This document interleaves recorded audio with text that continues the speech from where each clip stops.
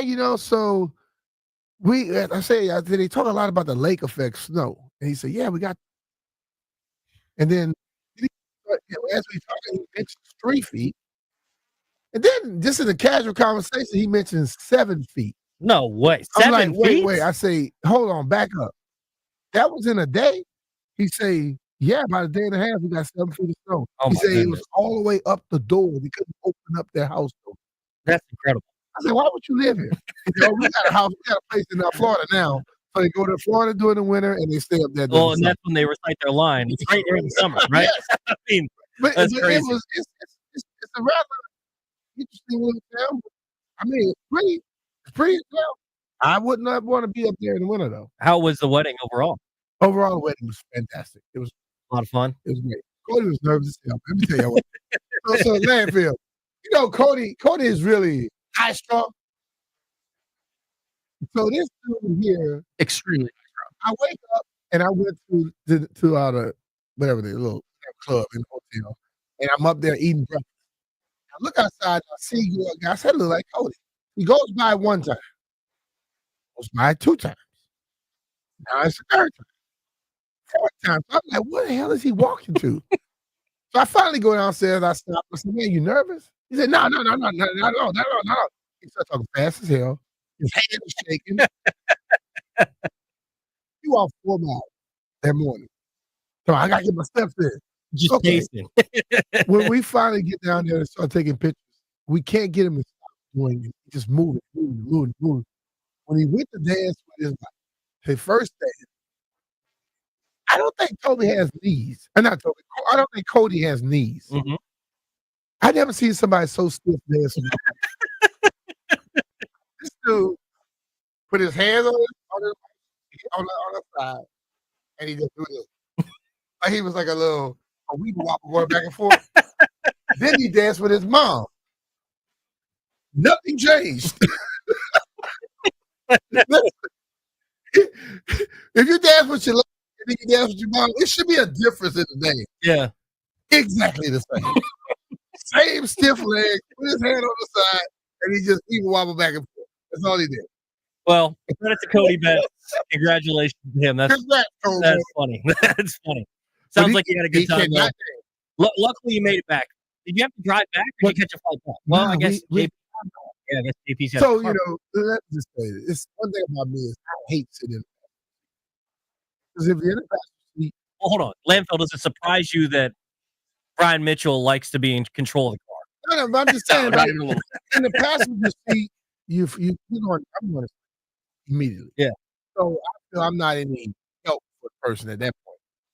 So we start driving, and I get to Breezewood, which is 20 some miles away from there. And then they're like, man, I can drive. I said, nah, you just stay over there, dog. I'm much more comfortable right here. So we got back in, I think, less than 5 hours. There you go. Yeah, nice and quick trip. Yeah, and the traffic was a lot better. Just I can tell you this. There are some spots leaving Erie, getting closer to Breezewood, where you're going through, it looks like you're driving through damn clouds. Mm-hmm. It gets rather foggy for like a half a mile, then it just clears up. And about 10 miles up the road, it happens again. And again. And again. I'm like, well, damn, this is a little bit like Seattle. Yeah. People might have some issues up there. That's a little demoralizing. So when are you going back to visit Erie again? When I'm flying across the world somewhere else. When someone else has a wedding up there or something? When the people that live there complain about it, then guess what? I don't care. I had a great time while I was there. That's good. Yeah. That's it. That's funny. Yeah. It was cool, though. I saw JP tweet the picture. I said, oh, this is going to be a great story for Monday. But I just don't understand. Like, they canceled the flight. They were trying to tell me, oh, yeah, you'll have a flight credit. I say, flight credit my ass. I want my money back on my credit card. Yeah. Well, then they try to make it difficult. So this is an easy bleep you on Thursday, they tell you that you have to fill out a form, send to them and request for them to put it back on your card. Well, I don't care what the hell you put in front of me. I'm getting my money on my card because I don't want to have to worry about a flight credit because based off of what I just experienced, you don't like leaving. Yeah. You decide when you want to quit. So to hell with you. So I sent that in that same day before I left the airport. And my money is gonna be back on my card in another day or two. So yesterday, I don't know if you had a chance to watch any of the Nats on the road trip as they wrapped up, and they're going to come home and take on the Tigers tomorrow. Did you see that James Wood had something happen yesterday? That the last person to have it happen was Barry Bonds. Did you see this? 4 straight intentional walks. 4 straight. The Angels said, "Screw that, we're not pitching to this guy anymore." The man keeps knocking the ball out the park. I mean, and he's damn good at it. He gets the ball. Yeah, like you talking about the exit velocity. He has a ton of that. You don't want to take that chance. No. In other words, so when you tell your pitcher to intentionally walk somebody, are you, in other words, telling your pitcher that he sucks? That, or you're saying there's no one else in this lineup we respect, and this guy's really good. Yeah, but if I'm the pitcher, I'm like, I don't want to walk somebody for that. The only people in Major League history to be intentionally walked 4 times in a game: Andre Dawson, Barry Bonds, Roger Maris, Manny Ramirez, Gary Templeton, and yesterday, James. Wow. That's pretty special. That's special stuff, man. 4 times in a row. I like it. Final 4 plate appearances, they said, "Screw that, go down to first base." Hey, when they talked about him when he was down in the minors, and then all of a sudden he gets up here, he hadn't let you down. Well, and another thing that Spencer Nussbaum tweeted out that I thought was interesting is generally when you're a young guy, you're able to get a day off just because you've hit a little bit of a slump because you're struggling a little bit. So kind of reset your mind. We saw that with Dylan Cruz before he got injured. A couple of days just kind of reset his mind, or just a routine day off mixed in there. Since James Wood has been called up, which was July 1st of last year, he's played in every single game. See, some people have a mindset like that. So, Cal Ripken, there are people, even in football, there are guys that refuse to not be there. And for him to be doing that, growing up in the era that they have today where people look for every excuse not to go do their job, yeah, it should be commended. Because if you can stand at the plate and swing the bat, they have an ache or a little pain here or there, but if you can still swing the bat, you go out there and you play, don't you? 100%. But most guys don't have that mindset. Most guys are looking for a way to get the most money possible while doing the least amount of damn work. So I like James Wood. Really. I like seeing people that are going to go and play. In all essence, it's just a damn game you're playing. Yes, it's a business, but you're getting paid to play a game that you love. So it's kind of, you can't really, we call it work. I don't think I worked in 14 years I played. I had fun. Yeah. You know what I'm saying? Yeah, 100%. And it's kind of cool, Mitch. He crossed the 162 career game mark over the weekend. He's now played 163 games. And when you compare the first 162 to 2 of the other phenom outfielders, left-handed hitters that come through DC, Bryce Harper, Juan Soto, very similar numbers. So through 162 games for James Wood, 31 homers, the same amount as Bryce Harper and Juan Soto, 105 RBIs, 166 hits, and an 859 OPS. Bryce Harper had 31 homers, like I said, 77 RBIs, so almost 30 fewer. Had just a few more hits, 9 hits, and his OPS was slightly higher at 873. Juan Soto had the highest OPS with them at 921, had just 5 more hits, and had 2 more RBIs. Like, that's about the same as those guys. So let's just hope this one thing, that he signed to play here for the rest of his career and not go somewhere else. They should be knocking on his door every day. Yeah. And I know he's a Boris guy, but he's from the area. His parents are at every home game. People can knock Scott Boras all they want. Scott Boras, he knows what the players want. He's here to make his players get the most, or get what they deserve at that moment. Yeah. And if you don't want to pay it, he go to a team that wants to pay it. Don't get mad at Scott Boras because the owner may be not doing what he's supposed to do, or whatever. I think that every guy that came in here, we could have signed him and kept him if we wanted 100%. We chose not to. Yeah. And it's not, Soto got offered 400 some million dollars. He turned it down, and he doesn't look like an idiot because he ends up with 700 plus. Yeah, he got 700 plus, and he was able to pay. He didn't have to get deferred. Exactly. So One thing about it, don't tell me I'm going to give you this, but you got to wait 15 years to get it. well, and you understand when a guy hires Scott Boras, you're not going to get him at a discount. And Well, that's how every agent reputation should be that. I don't want to hire an agent and they go, well, man, you get this guy, he's always going to side with the team and get you a team-friendly deal. I don't want you to be my damn agent. Hey, I want the agent that's going to go out there and be a ball. yeah, Get what I deserve, and let's move forward. It's not like anybody got what they didn't deserve. Based off of what their stats were, how they were playing, and the projection, they got exactly what they're supposed to get. If you are, I guess it's like guys that want to play poker or play in a golf game against your so, and going bet is $100 a hole. They can't come in and say we're gonna play $2 a hole. Yeah, it's a waste of your time. Mm-hmm.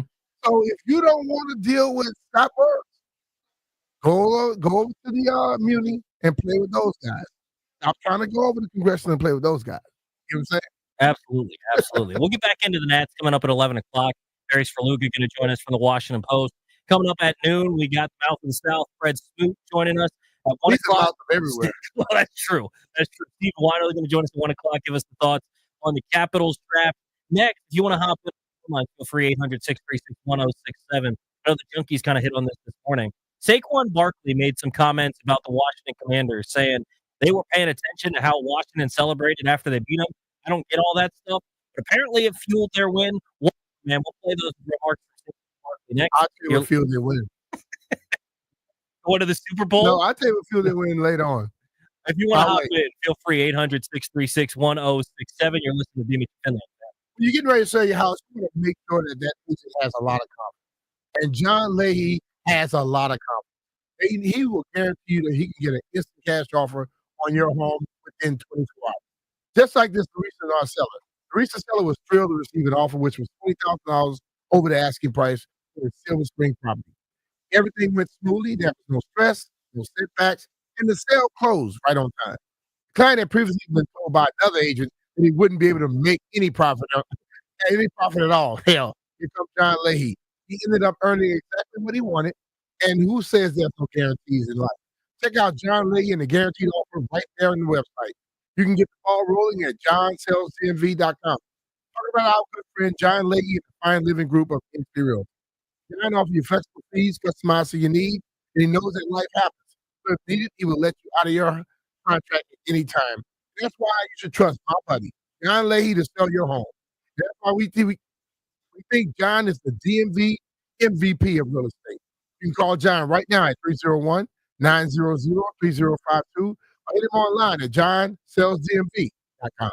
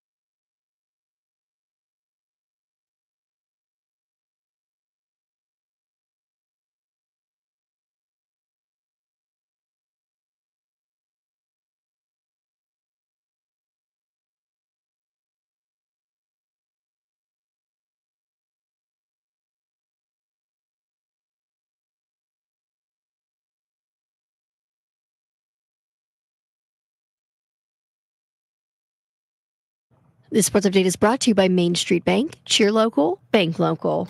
DeAndre Ayton and the Portland are finalizing a buyout that will make the center a free agent. Entering the final season of a 4-year, $133 million pact he signed in Phoenix and was set to make $35.6 million next year. However, the Trailblazers, they have a plethora of other young big men, headlined by 2020 pick Yang Hansen and 2024 first-round pick Donovan Clingan. Ayton instantly becomes pretty much one of the most sought-after free agents, especially considering that he can sign with any team because, and this is the official rules, quote, the waiver restriction for second apron teams applies during the regular season. Meanwhile, he can sign anywhere and lots of teams will be interested. Main Street Bank is a business-focused community bank serving the DMV since 2004. Visit mstreetbank.com to learn how to put our team in your office. Main Street Bank, member FDIC, equal housing opportunity lender. From the Crop Midcap 5-Star Sports Desk, Savannah McCann on the Fan.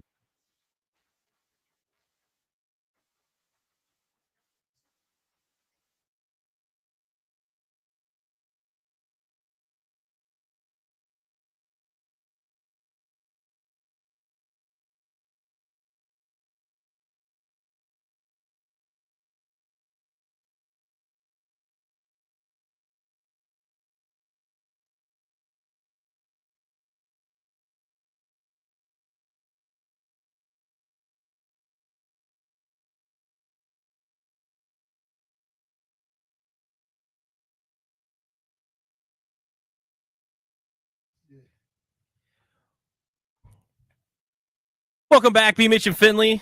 Toby Altizer in for JP today. So Saquon Barkley was kind of making the rounds of Commanders' Twitter this weekend because apparently when you score a touchdown, B. Mitch, when you're down 33-28, you score a touchdown with 6 seconds left, you're supposed to just go back and pretend like nothing happened.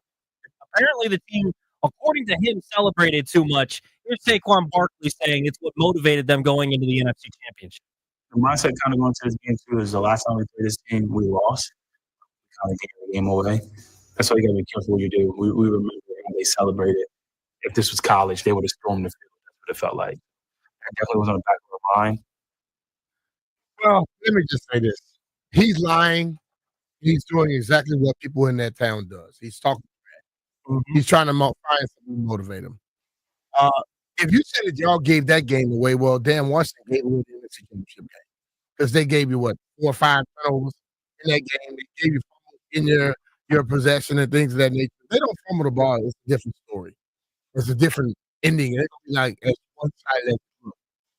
But I don't recall them dudes celebrating like they were storming the field. No, I mean, it wasn't like the Chicago game. And what he has to realize, you went there, you got to do your thing, and Paul. But you live in a town where when people win, they always act like it's the end of the world. When they lose, they talk about the team like it's the end of the world. So chill with that crap. I have not seen a fan base, Mitch, that they win the Super Bowl and they care more about another team more than their own, it feels like. Well, it sounds like the players are that way That's too, what right? I'm saying. Philly, they win the Super Bowl. Congratulations, you won. Enjoy your Super Bowl. Stop worrying about Jaden Daniels. Stop worrying about, oh, man, they celebrated too hard when they beat us in the regular season. After the fact, you can make anything you want. Once you accomplish the goal, then you can make anything you want. Be the reason it happened.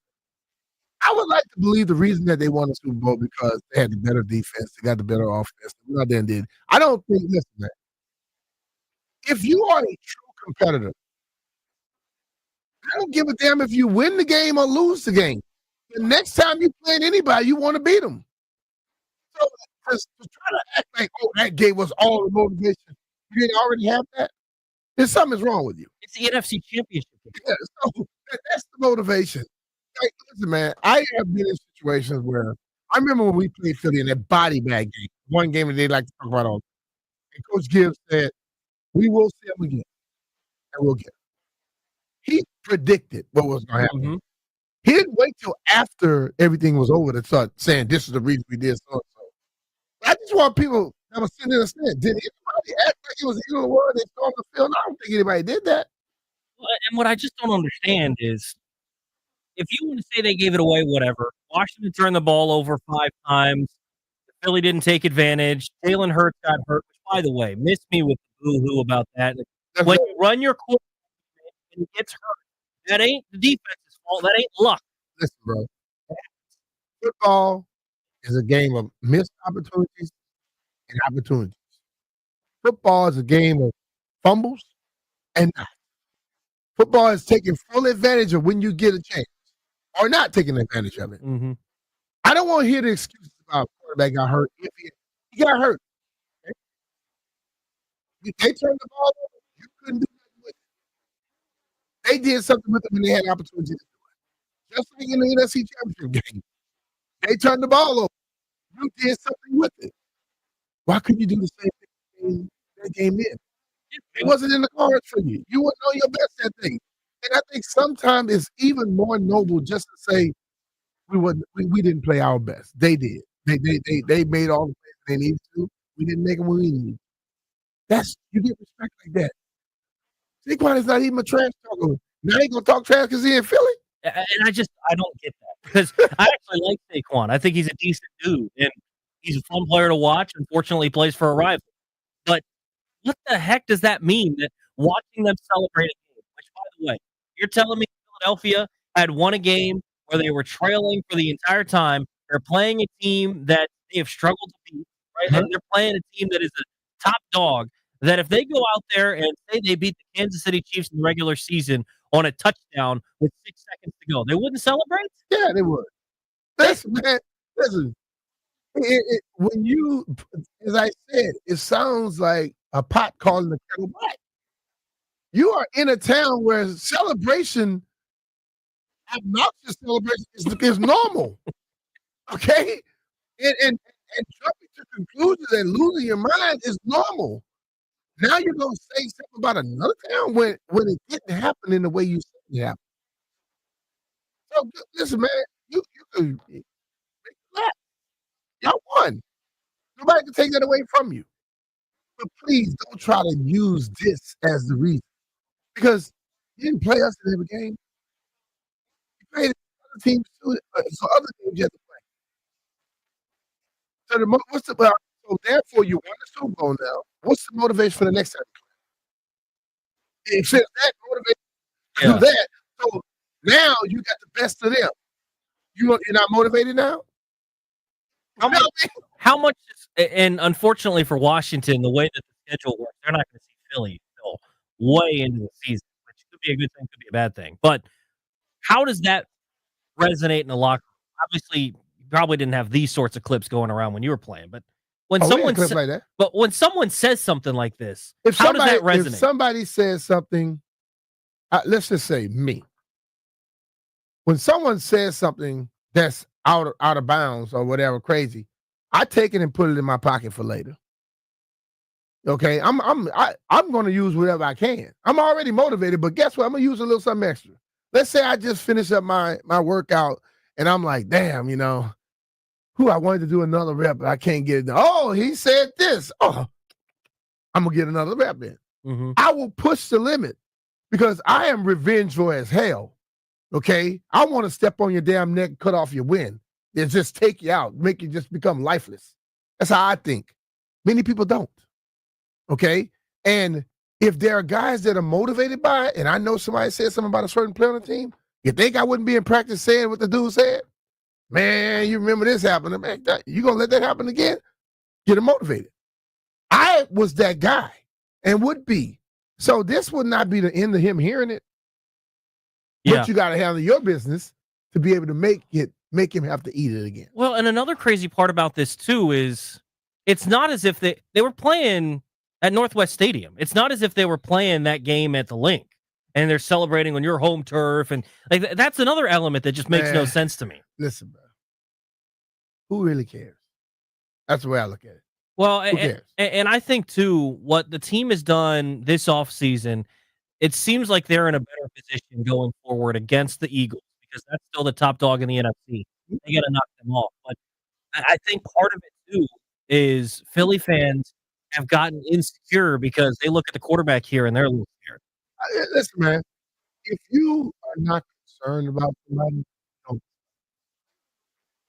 Right. Fact. You go through life, and if there's a person that kind of garners your attention or you lose sleep over them, that's because you know that person is giving you straight competition whenever you see it. You don't have to be on your best to beat.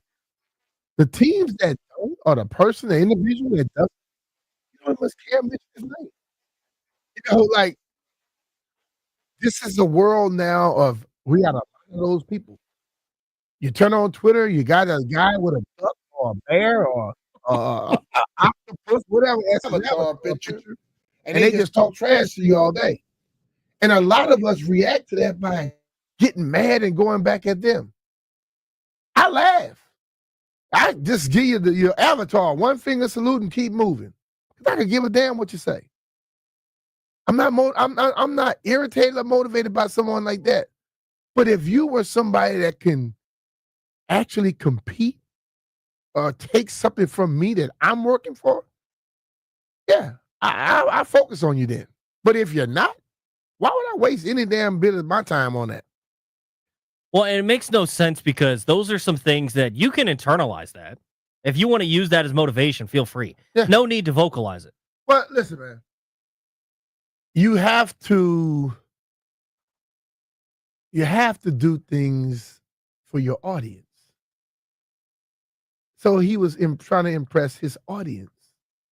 That's what they want to hear. Well, and it sucks because that's how they want to be. Saquon is such a likable guy, and yeah, but you know what? He's being dragged down by Philadelphia. A lot of good guys have played villains in certain. A lot of good guys have played villains in other stuff. You know what I mean? Yeah, and that happens. And you got guys that are great actors, that are great people, but they played a villain in a certain movie, and people don't like them. Yeah, like I know it's a movie. Everybody should know it's a movie. Can't worry about that. Yeah, I mean it's just so tough because you've got a heck of a player, and they're doing this. Whatever, man. It is what it is. You feel good because you've got the quarterback now and you feel like you can actually compete with this team. And it's no longer about little stuff. It's about competing to win Super Bowls, NFC championship games against this team. Because it used to be, unfortunately for Washington for so long, they would actually be able to beat the Eagles, but it'd be in pointless games where Washington would win so they could get their 6th win of the year versus now, hopefully you're winning going into the playoffs and you can actually make some effort here, and you can make some headway, maybe going to a Super Bowl. Yeah. But, listen, man, I would say this. We're on their radar. That's all that matters, okay? And once you get on somebody's radar, if you are that person, now you take everything they've said, you take everything that's motivating you, and you work out like that. You lift weights, you run, you think like that. So when you see them again, make them understand why you're on their radar. Make them understand why they're talking about you so much. Be ready for them. Take it to them. Yeah, and I think there's already that extra motivation being in the division, which honestly, maybe it's a good thing because this is a real rivalry now. I mean, that's how it used to be back in the day. But back in the day, you know what it was? Every team. It was the Cowboys, the Eagles, the Giants, and even the damn Cardinals, who were the sucky part of the division. Okay? But you knew you had to play. Yeah. So right now, I like that. If all the teams are good, then guess what? You gotta bring it, man. I'm not afraid of that. You don't make your names by beating sucky people. You make your names by beating the best, knocking off the best. So 100%. I think there are guys in that locker room who have the right mindset. They welcome all this because they're putting in the work so they can shut that up. We got some breaking news in the NFL we'll react to next, but first let's send it to Savannah McCann for some breaking news.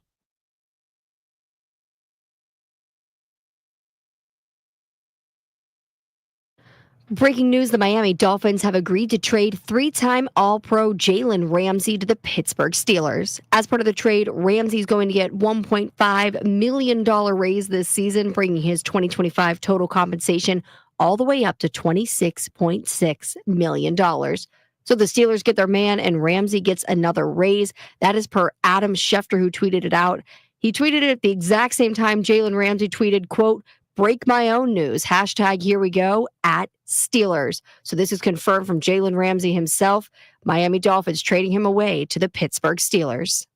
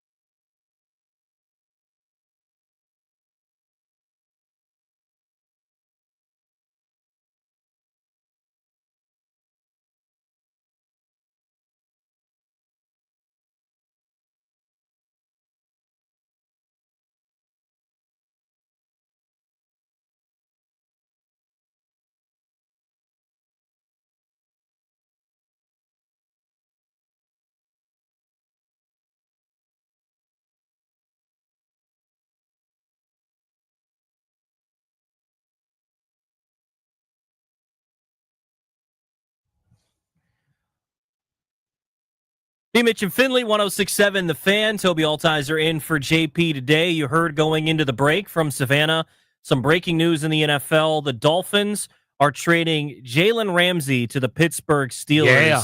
Initial reaction, B. Mitch. Well, I mean, Jalen Ramsey is a player, not as good as he was just a few years back, but he's also a head case. And you got Aaron Rodgers, who's a head case. So we'll see how it goes. Listen, man, something that's as important as being very good is also having a mindset of team where you're going to sometimes not expected to have it your way all the time. And sometimes you got to understand that I'm going to have to back off it a little bit. Can't cause issues at all times. And I think Jalen and Aaron Rodgers can learn a little bit from that. You always want to be careful because the names at this point for some of the guys they brought in are bigger than what they actually are at this point. But their offense has some guys, but they're not going to have to be dominant because you look at the defense. They're going to figure this thing out with TJ Watt. Yeah. They've still got Watt and Highsmith as edge rushers. They drafted Derek Harmon out of Oregon. They got a really good young nose tackle in Keanu Benton, Cam Hayward. I forgot that they brought in Darius Slay. They've got Joey Porter. Now you have Jalen Ramsey to go along with those guys. Minkah Fitzpatrick on the back end. That defense could be really, really good again. Yeah, it could be. But the thing of it is chemistry works in sports. I know a lot of people outside always want to poo-poo on that. But if you don't have a together team, you have problems. We know also, we just saw Aaron Rodgers destroy a Jets team. Went in with a defensive coach, came in with his offensive mindset, and he basically exploded that team. Yeah. What happens on this team? Does he talk a lot? Because you remember I think Cam Hayward earlier was saying about, man, that's not the steal away. Will he ever bump heads with some of the other guys on the team? We watch in this town, people go out and get name after name after name. They got a lot of names that did not work together in cohesion as a team. Did we win a lot when they had all those names? No. So we'll see. Well, and what I'm interested in is, you were talking about this in the break, if there's a guy that you feel like could get these guys all on the same page and working together, it's Mike Tomlin. I believe in Mike. Mike get things done. But sometimes even the wizard can't work miracles. Yeah. I'm just saying. Well, and you would think that for Rodgers first, because they signed him, you would think that there had to be an extensive conversation where Mike Tomlin was in the room with Aaron Rodgers and Arthur Smith and said, look, man, we want to bring you in. You're our best option at quarterback for this season. But you have to understand that when you walk in here, you're not going to run this like you did the Packers for the final couple years. You're not going to run this like you did when you were in New York with the Jets, where you just get to bring all your old buddies back into town. You get to call your own offense. Everything is catered just to Aaron Rodgers. You're going to run Arthur Smith's offense. We'll cater it to you in some aspects. We got to make sure that we put you in optimal positions. But you're not going to come in here and run the Aaron Rodgers offense. You got to think that he had that conversation, right? You would hope. And if that's the case, you would hope. You would think that you're going to have a similar conversation as soon as Jalen Ramsey gets in town, if not already, because he was granted permission to look for a trade, saying, look, man, you can come in here. We're going to find a way to get you. We still think you can play at a high level, but you got to understand that there's a way that we do business around here. And it's not about, oh, it's me. It's not about, we're trying to win football games. And so if you're going to come in here, you can play well for us and help us win. Great. But if you're going to cause issues and try to make it all about yourself and worry about everything but actually playing football, then we're going to have a problem. I'm assuming they had that same conversation with Jalen Ramsey. I hope they had it. And I'll say this, though. If you have an ass and you give it more money and you give it a great opportunity, what will it become? The bigger one, right? Yeah. They don't change. So if things start off good and are going right, maybe they fall in line and do stuff. Well, and if things don't start going right, those two guys are not going to take blame. What's interesting is Jalen Ramsey has been good throughout his career, and it almost feels like he reminds me a little of how Stephon Diggs has worked in his career, right? Where really good at their first location. So Diggs started in Minnesota. You had Jalen Ramsey start out in Jacksonville. They go to their second location, and they're also really, really good, one of the best in the league. And then eventually it kind of runs thin where Jalen Ramsey was in L.A. You had Diggs end up going to Buffalo. And then Diggs has to move on, and then Jalen Ramsey has to move on. And as their careers go on, the leash kind of gets a little bit shorter, where maybe you have 1 year where it's okay, and then after that, it's a bit troubled. I would think that going into Pittsburgh, the first year that he's been in different places, it's been okay. Okay. It's the time after that. Yeah, but I mean, as it goes forward, people begin to realize, well, it wasn't everybody else. Well, and Pittsburgh is clearly on a 1 year track here. That's what it seems like. because I don't know what Jalen Ramsey's doing past this year. Aaron Rodgers said this is likely his final season. So I don't know what their plan is for quarterback going forward. But it's an interesting spot because Pittsburgh is never going to be bad under Mike Tomlin. It's just kind of what they've hung their hat on. They're always going to finish above 500. They're but always are they going to satisfied with that?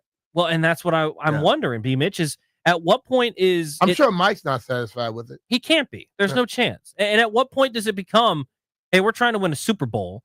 We're not just in here to have a little fun and sneak our way into the back of the playoffs and get killed in the wild card round, which has happened all too often under Mike Tomlin the last couple of years.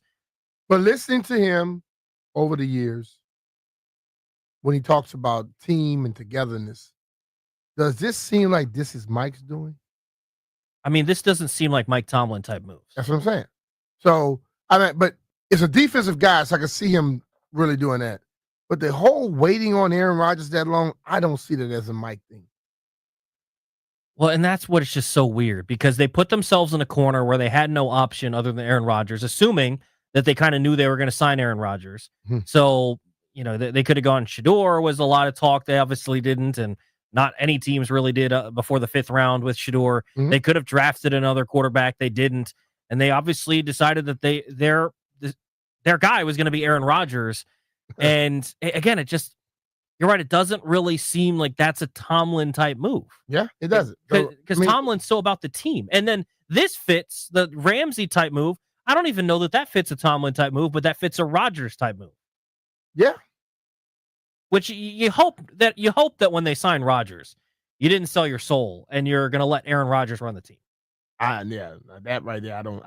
I think we'll see them come to a head if that tries to happen. Tay in the chat says Rodgers going to have Tomlin seeking ayahuasca help before it's over. Do you think, B. Mitch, that we see Aaron Rodgers and Mike Tomlin on a darkness retreat with ayahuasca anytime soon? No. What are the chances that they even have like legit conversations in the building? They're going to talk football, I'm sure, but could you imagine a life discussion between Mike Tomlin and Aaron Rodgers? Things go right, they're not talking a lot. Things go wrong, they're going to have a conversation. And that doesn't sound like a lot of fun. Yeah. And honestly, the thing that's so intriguing is if things don't go right, you're not going to move off of him, but be going with Mason Rudolph or Will Howard. Like, I still don't know what their long-term plan is, but clearly they're going in on this season. Every time I look at this, B. Mitch, though, I'm so thankful that Washington's not in the AFC, because think about the guys that they got to get through just in their own division. Sure. Joe Burrow, Lamar. Yeah. I mean, that's incredible. Much less. It's tough, but I believe if you're going to be the best, you got to beat all of them. Holy smokes. What? It's a player-for-player trade for Jalen Ramsey. Jalen for who? Minkah Fitzpatrick. They traded Minkah? They traded Minkah Fitzpatrick. Something wrong. Well, what are you doing? You want Jalen Ramsey over Minkah Fitzpatrick? I don't know what the heck they're doing. That's some bull crap. We're going to have to dive back into this. Barry's Faluga said to join us at 11 o'clock, but we'll get back into this. Minkah Fitzpatrick is the one going back to the Dolphins in exchange for Jalen Ramsey. That makes no sense. The Dolphins won that trade. Big time. You got rid of a headache and got a better player. Oh, man. I thought it was somebody else. I thought they were going to be together. In what world does that make sense? Nah, it doesn't. All right. Hey, that's definitely not a Mike Tomlin. It definitely doesn't sound like Mike Tomlin. Barry's Faluga going to join us next.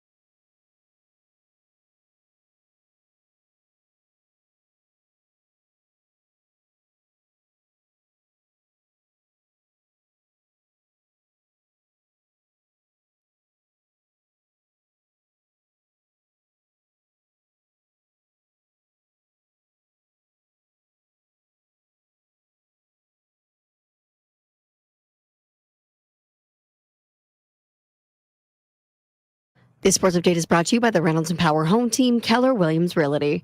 The Steelers have finalized a deal to acquire All-Pro cornerback Jalen Ramsey from the Dolphins.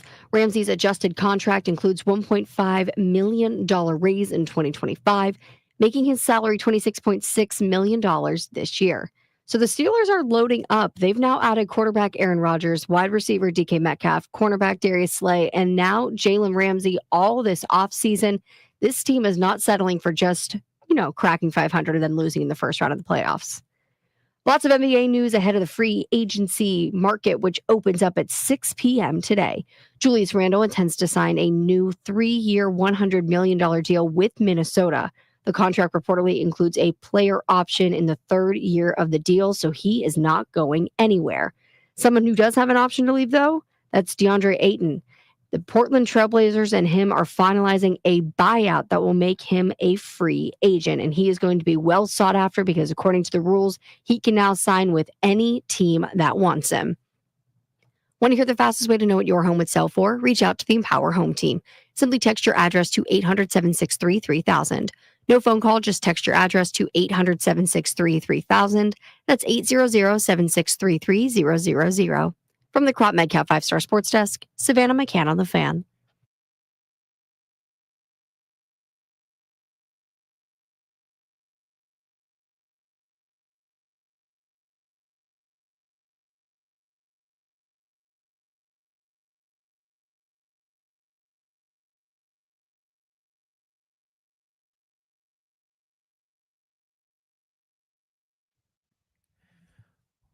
Welcome back, B. Mitch and Finley. Toby Altizer in for JP today. Joining us now on the Rude Guest Hotline, Rude, the most reliable heating and air conditioning products in the DMV, is Barry Svrluga from the Washington Post. Barry, how you doing today? Good, man. Hope you're doing well. What's happening with you, Bear? Hey, Pete. So, Barry, I saw that you recently wrote a piece about the Nationals and right past the halfway point. And this season, frankly, has been disappointing for them because you look at where they've been the last 2 years and you're expecting them to take a step forward. They're not doing that this year. What's your overall takeaway, what we saw in that first half? Well, I mean, really was defined by the 11-game losing streak. They were 30-33 and kind of flirting with 500 and kind of, giving us some hope that if they got there, could they stay there and would that translate into, what the team, Mike Rizzo, said at the beginning of the season was the stated goal. Let's play some meaningful games. In September, they get over the 11-game losing streak. They're 5-5 since win yesterday. Give them a 4-5 road trip. Not terrible given the competition and traveling out west. So those 11 games in the middle really define everything about where they are and what their standing is. They are the second worst team in the National League. They are in last place behind the Marlins in the NL East. And it's not where they expected to be. And I think as everybody acknowledged, like, we get the rebuilding process, but this is now rebuilding fatigue. Only one team in baseball has lost more games since 2020 than the Nationals. That's the Rockies. That's not the company that you want to be keeping. And I think when you really look at it, beyond the trade away of Juan Soto, in which you have your three best players that they put out there every night in James Wood, CJ Abrams, and Mackenzie Gore every fifth night, what do they have? What have they drafted and developed over the past decade? And it's really, really not much. It's not much that has helped their major league team. It's not much that's helped them in trade. It's kind of a bleak picture for a team that I think you entered the summer thinking, okay, this is going to be competitive night to night, and there's reason to be excited about the future. I think that those 11 games that they lost in a row that have defined the season really kind of put a damper on that. Well, we've had a lot of back and forth about who's to blame here and there. Do you think everybody deserves some of this blame, not just one person or the other, but everybody does? Yeah, for sure. And I think that, I have focused on ownership in the past because, this felt like an off season where you have Wood up, you have Dylan Cruz who's been hurt, you have CJ Abrams who's already been an all-star. You have Mackenzie Gore, who looks like he's going to be an ace. Like, are you really going to make an effort to build around them? And they didn't. Ownership didn't go out and sign anybody that made a real impact. They made the one trade for Nathaniel Lowe, whose RBI numbers look good, but overall is not a productive player. So yes, put some blame on ownership and put some pressure on them to spend this coming off season. But I think looking only at ownership kind of covers up for a baseball operations department that, as I pointed out, hasn't produced a position player of any impact since Anthony Rendon was taken sixth overall in 2011. They have the Nats in those drafts from 2012 to 2021. That's a 10 draft period. They have produced 6 players with a win above replacement of 4 or more. The only offensive player in that score is that high, 4.0, not because he's an awesome defender. So that's an amazing. It's a long way of saying that for more than a decade, they really have not developed players that have impacted their major league roster, and that goes on Mike Rizzo in the front office, of course, who've done good jobs in other areas, but they're lacking in something that really helped them become a good franchise in the first place. And then you go to Dave Martinez and the coaching staff, and obviously during the 11-game losing streak, Davey was saying it's not the coaches, it's never about the coaches. That seemed to put it on the players. But you're seeing a lot of the bad baseball defense that you would think would be the stuff that coaches could help clean up. So I know I'm sounding incredibly negative, and I don't really want to be. Honest. That's all it is. Yeah. There's reasons to turn on and watch the team every night, but there's also major holes, not just on the roster, but in the entire operation in terms of development and bringing up impactful players that you've drafted yourself that you're going to be able to produce a core that's worthy of being built around. Talking with Barry Svrluga from the Washington Post. You can follow him on X at Barry Svrluga, Svrluga. Barry, I think you do a good job talking about how ownership definitely deserves a large portion of the blame, but that doesn't preclude Mike Rizzo from having some of the blame here for the lack of draft and development. How do you balance that? Where, like you pointed out, the last 2 that they really developed from their draft classes was Anthony Rendon, but it feels like the last couple of years when they've made some changes in the front office to the drafting process, it feels like they're doing a little bit better in that regard, but it was over a decade of bad. How do you balance where it feels like it's gotten better now, but there was so much bad that you end up in the spot you're at now? Well, so I think, it does start with ownership, and that's not just evaluating ownership on spending on major league payroll. That's in committing to resources for scouts, for analysts, for technology, for player development staff.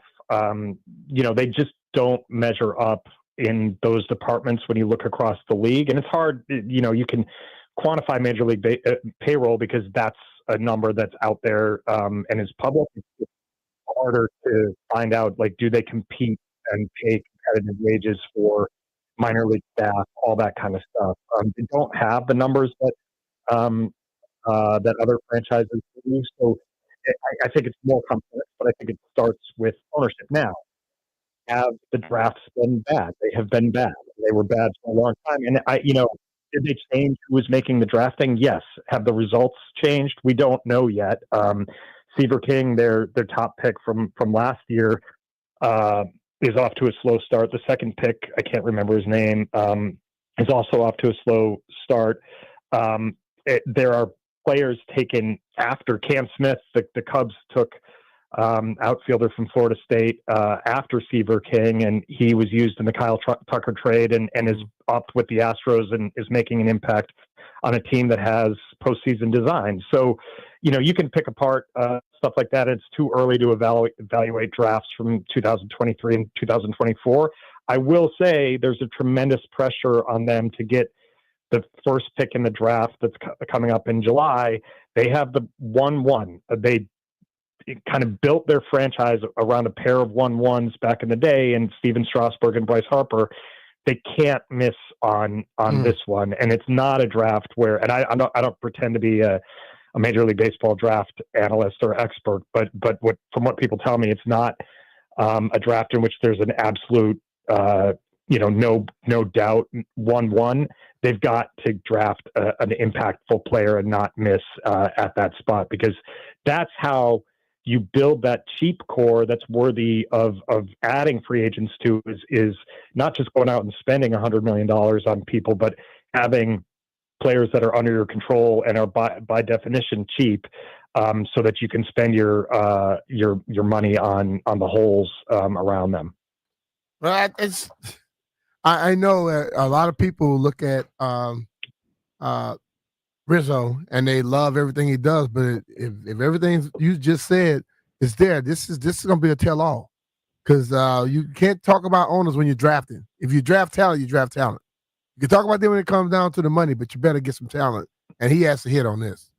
Yeah, and he does for sure, and he would say that, I'm sure. And obviously, they did a really good job in the Soto deal, which of course was painful at the time. But you've got, possibly 3 stars there.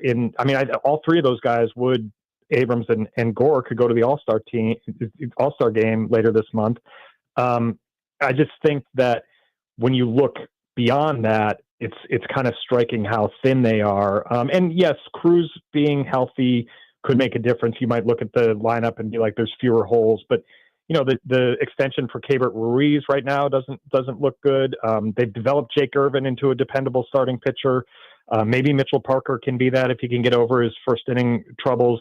Like there's pieces there. There's just no depth. And when you don't have depth and you have a couple injuries, you can end up in an 11-game losing streak, or more typically like losing 8 of 11 and just going through skids. So important homestand for them, getting back from the West Coast. Difficult task because essentially the best team in baseball, the Detroit Tigers, are here for 3. So I'm anxious to get to see them up close again and get a feel for how they're holding together. Talking with Barry Svrluga from the Washington Post. Curious on your thoughts on this. We're just getting some news coming through that the Nationals have agreed to a jersey sponsorship patch with AARP. Do you think that whatever money's coming in, because we don't have the details of how much they're getting, but do you think this changes anything, or is this just more money pumped in the organization that isn't going to be spent? I would definitely say it's an important step, because they have demonstrated that they need as much revenue as they can generate, and that's a source that they haven't tapped. I think stadium naming rights should be next, and that's not to line the pockets of the learners. That's hopefully it's to turn that into money that the baseball operations department can use to acquire players, and that doesn't have to be through free agency, but all those reasons I said, putting resources into development and scouting, and that you could use it that way. But the fact is that they were the only major league team without a jersey patch or stadium naming rights, so they've got to get some of that money. Now, we can make all the jokes in the world about AARP,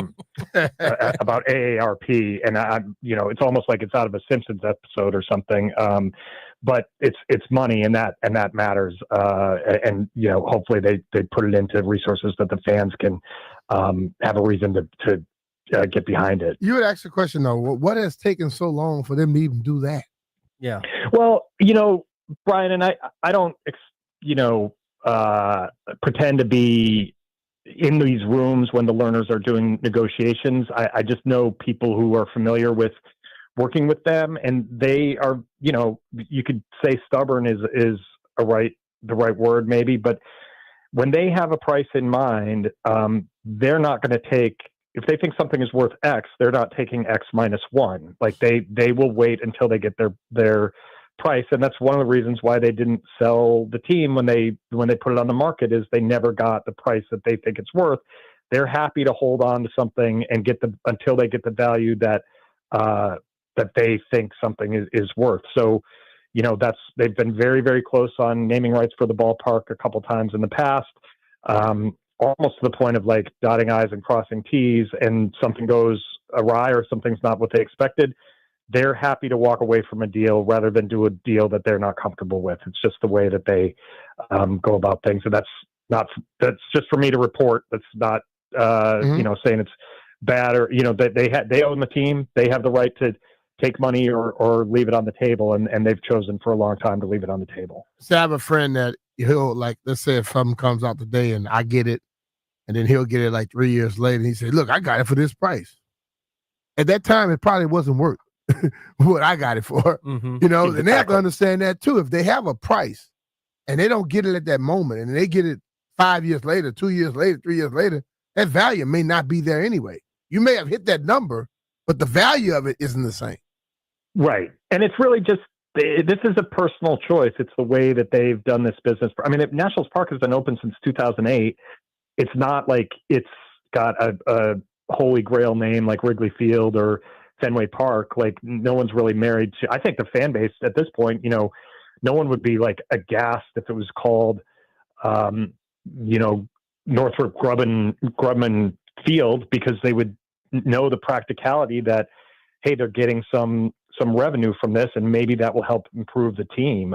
But again, it's their choice. They haven't found a deal that works for them, and so therefore they get $0 in revenue rather than whatever it would be, $15-20 million a year. Mm-hmm. Barry, I'm curious. I don't know how much thought you've put into this, but how much do you think some of the operations for the team going into the next couple of years have to do with the potential lockout coming in a couple of seasons? Do you think that maybe plays into the sale of the team? Do you think that maybe plays into contracts they're doling out, or is that something that's really not much of a factor?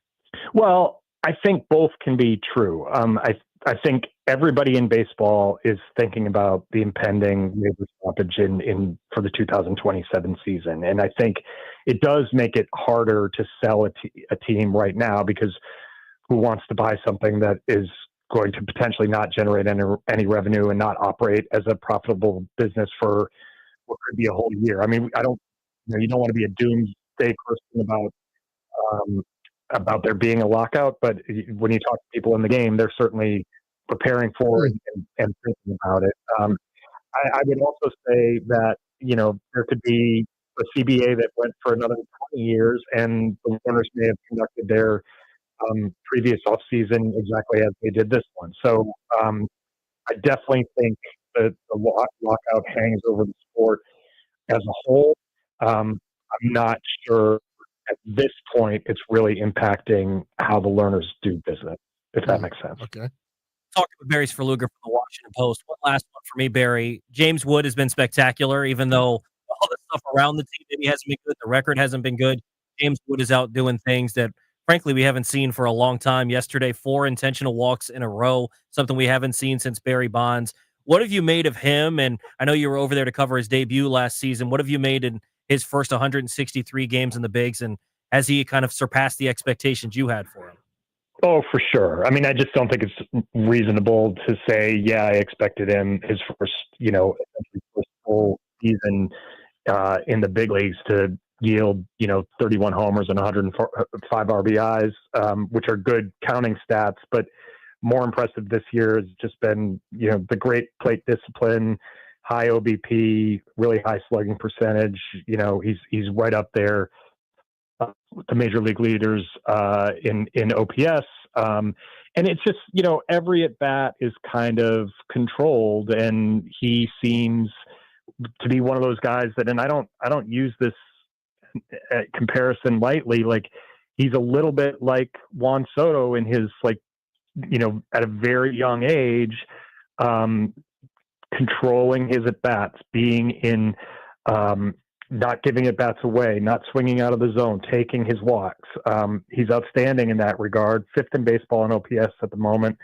And the guys in front of him are, Aaron Judge and Cal Raleigh, who's having an MVP season in Seattle, and Shohei. It's like he's right there with the best players in the game at an extremely young age. And I know there was a lot of kind of negativity on my part at the beginning of this, but he's a reason to turn on the TV every night. And you pair him with Abrams, who seems to be doing a bit better job of controlling his kind of downtimes, his slumps. That's a pretty good 1-2 punch at the top of the order. Yeah. It's like you just start wondering, you see a guy of his talent, will he be here? Well, Ryan, yeah, I get it. But it also is enjoy it now because he's not a free agent until 2031, I think. Woo! So he's here through the 2030 season. So if you're worried about where he's going to go in free agency, you're giving away 5 years of enjoyment or 5 more years of enjoyment. So I'm not willing to do that. Barry, appreciate the time, man. See you at the ballpark. Take care, brother. Thanks, guys. Appreciate it. That's Barry Svrluga from the Washington Post. He joined us on the Rude Guest Hotline.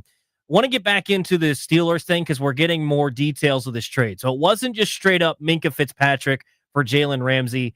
When you hear some of the other details, it makes a little more sense what the Steelers are doing, but still doesn't feel like a Mike Tomlin move. We'll dive back into that next year on The Fan.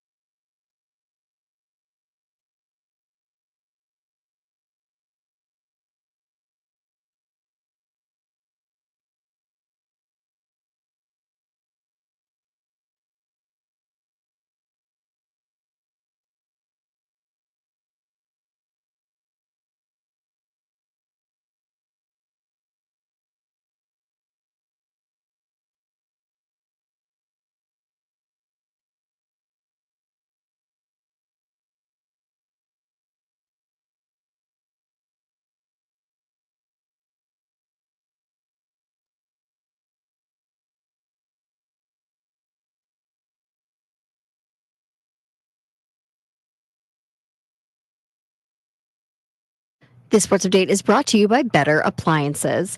The Washington Nationals and AARP announced a multi-year agreement that makes AARP the club's inaugural jersey patch sponsor and official community impact partner. So that means the AARP logo will appear on all team jerseys starting this regular season into the postseason, spring training, and it'll make its on-field debut on July 1st. In addition to the jersey patch sponsorship, the partnership also includes community activities and activations at Nationals Park. And a little more information on some big football news today. The Miami Dolphins have agreed to trade three-time All-Pro cornerback Jalen Ramsey to the Pittsburgh Steelers in exchange for three-time All-Pro safety Minkah Fitzpatrick, according to Adam Schefter. The Dolphins are also trading tight end Jonnu Smith to the Steelers for a late-round pick swap. Ramsey will get a $1.5 million raise this season, bringing his 2025 compensation total all the way up to $26.6 million. Smith will receive a one-year contract extension worth $12 million. Appliances on the fritz or need a handyman to fix the odds and ends inside your home? Contact Better Appliance for all of your appliance and handyman needs. Serving Maryland and D.C., family owned and operated for 80 years. BetterAppliance.com, that's BETTAR appliance.com. From the Crop Medcap 5-Star Sports Desk, Savannah McCann on the Fan.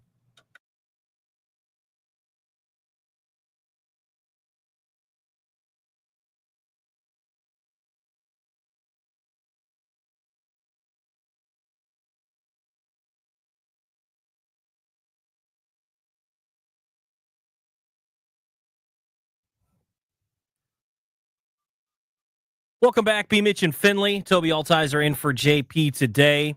Appreciate Barry's Faluga for joining us. If you missed that, you can check out the podcast a little bit later. So this trade with the Steelers and the Dolphins seems like it makes a little more sense now that we've got the full details of the trade. So the Steelers are getting Jalen Ramsey and Jonnu Smith. The Dolphins get back Minkah Fitzpatrick and a late-round pick swap, I think, or at least a late-round pick. But regardless, the Dolphins and Steelers, at least it wasn't just straight up Jalen Ramsey for Minkah Fitzpatrick. That made no sense to me. Mm-hmm. The Steelers also get Jonnu Smith. So they get another weapon for their offense, a speedy tight end. I think he's on a one-year deal. So it kind of fits with what their timeline is, which is this year. So everything that happened this year. I don't know that I love this trade overall still, but at least it makes a little more sense than just swapping out Ramsey and Fitzpatrick. Yeah, that would have been stupid. I still feel like if you're the Dolphins, you feel like you win this trade overall. You feel like getting rid of Jalen Ramsey, a bit of a headache, and getting... So the Steelers are in flux next year, basically. Yeah, big time. But it feels like they've been in flux year to year since Ben retired, Mitch, because they just haven't figured out the quarterback position. And that's a tough spot. And then if you go get this guy, I mean, we know Aaron, how he is with younger quarterbacks, not trying to help them along the way.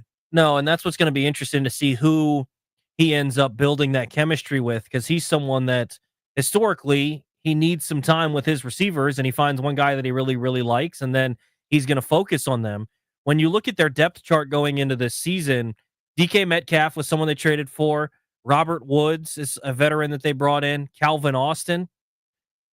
Maybe he ends up building a chemistry with Robert Woods. Maybe if you got the training camp, I mean, the mini camp and all that earlier, you could have worked some damn, chemistry with them. Well, and I mean, you wonder if at some point Alan Lazard's going to make his way over there, or he's going to try to bring Randall Cobb out of retirement.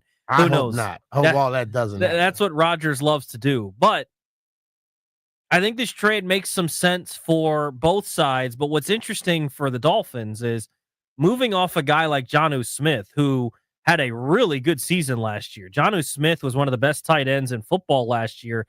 He went for 884 yards, most in his career, 8 touchdowns for the Dolphins on 88 receptions. I don't know that I'm getting rid of one of my top options from last year if I'm Mike McDaniel. That's what I think is interesting. He needs to win, and he's getting rid of offensive weapons. That's what is so intriguing to me. Listen, and then when you look at the Steelers, you look at two of the guys that they just got, basically like last year, in a sense, Ramsey and also Aaron Rodgers. What do they? I guess they're like, to hell with next year. We just go on with this year. I guess so. It still doesn't make a lot of sense to me, some of these moves that the teams have been making, because look, Miami last year finished 8-9. A lot of it's going to have to do with this year's going to have to do with what Tua's health is like. But I think everything always has to deal with Tua's health. 100%. Yeah. But like you look at Miami, at best, where do they rank in the AFC? Like 7th? 6th, maybe? Like that's at best. The same thing can be said about Pittsburgh, where I think we all agree that Kansas City is definitively ahead of them. Buffalo is. Baltimore is. It's tough because they finished with a better record than them last year, but on paper, I'd take Cincinnati, at least for the offense. Yeah. Houston finished with the same record as them. Are they going to take a step forward after taking a step back last year, even though they took a step back by still making it to the playoffs and then winning a playoff They took a step back. Well, people try to make it seem like the sophomore slump. That wasn't a sophomore slump. He had both of his top receivers hurt. Well, and his offensive coordinator was bad. You know, it's line was weird. bad. So I don't know. It's just these moves don't fully make sense to me, but you're going all in on this season. So I kind of get where you're going with that. Let's get back into the Nationals with this news that we learned today of AARP. Why you keep saying AARP? Because I'm working with you today or something? I mean, I'm of that age, dog. Do I need to get you a Nationals jersey with the AARP? No, I don't need patch? that. No. I think we need to get one. They got a lot of discounts, though. Landfill, I think we need to get one for B-Mitch with the AARP patch. They got a lot of discounts. Laugh at it all you want. They hook you up, dog. Well, what I think is interesting is we've gotten that news today, but we also got some other news that I think kind of sheds a light on where the Nats are at. So Spencer Nussbaum of the Washington Post reported earlier today that, this is from his tweet, almost every team in Major League Baseball, from the Yankees and Dodgers down to the Marlins, White Sox, and Rockies, have invested in the fanciest pitching machine available. And the Nationals are maybe one of, if not the only team that doesn't have it. And so to explain it, a lot of people nowadays will use VR. We talk about this with Jaden a lot. We talk about this with hitters. They'll use the VR, and what they'll do is, I saw him using it down in spring training in the clubhouse. Right. And you can just stand there and kind of watch pitches. Okay. You can hook it up to a bat, but it's not as reliable. It's more so I can just watch pitches and track it, and I can plug in whatever pitcher I'm facing that day. But the way that you can kind of take that to the next level is there's this expensive machine. I think it's called the Trajectory Arc. And this thing is incredible, B-Mitch. It's got like a screen on it, and it's got a pitching machine attached to it. And it, with the data that it collects from StatCast and stuff, mimics the spin rate, mimics the release point, puts the video of whatever pitch you're facing, and essentially you can face live pitching out of a pitching machine. So it throws the ball, though. So, yeah, and it throws a real ball. So you can step into the box, and you can essentially face real pitching, quote unquote, out of a pitching machine. The Nationals don't have that. Like, this to me is where... If you want to, I've always said this, teams that want to put all the onus on the player, if you're not giving me the top of the line stuff like everybody else have, lose me with that crap. Well, and this is where I think it's interesting, because we just had Barry Svrluga on, and we were talking about, how much of this is ownership, how much of it is front office, and this is where I think he was so spot on with this. When you look at ownership, the easy thing that we can look at immediately is payroll. And if you look at where this team ranks right now, I did some research on this last night. So let me pull it up. When you look at it, I think they're 23rd in payroll in the big leagues. Okay. There's a couple teams that are behind them that are still good. The Brewers, right behind them, they're 47 and 37. The Nationals are spending 115.5. The Brewers are at 104.8.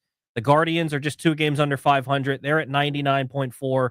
The Rays are 10 games over 500. They're at 88.2. A couple of those teams are notably known for being very into the analytics. What's interesting about this, B-Mitch, when you take out the Strasburg contract, because that still counts, they're 27th. And the teams behind them, because they'd be at 82.7, are the Athletics, who are 34 and 52, the White Sox, who are 28 and 56, and the Marlins, who are 37 and 45. So I don't think it's any coincidence that they're not spending enough money to win with the players. Yeah. But the insight that you get from this now is they're not spending enough to help the team either, in terms of the equipment and the resources. Let's think about what we dealt with over there with the football team for a moment. When they did all these the grades in the NFL, they basically they were horrible at everything. This new group now is catching up to everything. When I left here and went to Philly, although the Philly had we were in the vet at the time, it was awful. The next year they built NovaCare. They had treadmills in a whirlpool tub and all. This one here didn't have that. Okay? And now you're catching up with it. And people think just because the salaries are what they are, you're competing. If you're paying me the same as everybody else is getting paid, but I don't have the same equipment to work on, I am losing. And I think that's what the Nats have to understand. If you even catch up with the salary, if you don't have the other stuff, your guys are going to be behind. Well, and what frustrates me is when you look at what they have not done in terms of spending on free agents, the best way that you can then make up for it is by spending in other aspects to help improve your team. Right? Like, so my thing was in the offseason, I wanted them to go get Max Fried, and there was no chance they were ever going to sign him. But Max Fried ended up going for around $27-28 million a year to the Yankees. Mm-hmm. Been one of the best pitchers in baseball. But down at Wake Forest, there's a pitching lab, and other teams in Major League Baseball have these pitching labs. The Brewers have it, mm-hmm. and they've been able to develop pitching really well. And that cost about $10-11 million, where it's, I don't know, like weight plates and mm-hmm. all these different things. It's so analytical. I can't understand it. It's all scientific stuff. But you can develop guys and help with all this extra technology to develop these dudes into star pitchers, and the Nats don't have that. So if you're not going to spend money on your free agents to improve your baseball team, at least find a way to help with the development. And now you question if they don't even have this for the big league club, are they given the necessary resources down at the minor league level to develop their guys? If you don't have the tools that are required to become the best at your job, you're basically spinning wheels, wasting time. And I think that's the ultimate thing where one thing about sports I've noticed since I've been in a professional sport, it's a copycat league, all of them. They see something that works, they go get it. They seem to see stuff that works, and they're like, I'm not spending that. Yeah, well, and it's just so frustrating that... Can you imagine being in NASCAR or even Indy, and you go buy a car, but you don't have any parts to go with it? You think yours is going to just run all the time? Yeah. In a sense, that's what they're dealing with. They don't have a pit crew. Yeah, and I mean, you hope that this jersey sponsorship hatch, because like the point you were making with Barry, what makes no sense is they could have had money in their pockets. This is stuff that's easy, right? This is stuff that you don't have to do anything with. Mm-hmm. Mitch, it's just a patch on the jersey. You just sell it and they wear it. You don't have to do anything extra. Yeah. It's literally just there. Marketing. It could be Lockheed Martin Park. It could be Northrop Grumman Park. It could be, you choose your company to name the stadium. It's not like, but they're not paying them the price that they think they're supposed to get paid. But and that's the issue. Not that they know, not they think. And you stand pat on that, and that's fine. But say they want, I don't know, throw a number of like $5 million. I don't know what the number is, but just say it's $5 million, and someone's offering $3 million. Wouldn't you be better off for 6-7 years for having the $3 million and having $20+ million in your pocket versus $0? Well, I think in my economics class that would work. Right? Yeah. And so that's all I know is $3 million is better than $0. And that's what makes no sense to me, where they have not spent resources on improving the baseball team, and they've willingly turned away revenue. And it was a bad look. Mm-hmm. Now, at least it seems like maybe this has shifted a little bit, and hopefully it goes into improving the baseball team. Well, we hope. 800-636-1067 if you'd like to hop in on this. I do want to talk about this Malik Beasley situation as well. We'll do that next here on The Fan.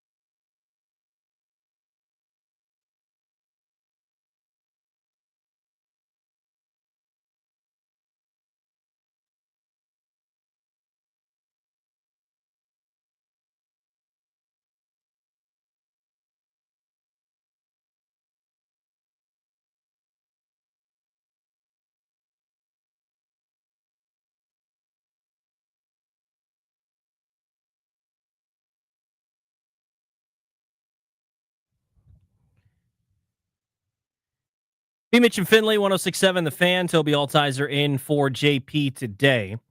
800-636-1067 if you'd like to hop in. We're talking a little bit about the Washington Nationals.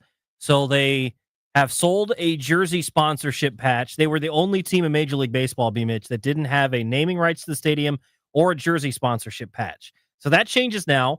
The average, according to the Washington Post, the average deal for this is about $7 to $8 million. I think the Yankees are getting like 25. They ain't getting that. Yeah. But an extra $7 or $8 million a year could help. But what do you make of that? 800-636-1067. Let's get out to Rob in D.C. Rob, what's going on? Hey, what's up? Hey, B-Miss, what's going on? What's up, Rob? Hey, I mean, the learners have already pretty much checked out as far as being an owner. When they put the team up for sale and then took it back off the table. So they really checked out. So I'm just hoping and praying that they can put something together and go ahead and sell the team so we can get somebody in here that really wants to, bring a winning organization, baseball team, back in here because you can't ask fans to commit to buy tickets, season tickets and everything because they see that the owners are not committed. So that's why the stands always have empty and everything. And the sad part is we got a good young core. We got 4 or 5 young all-stars on the team, whether people know it or not, but they just need to be managed correctly, which Davey doing a good job. And Rizzo, I think he does a pretty good job. It's just the ownership. They just not, showing that effort and putting everything into it to really bring a promising team, a baseball team to the area. They lucked up with the championship they won in 19 because they put it together, with the veterans and the leadership. And right now we only 5 players away, couple pitchers, couple bats, and a new owner.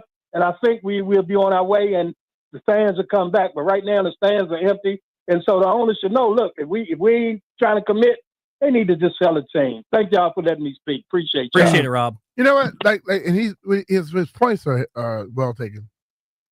What if the fans told the learners, when we get the right ticket for what we see on the field consistently and what you're committing to it, we'll pay that.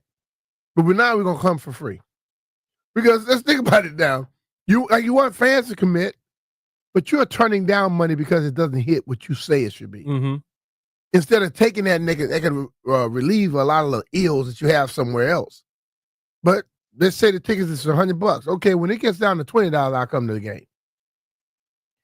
Yeah, and I think there's some flaws in their thinking. I'm not for sure that this is kind of what they're thinking, but their idea is that when the team is good, then they'll fill up and then we'll spend money, right? Their thought is, when the team is good, if you put money into it, the team will get good quicker. Exactly. And my point is, when you look at where San Diego is, so market size for San Diego, they're not nearly what DC is, right? I'd have to look at the exact number, but I'm pretty sure in the bottom half of the league. Their payroll, B-Mitch, is more than twice what the Nationals is. They are 11th in Major League Baseball, and you see it.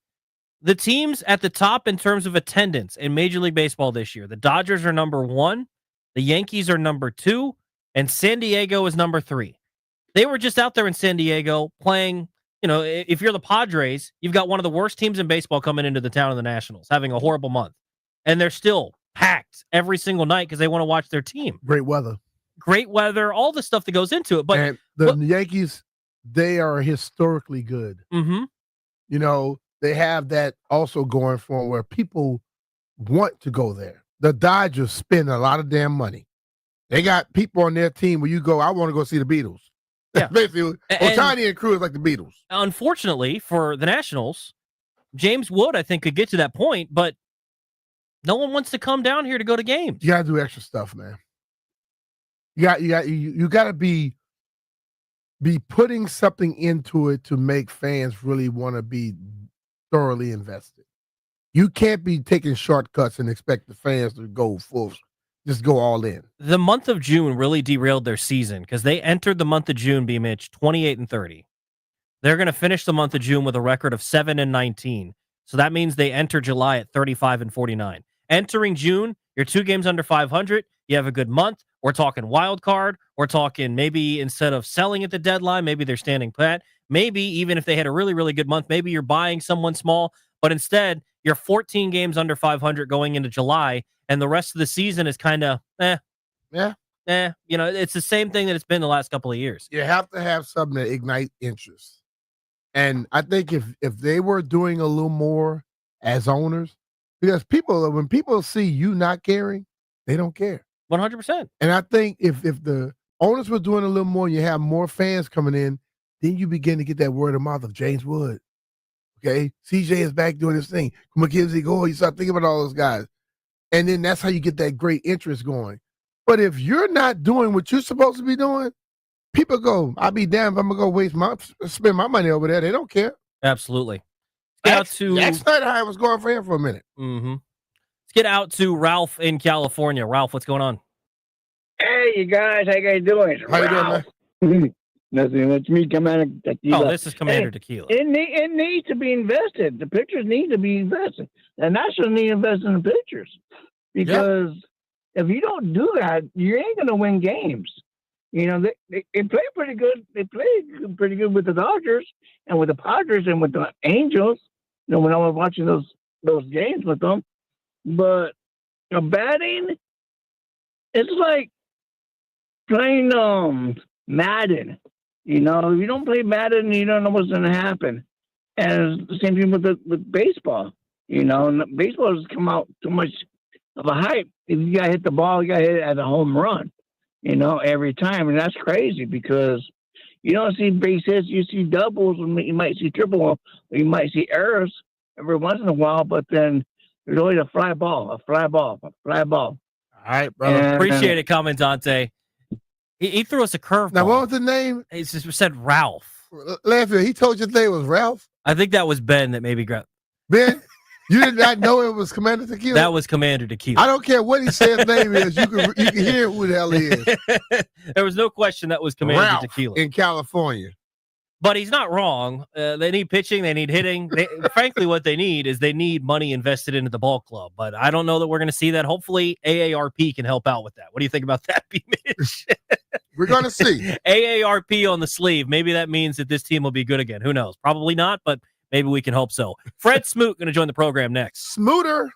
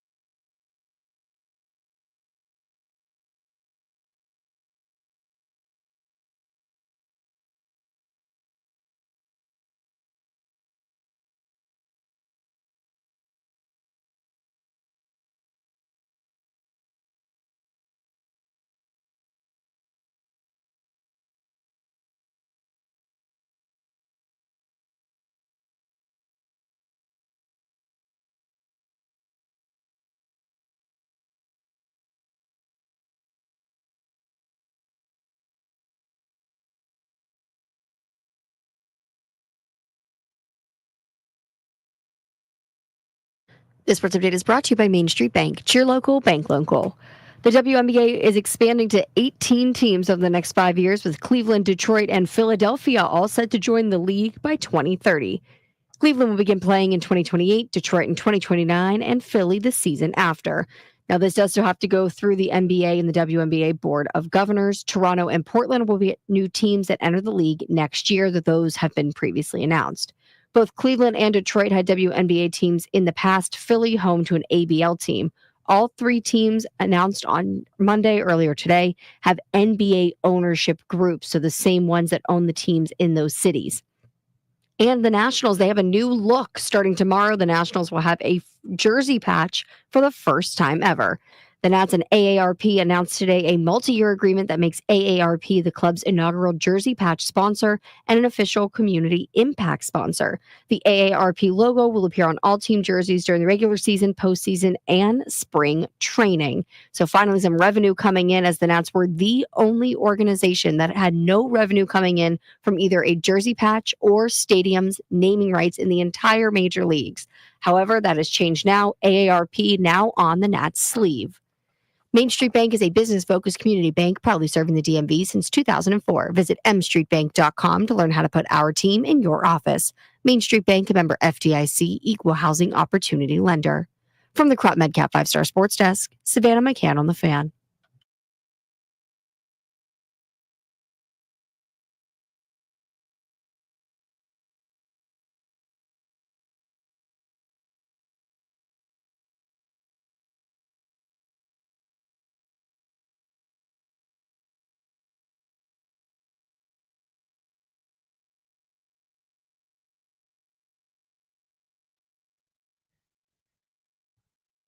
B. Mitch and Finley, 1067 The Fan. Toby Altizer in for JP today. It's time to get out to the Rude Guest Hotline. Rude, the most reliable heating and air conditioning products in the DMV. Welcome in our guest, former Washington corner, Fred Smoot. Smoot, what's going on? Hey, what's up, fellas? Chilling, brother. What the hell are the Steelers doing, man? Hey, B. Mitch, I think they throwing they ring in the hat right now. I think getting Jalen Ramsey, I wouldn't have not wanted to give up Mika Fitzpatrick, but then you get John Smith. They got 3 tight ends in their room. I think the Steelers are saying, if this Aaron Rodgers last year, we're gonna try to win this thing. I mean, they might try to win, but they're not gonna win the AFC. No, we understand that, because we understand that Aaron Rodgers, as good as he is as a player, I think he's always lacked that leadership skills. And if you don't bring that to the table, especially as a quarterback, I don't think you really got a chance. He's always been kind of nonchalant, and people let him do that. And now Pittsburgh is going to try to see if he got one more round in it. Yeah, it's going to be interesting to see. I'm curious for you, Smoot. We're in the part of the offseason now where you're between minicamp, before training camp. When you were in the league, what were you doing at this time of the year? Do you really want to know? I probably only legal stuff, dog. At this time, man, first of all, you're trying to stay in shape so you don't have to get back in shape. But you're also trying to get those last couple of days of whatever freedom that you have. Me, myself, I love the Essence Festival, so it would take me to New Orleans. I would go down for a couple of days after the Essence Festival. Then it's all football for me.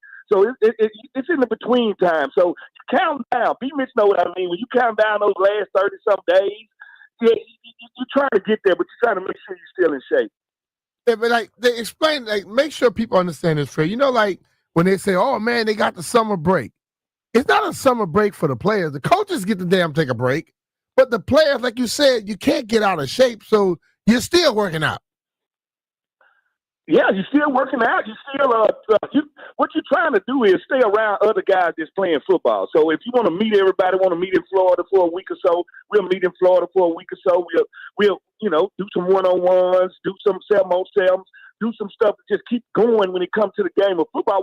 It's year-round. We don't have a break. We never have a break. And I think people think that when they see us not doing anything, and I see now why these guys love to put out their workout, films and show people that they're getting the job done. But at the end of the day, it's all about you as a pro, staying in shape, staying ready, so you don't have to get ready. All right, Fred, you and I both be around the team a lot, and they go through all kind of stuff. And the average fan don't know what these players go through. When you look at this team this year, what are you expecting and what do you think needs to happen for them to keep the momentum from last year? Mitch, I think we got better in every room. And I think that's what they want to do. I think everybody looked at the team last year and say they overachieved. They got bigger. When we lost that game, the NFC Championship, we got kind of pushed around. So they said, you know what, we're going to go get bigger. So what we did was go get Javon Kinlaw at 330. What we did was go get Laramie Tunsil at 320. What we did was push Coleman inside. So every room, including the defensive back room, including the offensive line, including the wide receiver room, we got bigger, stronger, faster in every room. That gives us a chance to go out there and win. Like, we take care of our number one asset. Our number one asset right now is Jaden Daniels. Mm-hmm. To take care of Jaden Daniels, you need to go get a Laramie Tunsil that gives you the ability to move Coleman to the inside. And now we get to move people. Now the running game, we can stay on ahead of schedule instead of letting our quarterback have to be our lead rusher because we're trying to manufacture rush yards. Now we can get it to the running backs and let the offensive line impose their will to them. Think about this, B-Mitch. The last time this team was great, and we won championships. We had the Hogs. We had Charles Mann and Dexter Manley on the defensive side. We ran and dominated you in the trenches. We are set up right now to win trench warfare. And, I told you this, B-Mitch. I get so tired of everybody saying, we need an edge. We need an edge. I think the best defensive linemen dominate the game from the interior. Chris Jones at Kansas City, Aaron Donald, they dominate from the interior, and that's what we want to dominate. Fred, what do you make of the cornerback room, and how much do you think, and when you look at Marshawn Lattimore, he had comments at minicamp basically saying, hey, I played injured last year. I was trying to get out there and prove for my new team. What do you expect out of him this year, and what do you make of the rookie with the little bit you've seen of him? I expect him to be good this year. I expect that he's right. He came here trying to fit in with an injury, probably played too early. Nobody gave him the benefit of the doubt. I expect Lattimore to be at the top of his game because now he's playing for some deeper than when he was playing with the Saints. He was playing for survival down there. Now he's playing for playoff. Then you bring a Trey Amos in that room. Then Mikey Sanders still showed us I could be one of the best corners in the league if y'all give me a chance to. Will Harris, what he could do from the free safety, strong safety, and playing nickel and playing big nickel, that changes the defense. So it's going to be fine. Will Harris, fine where he's at, and we could probably get a tail on the defense. I think what they did in that defensive back room is said, we're going to take you from a liability to one of the strengths of the team. And I'm telling people right now, and I hear a lot of people down on Marshawn Lattimore, and I've been that cornerback. They love us on Monday, they hate us on Tuesday, and like us on Wednesday. That's just the way that it goes when you play this cornerback position. But Marshawn Lattimore has the talent, and if he's healthy to be one of the best cornerbacks in this league, all I tell people is calm down on how you're looking at him because of last year. He was hurt. It was an incomplete season. I'm not judging him on that. Yeah, you can see it. You can see that he was hurt last year. And for any player, you go to a new team and you start hearing the noise, you try to go out there and do it. And when you're not healthy, you're going to look bad no matter what. Yep, you're going to look bad because you're trying to go and you're just not ready. And like at the end of the day, we always tell players we want you to play injured, but when they do and they don't play to the level they used to, we kind of like berate them before that. Mm-hmm. And I'm like, you can't have it both ways. Like, guy's injured and he's still out. 50% Marshawn Lattimore is better than 100% St. Pete. Like, I tell people on that, but as a cornerback, we don't get equal, and we're fine with that. That's the life that we live, and we choose to live this life of an assassin. Talking with Fred Smoot here on BMH and Finley, Toby Altizer in for JP today. Mikey Sanders still was one of my favorite players to watch last season, to see him grow as the season went on and to see what he did in the Detroit game with a couple of picks, and specifically that one on Jameson Williams running that post route, kind of running the route for him. What do you think he's going to look like in his second year? And do you think if they're able to shift him back inside, we can see him even more impactful from what he can do in the run game and maybe as a nickel blitz as well? Well, I think Michael Jordan said the roof is the ceiling with this year. He's right. He is going to get a chance to play more inside than he did outside. But in a second year in a defense as a quarterback, you play a lot faster. So I expect not only Michael Sanders to play a lot faster, but everybody else, because now they know what Coach Rick wants to do. And now that Coach Rick got to offensive lineman that he wants. Now that he got the defensive backs that he wants. Now he can freely call the defense that he wants to call. One thing about Mike Henry, he's more mental than anything, and I think you have to beat as a defensive back. Like, you got to beat guys with film study. You got to beat quarterbacks with understanding route patterns, route combinations, and he understands it all. And everything's going to slow down for him now, and that's very scary for the team because he plays well as a rookie. If everything slows, like I anticipated to slow down for him, he's going to take everything to the next level. And you're right. With us having the ability now to move him inside and him to go make plays, I think the third teams type. Remember, Son literally had like 5, 6 interceptions and 6 sacks when he was playing one year. And I think how should I say, generate that type of stat if we play in the right position. You're showing spring. I'm joking. Hey, so what position you think needs to play the best this year, whether offense or defense, to get things really, really on the right track? Other than the quarterback, yeah. Go ahead. Yeah, I'm going to say the offensive line because I think the offensive line has the ability to do what the Philadelphia offensive line did for them last year, and they could be the anchor of the team. And if the anchor of the team is that offensive line, that means they can actually be defensively. Like if we're playing a quarterback like Patrick Mahomes and you want to beat him, the best way to beat Patrick Mahomes is to make sure he watches more of the game than he plays in the game. And the offensive line could do that through the running game. 4 yards in a cloud of dust, like every time. They could dictate the pace of how many times a quarterback gets a chance to beat you. So I'm going to say Larry Tunsil and that offensive line, if we can get them to play at a top tier ability, it allows not only Jaden Daniels to dictate games, it allows them to play defensive football by playing offensive football with the run game. Baltimore has did that a lot with where they keep running ball and your quarterback never to beat them. How much do you think that improves the run game? Just simply the offensive line, because they didn't necessarily do a lot at the running back position. I think a lot of people wanted a new running back, but Brian Robinson returning hopefully fully healthy. Austin Eckler as well. They drafted Krosky Merritt, but how much is the offensive line improving just simply enough to improve that run game? Yeah, they're going to be the reason that the run game gets improved. And Merritt, I think I looked at this kid. He's built. He's stacked, he's fast, and I think because we didn't get to see him play his senior year, people are not really familiar with him, excited about him. But think about this. If you're not getting touched, we watched Saquon Barkley not get touched. He was 5, 6 yards down the field. If you're doing it as a running back, like, it don't matter who's running the ball. Like, we got a room packed full of guys that have the ability to do it. Who makes the running back look good? It does. Put people around, and it don't matter who's running the ball. Like it will make anybody that much better if they're like not getting touched 3, 4, 5 yards down the line. It changes everything. So I would say this: I'm excited about that running back room because it's a couple of guys that nobody likes to talk about, but I think the offensive line can make them look a lot better than people are thinking they could be. I think last year when we look at when the running game took a hit, a lot of the offensive linemen were injured, but the person that took all the blame was Brian Robinson. Offensive line comes back healthy this year and they're better. I think that makes the offense better. No running back, I think, other than Barry Sanders, can go out there and do it without having a great offensive line. He did have his center, who was good, Glover, my man from University of Maryland, but he didn't have much else, and Barry was good. Your offensive line has to be able to move people for you to have a great running game.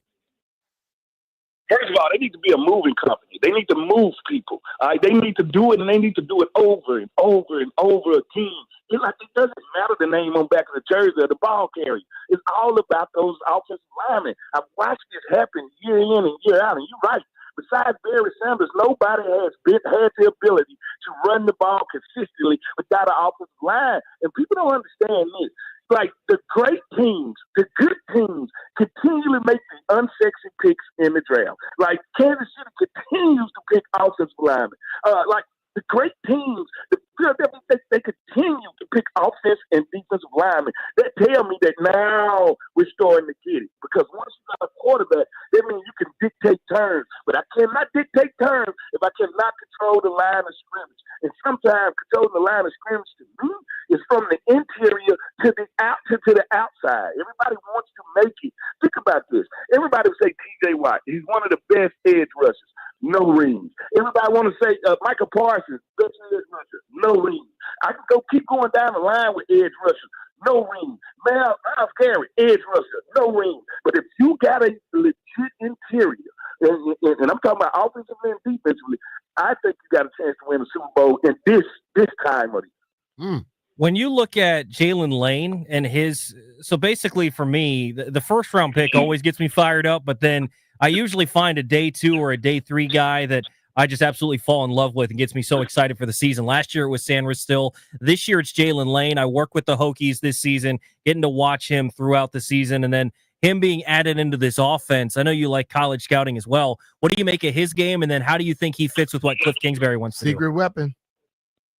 I think he's a faster version of Deebo Samuels, and he had terrible quarterbacking at Virginia Tech. Whoa, what's happened to Virginia Tech when it comes to football? This shows that the scouting department really was doing their job because they found the receiver that didn't have a quarterback that has all the skill sets that you want, and he's a fearless punt returner. Like, it's a difference between being a punt returner. See, B. Mitch was a fearless punt returner. I'm going to catch it in the crowd, and I'm going downhill right now. That's what Jalen Lane does. But you're excited about Jalen Lane. I'm excited about Cade McDermott. I'm excited about this linebacker from UCLA that used to play wide receiver that runs a 4.40.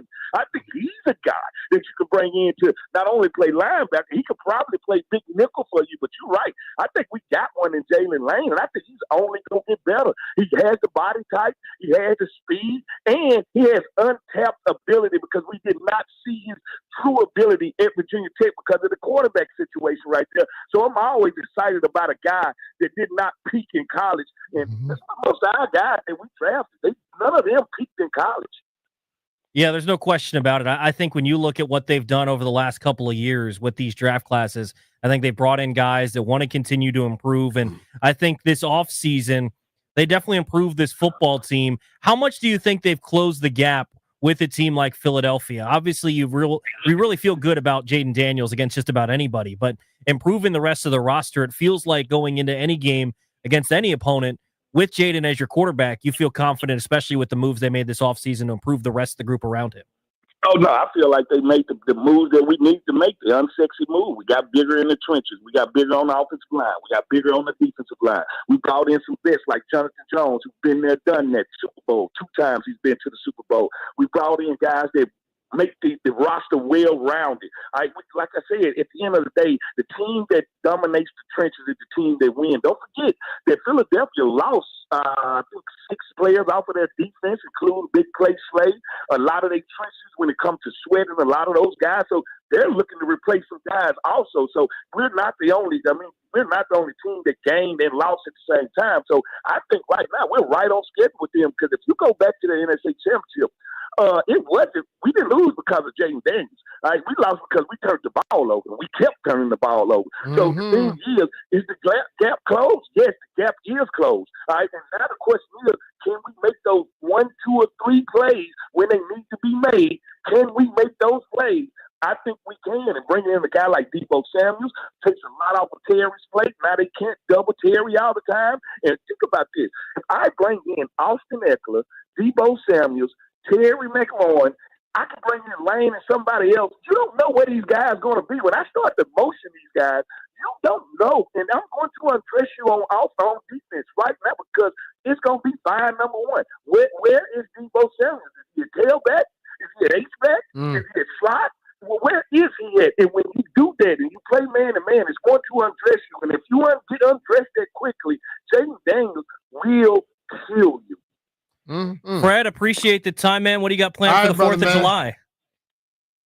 I told you I'm going to the Essence Festival. I'm going to New Orleans to bring it in to enjoy myself. New Orleans, I can't say this, the best food in America. Some of the second best music compared to Mississippi when it comes to the blues. Nothing beats New Orleans. It's one of those places, man, that's unforgettable, and I cannot wait to get there. Man, stop lying about it. Ain't no music in no Mississippi. Man, we got Elvis Presley. Come on, all the greats come from Mississippi. Man, down the line. y'all stole our music and try to call it y'all. That's all it is. Oh, B-Mitch, stop that. You know y'all stole all our stuff, man. Fred, appreciate the time, man. Enjoy your holiday. All right, brother. Take care, y'all man. too.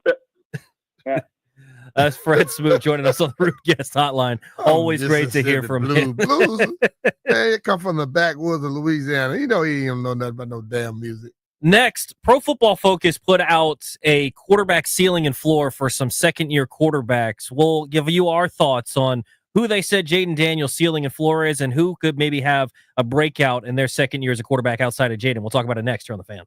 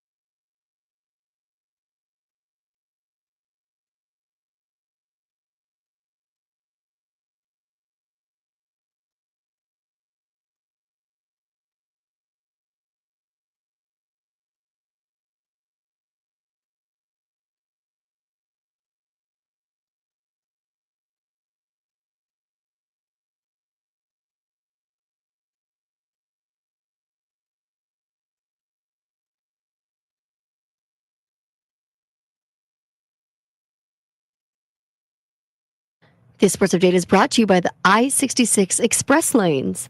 The Pittsburgh Steelers completed a trade with the Miami Dolphins for cornerback Jalen Ramsey. In exchange for Ramsey, the Dolphins get 5-time Pro Bowl safety Minkah Fitzpatrick. Fitzpatrick returns to the place where his career first began as a first-round pick out of Alabama. Full terms of the trade also include tight end Jonnu Smith going to Pittsburgh, along with a 2027 seventh-round pick. In addition to Fitzpatrick, Miami gets a 2027 fifth-round draft pick from the Steelers. Ramsey and the Dolphins reached a mutual agreement to part ways this spring. Miami has been searching for a trade partner ever since. Ramsey was a holdout at mandatory team minicamp. ESPN's Adam Schefter reports that Ramsey will get a $1.5 million raise in Pittsburgh, bringing his salary for this season to $26.6 million. Just another move in Pittsburgh's blockbuster offseason. What's the road to a reliable commute in Virginia? That's easy. The 66 Express Lanes outside the Beltway is your answer to what you've been looking for. Get the inside track to express travel on I-66 outside of the Beltway at ride66express.com. Guess less, know more. From the Crop MedCap 5-Star Sports Desk, Savannah McCann on the Fan.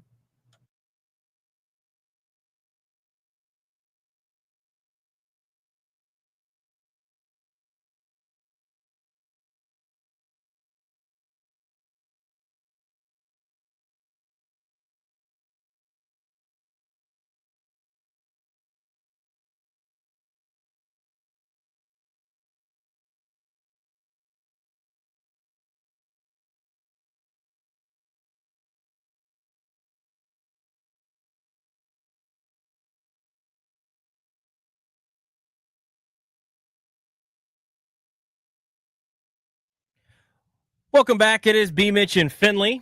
Toby Altizer in for JP today. So Pro Football Focus recently just put out a ceiling and floor for some of the second-year quarterbacks in the National Football League. And I think it's interesting to see where they have some of these guys. And I think this gives you a decent idea on how people feel about them. And so I want to go through this and get your thoughts on this, B. Mitch. So we'll start with the number 1 overall pick, Caleb Williams. His ceiling, according to Pro Football Focus, is Jordan Love. His floor is a bust. I think that sounds about right. Like, I think his ceiling's higher than Jordan Love's. I think he could be Patrick Mahomes. I don't know if he's light. going to be a bust, though. Yeah, I don't think so. I'm interested to see how he looks, but to me, he's like Patrick Mahomes light. I mean, it's tough to throw that on him. I'm not saying he's going to be Patrick Mahomes, but he plays that style. I think he'll be better than Jordan Love if he hits his ceiling. I think he has to learn to do stuff on schedule. 100%. And that's what I think is interesting when you look at Ben Johnson's offense. He's coming from Detroit, where Jared Goff plays on schedule. Yeah. Like his issue is he can't play off schedule. And then you're going to Caleb Williams, and they're expecting him to improve. And I think he will, because you've got a better offensive mind there. But he needs to play on schedule, and that's something that he's never been good at. Yeah. We'll see if he can do that. Jaden Daniels, they threw floor and ceiling. For the floor is Kyler Murray. The ceiling is Lamar Jackson. I have no issue with that. I think we already saw that he's not going to hit the floor. He's going to be much higher than that. And I think the ceiling being Lamar Jackson is simply because, look, he's the only guy that's ever played the quarterback position really like the way that Jaden can as a pocket passer. And I think Jaden's a better passer, though. He is. But I think it's kind of tough because his running ability is like Lamar's. Mm-hmm. You know, I think Lamar's a better runner overall, but Jaden, to me, is a much better passer. Yeah. And it's crazy to think. I mean, that is what's going to win more for you in this league. 100%. I mean, there's a reason why Lamar Jackson has been really, really successful in the regular season.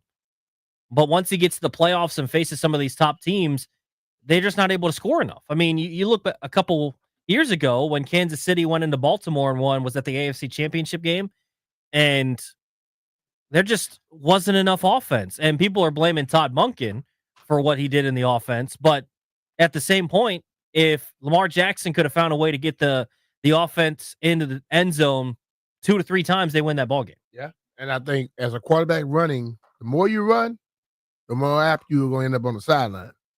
If you can pick them, if they say, oh, beat us by passing the ball, we're not going to let you run it. Mm-hmm. Then once you can start passing the ball, you got them. So the next guy would be Drake May. They have his ceiling. Well, this is interesting to me. They have his ceiling is Trevor Lawrence, and his floor is Daniel Jones. I agree with the you floor. You don't want Trevor Lawrence to be your ceiling. That's what I'm saying. Because Trevor Lawrence seems like he a floor. That's kind of what I'm saying. Like the floor being Daniel Jones, I think makes sense because at worst, he's a guy that can run the football a little bit and maybe struggles a little bit passing the football. At his best, to me, his ceiling is more Josh Allen than Trevor Lawrence. Yeah. Right? Big dude that can move, big arm. Trevor Lawrence hasn't been very good. He has not compared to what he compared to what he was supposed to be projected to be and what he did in college. He's been kind of a bust. Yeah, and you don't want to call a dude that comes in and is a starting quarterback and gives you starting quarterback numbers a bust, but I mean, compared to his expectations coming in, the most he's thrown for is 4,100 yards in 2022. He threw for 25 touchdowns and 8 picks that year. The following season, 21 touchdowns, 14 picks. Yeah, I mean, there's no way around it. And part of it is coaching has been chaotic for him. Yeah. But his record as a quarterback is 22-38. And when you're brought in as a number 1 overall pick as a quarterback, I know people say wins aren't a quarterback stat. Well, you're brought in to change the franchise and win football games. When you are in a situation and you don't win the game. It's exactly true. Exactly right. You're brought in to win football games, and he hasn't done that. So, yeah, I think that one I disagree with a little bit. Michael Penix is next. They have ceiling is Justin Herbert. The floor is Jameis Winston. I think that feels about right. All right. Now, the interesting part about Penix is when you say Herbert, I don't see him running. I was really impressed watching him last year. He don't run a lot. He can spin that ball, though. I was impressed watching him last year in that Sunday Night Football game at Northwest. He missed some throws, but when they needed him to create a drive, he created a drive. Can let it fly. And he was throwing some darts. I mean, he was throwing some perfect balls out there. I think you give him a full training camp and everything where it's his team, I think he could be pretty good. And Jameis, everybody remember the 30 interceptions. They don't remember the 33 touchdowns. Yeah. Jameis is a guy he's a little aloof. But Jameis has some stuff with him. But Michael Penix, I think, is a far better. He protects the football better than Jameis. The next two I think are interesting here. J.J. McCarthy, they have the floor is Sam Darnold. The ceiling is Joe Burrow. I don't know how you could say the floor for Caleb Williams is bust and the floor for J.J. McCarthy is Sam Darnold. Now, if we're talking Sam Darnold before he played for the Vikings last year, sure. Because Sam Darnold before he played for the Vikings last year was a bust. Said, he'll tell you Sam Darnold was a bust. I think he still is kind of a bust. He didn't help his team at all.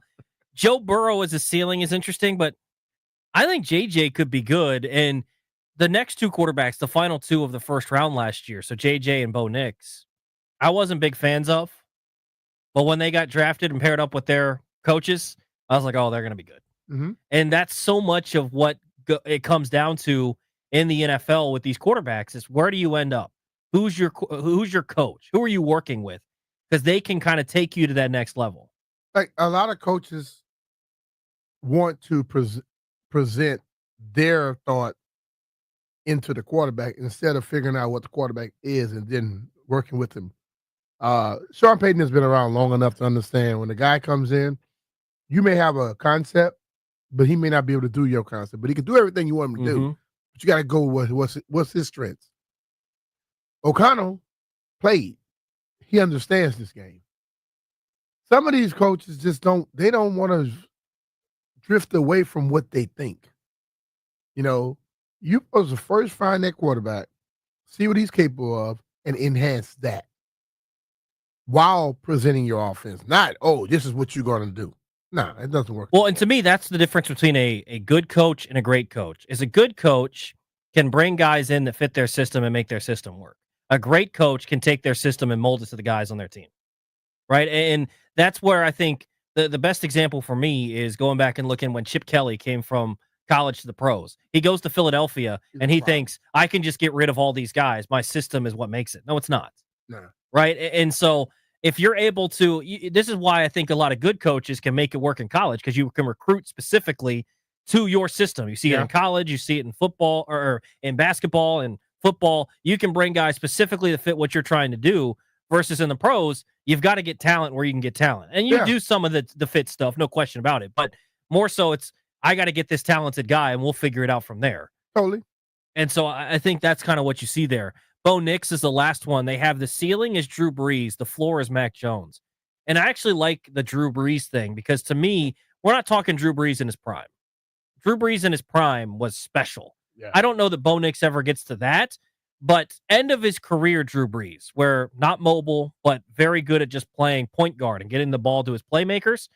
To me, Bo Nix is a more athletic version of that. What I like about Bo Nix, though, he's not afraid. And I think that's part of the problem for a lot of quarterbacks coming from college to the pros, where they get here and they look and they know where they should go with the ball, but they can't let it go. Bo is throwing the damn ball, and you probably heard me say this before. Quarterbacks coming from college going to the pros, they throw at people instead of throwing to a spot.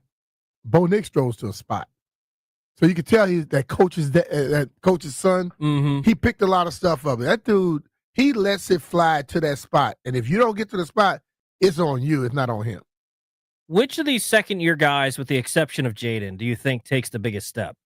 You know, I feel like Bo Nix had a great year last year. Bo Nix had a great year. I would have to go with Penix because he didn't get as much time to get it done. Yeah, I'm very interested to see what Drake May does. Yeah, I want to see that too. I just think that he had more time than Penix did. Yeah, I think when you look at May, that's the guy I'd go with because they added Will Campbell up front.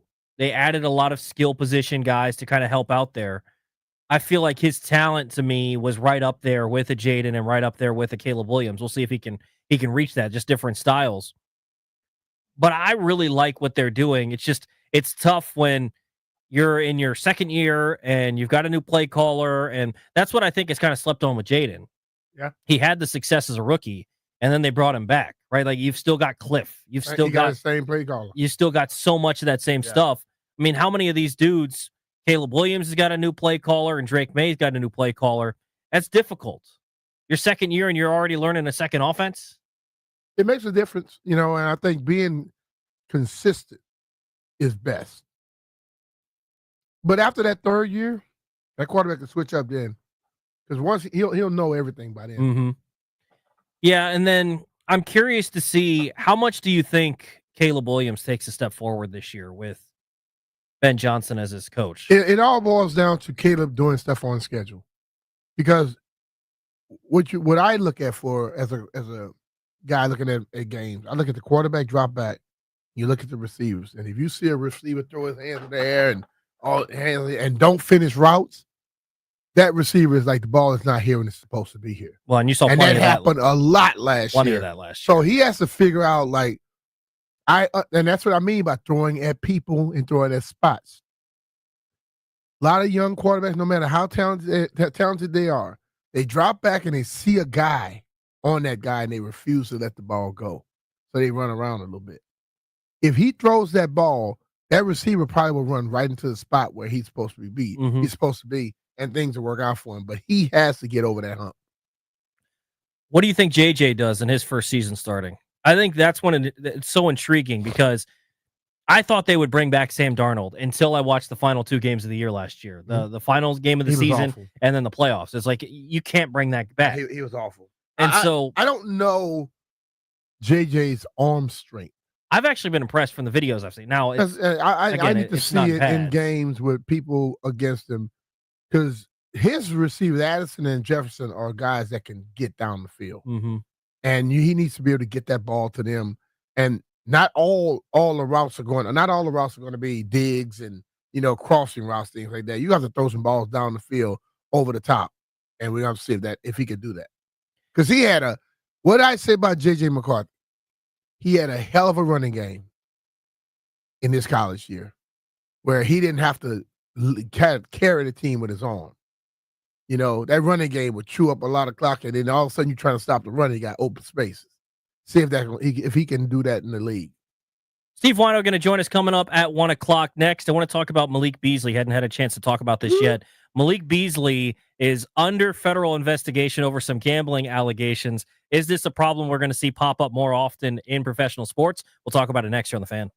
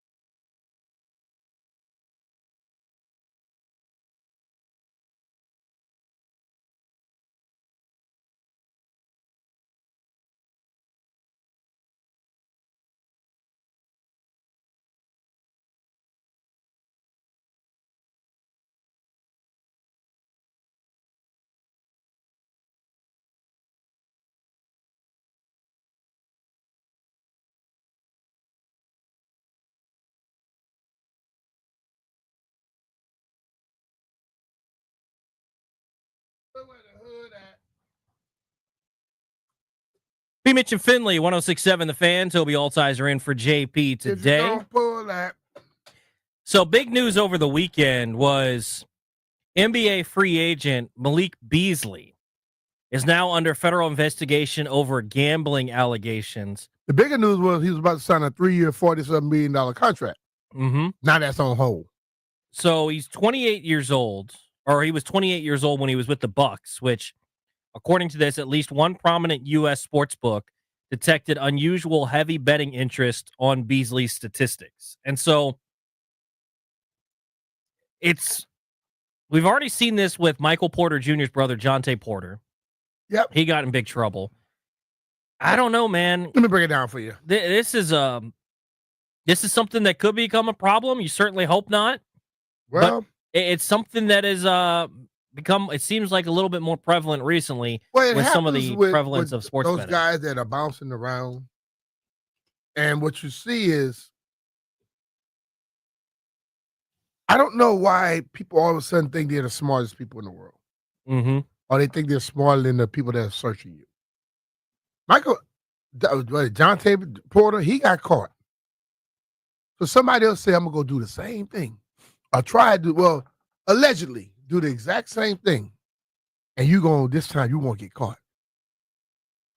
The geolocation and all that stuff on your phone, they find out. Or they know where you are. And if there's a betting around you, they're going to suspect somebody around you doing something. They investigate everything. Yeah. Everything. So it's all about making money. There's no question about it. There was a parlay, I think, last week where everyone tailed this same parlay for home runs. And it was something like $11 wins $100,000 or something like that.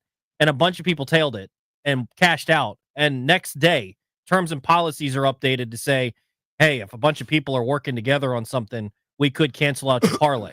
So you don't think that they're tracking each and everything going on to understand, hey, how often are people betting Malik Beasley props? Yeah, but if they find out a particular IP address is betting on Malik Beasley, and then they find out it's got some affiliation with Malik Beasley. Exactly whether right. It's your brother, your cousin, your girlfriend, your wife, your friend, whoever. Then they're going to start noticing. So that's how Jonte got messed up. Under. And then he acted like he was hurt that game. Yeah. You see that clip where they were down by 9 with 5 seconds left in a game? I think it was the COVID year. And Malik Beasley runs up to the inbounder, demands the basketball, and takes it coast to coast uncontested and scores to make it a 7-point game at the buzzer. It's a clip that resurfaced after all of this. It could be completely unrelated, but it's just funny to note now. No, it's probably not, because in the NBA, when you're already up by 9, you're down by 9, nobody is going to try and score. Then they dribble the ball out. The spread was 8.5. Yeah, so you're giving yourself away on some stupidity. It's just it's dumb stuff where, like we were talking about, some of it's hypocritical because it wasn't at the time when he was playing with the Milwaukee Bucks, but he was a part of what was then Bally Sports, is now called FanDuel Sports Network, right? So, hey, I'm Malik Beasley, and you're watching the FanDuel Sports Network, right? Like you're watching basketball on a sports betting. You can promote it for the league, but you cannot gamble. Well, and that's what I think. The thing about him, though, like if he were to, let's say, and I know you can't do this, and I'm just saying, if he had gambled on another game or on another sport, I'm okay, cool. I can understand. But on your own prop, when you completely have control over it, that's asinine. That's saying, come catch me, I'm stupid. Yeah, of course it's going to happen, and especially when it becomes obvious in certain scenarios. With for Jonte Porter, it was very obvious with betting an under, and then his prop is 7.5. He's got 6 points, and suddenly his hamstrings pulled. Right? Like his was pretty obvious, but it's just, yes, it's somewhat hypocritical because so many people immediately point that out. But at the same point, throughout the entire history of playing sports, the player knows what he can and can't do. Exactly. Everybody knows you can't bet on yourself. The leagues and the owners, they're going to have to start putting more. If you're gonna tell these guys they can't gamble like you can, they got to put more money into that pot. Yeah, I mean, there's got to be some stuff, and I mean, some of the stuff to me is a little bit crazy. Where remember, who was it in the NFL that got suspended for it? And it was for betting at the team facility, quote unquote, but they were on the road at the hotel. Like, some of that stuff is maybe making sure that you're kind of protecting yourself a little bit extra. I'd rather But that he wasn't though. betting on. He was betting, but on something that was legally to Correct. bet on, Not on the but NFL. he did it at the facility. Yeah, quote unquote, the team That's facility, crazy. despite the fact that he's on the road at the hotel. Yeah. Which is considered the team facility when you're on the road. Yeah. So I don't know. Like, there are certain things like that to me. If you want to throw up the fence so high that counts, it's better than having this. But what I say is this, though. When you're in certain positions, you have to realize that the rules are not the same for you as it is everybody else. And to protect your position, then you got to be extra protective and understand what you can and can't do. It's just foolish to think that for someone, because you're right, it's not like this is happening with LeBron or Steph or guys like that. They've made their cash. It's the guys that kind of bounce around. So you don't think a sportsbook's going to notice when there's suddenly an increase in betting props on Malik Beasley? Yeah. You know what I'm saying? Like, yes. It's a little bit crazy to think like, maybe something's going on here. Every single game, Malik Beasley's getting bet. I don't know. Every game he playing in, he's getting bet. Yeah. I would think that that's going to cause some red flags. So we'll see if what exactly happens. It's just under investigation right now, so no official word on exactly what's going to happen here. But hopefully, this isn't something that pops up all too often. But we've already seen multiple players in the NBA. I'm going to tell you, it will happen again. It's definitely going to. It's something that's just kind of all around now. It's going to happen again. We'll see. I'm What interested. What they'll start doing now is get their friend to do it. Well, I'm interested when it gets into college sports. And you start getting some of that. It was in college sports back in the day, dog. You ever this? I need you to Google Hot Rod Williams, Tulane University. It was a whole gambling thing going on way back in the day, man. Point shaving, all kinds of stuff. Well, we'll have to. Hopefully, that doesn't continue going on. Hopefully, it's not. It's going to, but hopefully, they can find a way to quench it. There's always going to be someone who thinks they're smarter than everybody else. Yeah, you know that. Yeah. And you're going to pay for it. Yeah. You're going to pay for it. Coming up next, Stephen Wino going to join us from the AP. We'll talk a little Commanders with him, but also the Capitals had the NHL draft. We'll get some insight onto the new draft picks for the Washington Capitals. You're listening to B. Mitch and Finley on The Fan.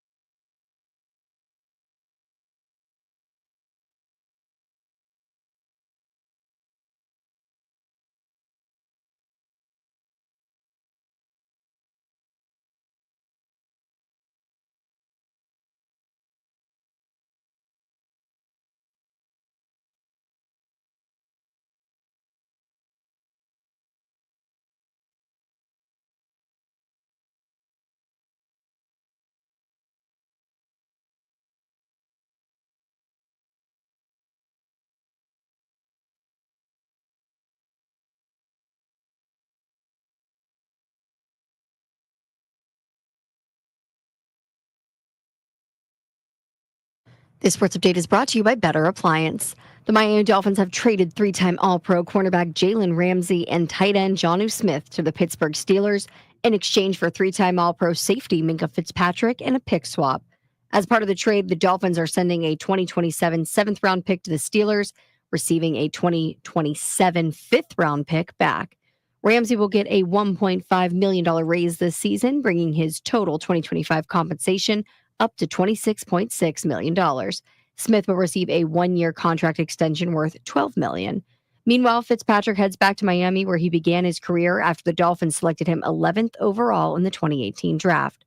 The Dolphins traded him to the Steelers back in 2019 as he grew unhappy with his role in the team after then-coach Brian Flores moved him from safety to nickelback. But that coach is gone, so now he's back with the Dolphins. And the Nationals have their first ever jersey patch sponsor, AARP. The sides announced a multi-year deal earlier today with the AARP logo appearing on all Nationals jerseys during the regular season, postseason, and spring training. Now, exact term length and financials of the deal were not disclosed. The team's first game with the AARP jersey patch will be July 1st at Nationals Park. Appliances on the fritz or need a handyman to fix the odds and ends in your home? Contact Better Appliance for all of your appliance and handyman needs. Serving Maryland and D.C., family owned and operated for 80 years. BetterAppliance.com, that's BETTAR appliance.com. From the Crop Medcalf 5-Star Sports Desk, Savannah McCann on the Fan.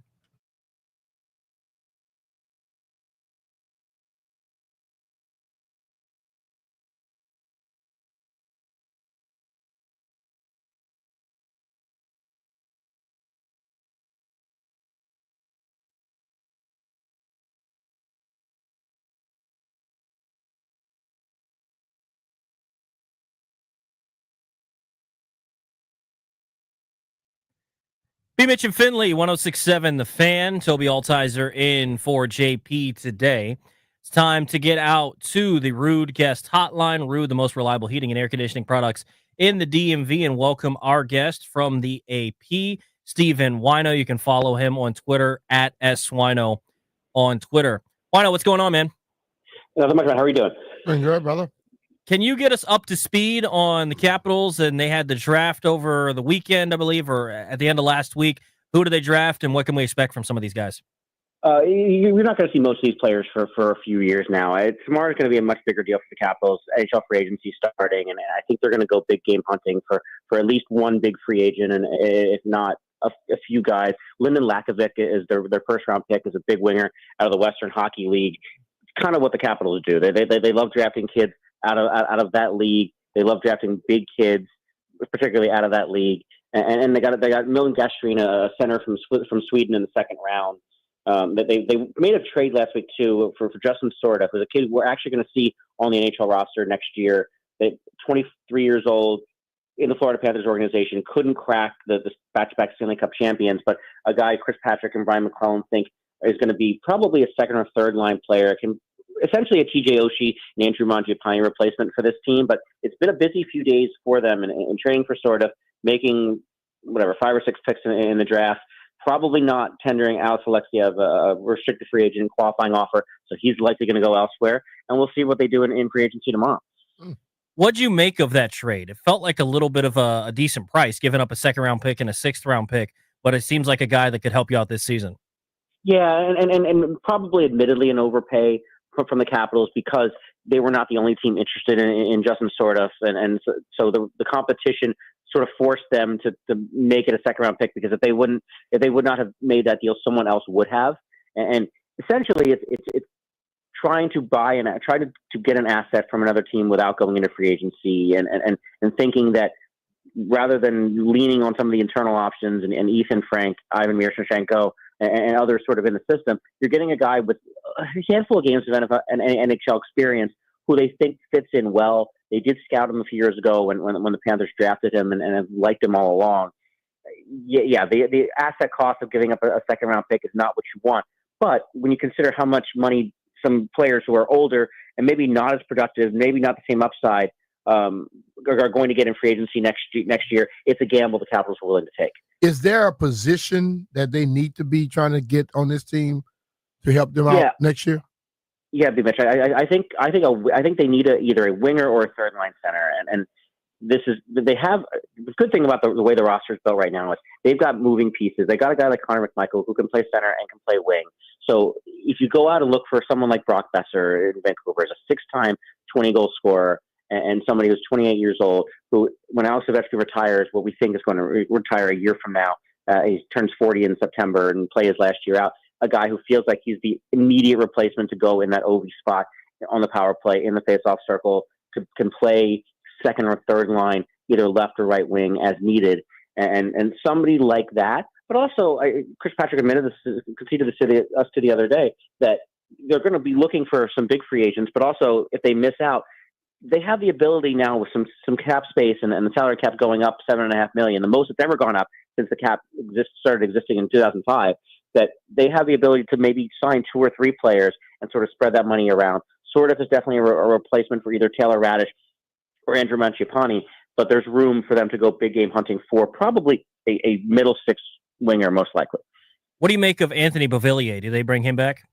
Yeah, that's an interesting one because he was a really good fit and after when they got him at the trade deadline, but the price might not be there. And I think one of the reasons why Capitals went out and got Justin sort of is because Andrew Mangiapane is not going to be back, and because I think Anthony Beauvillier is going to be tough for the Capitals to sort of meet his price. The cap's going up so much that sort of everyone's had to recalibrate what they think players are worth at this point. And if Anthony Beauvillier, based on how well he played in the playoffs, he's that sort of smaller but really fast skating player who sort of fits the modern, what we think the modern NHL is going to look like, that I think Anthony Beauvillier could get a multi-year contract somewhere else, where the Capitals might want to say, we'll do a year or 2. And so I think more than likely he hits the open market, but they've continued to talk to Mangiapane, continue to talk to Anthony Beauvillier. I don't think Lars Eller has a very good chance of being back. We know Taylor Radish is not going to be back, but we've still got a good 23 hours now until the open market. And Chris Patrick continues to talk to those folks, representatives, about bringing them back. Talking with Stephen Wino about the Washington Capitals, he writes for the AP on the Caps. What do you make of some of the young guys coming through the system? Ryan Leonard obviously made his debut last year and played well in his time. Are there some other guys that you think internally could come in and make a big impact for this team if they're not able to maybe swing big, like you're saying, in the free agency market?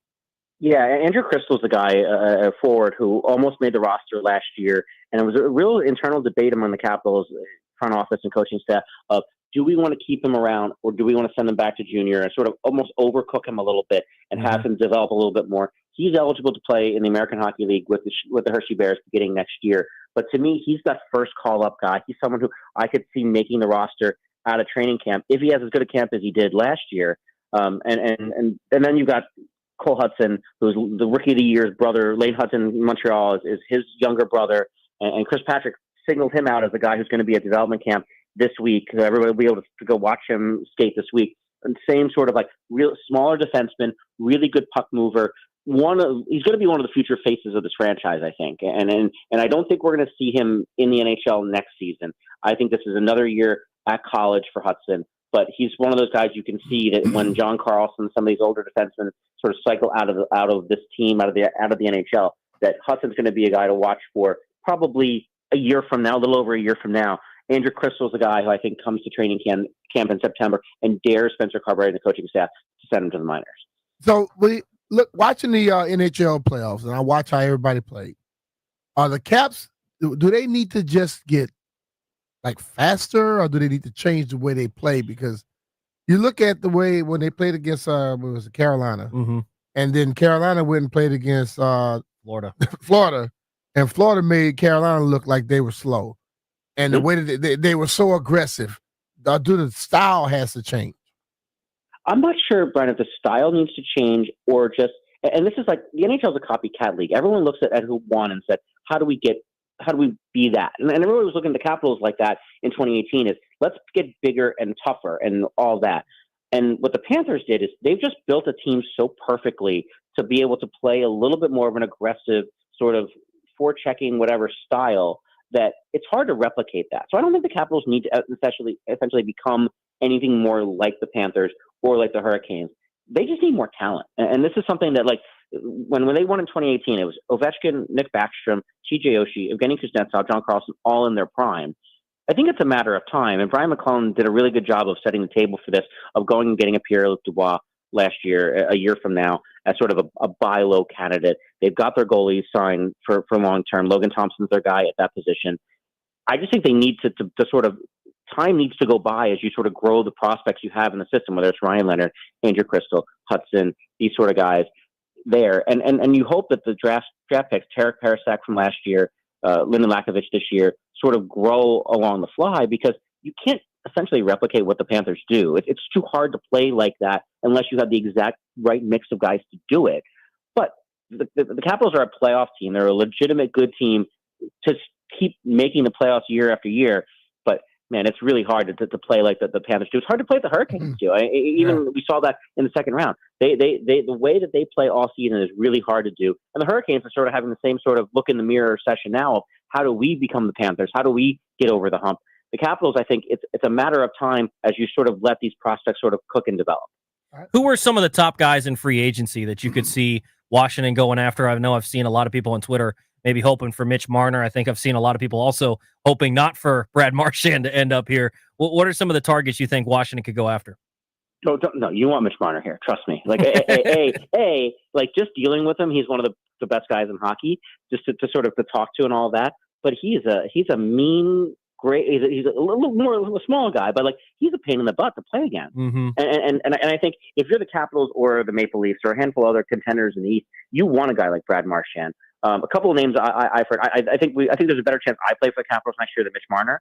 So let's put that to rest. I don't think there's a high chance. Have you been working on your skating? Is that what it is? Yeah, my skating needs to improve. I also need to grow like 5 or 6 inches. So that would be great. But I think the couple of names, Brock Besser from Vancouver, I mentioned earlier, I think is a guy that the Capitals would fit perfectly. Connor McMichael becomes your second line center, and Besser slots in pretty well. But there's a lot of teams in the league looking for a guy like Brock Besser. Nikolai Ehlers is if you need to fill your Danish quotient by Lars Eller leaving. Danish winger also sort of fits that middle six mold. The cap's going up so much, guys, that like a lot of players are going to get paid, and we're gonna say this is crazy how much these guys are making. I think the Capitals' free agency big year is next year. I think everything that Chris Patrick and Brian McClellan do over the next few days is going to set up them going after a real big fish next year. If Mitch Marner were a free agent a year from now, this would be a legitimate possibility, and I wouldn't be joking or laughing it off. But I think everything they do when Alex Ovechkin money comes off the salary cap next year, and another big leap of whatever, $8 million to over $100 million for the first time for the NHL salary cap, they're going to be able to really do something next year. Now it's a matter of, can they do some short-term signings, 2-3 year deals to get the right pieces around and sort of go and set yourself up to have 15, 20 million to be able to chase someone a year from now. Do you believe that it's the final ride next year for Alex Ovechkin, from the little reports we got about the email from Monumental to the interview with his wife out in some Russian outlet? Or are you think this is the final ride for Ovi next year? Yeah, I do, and not that I don't think an announcement needs to be made. I don't think Alex Ovechkin wants sort of the Marc-Andre Fleury farewell tour where he's going to every city and getting gifts and flowers and all of that. But I think it's pretty clear at 40 years old that Alex Ovechkin's role is going to change in terms of he's going to be a power play guy who probably plays a little bit less at even strength and is essentially a specialist, as Spencer Cartwright tried to do in the playoffs, and sort of after he broke breaking the record last year with Alex Ovechkin this probably is the last ride. Now, look, with the CBA changing and no fitness testing and no dress code moving forward, does Alex Ovechkin maybe want to come back for another year? Who knows? We could be having the same conversation a year from now. But all signs point to this is the end of his contract. He turns 40. We've all thought he wants to play a season in Russia in the KHL 1 year in front of sort of his family and all those folks before he retires. And then the second he retires, start the clock for the Hall of Fame, because 3 years later he's getting it. Talking with Stephen Wino of the AP. I want to transition, talk a little football as well. What have you made of this offseason with the Terry McLaurin stuff, and when do you think that ultimately gets done? Well, I wasn't worried when he didn't show up in mandatory minicamp, and I said this to Brian, to you and JP when it happened, is I'm not worried when it's May and June. If 3 weeks from now, 3.5 weeks from now, he's not on the field for training camp, then I worry. And this is a guy, we know Terry McLaurin. He's the Media Good Guy Award every single year. He's been incredibly great for us to deal with, and I think for the team to deal with. I think that for a lot of the teammates in that locker room, forget about us. He's a very well-respected guy who is a 1,000-yard receiver every single year. No, he's quarterback proof in the way that very few receivers are. And now he's got Jaden Daniels, and now he's got Deebo Samuel, so to take a little bit of pressure off him. But he also wants to get paid like a T. Higgins, like maybe not Jamar Chase and CeeDee Lamb, but he wants to get paid like a number one receiver. And so it's starting they're starting to have that. Is he getting a little older? Does the team see him differently than he sees him? I'm intrigued by this because you look from a sentimental standpoint and think this guy should play for the Washington Commanders for the rest of his career.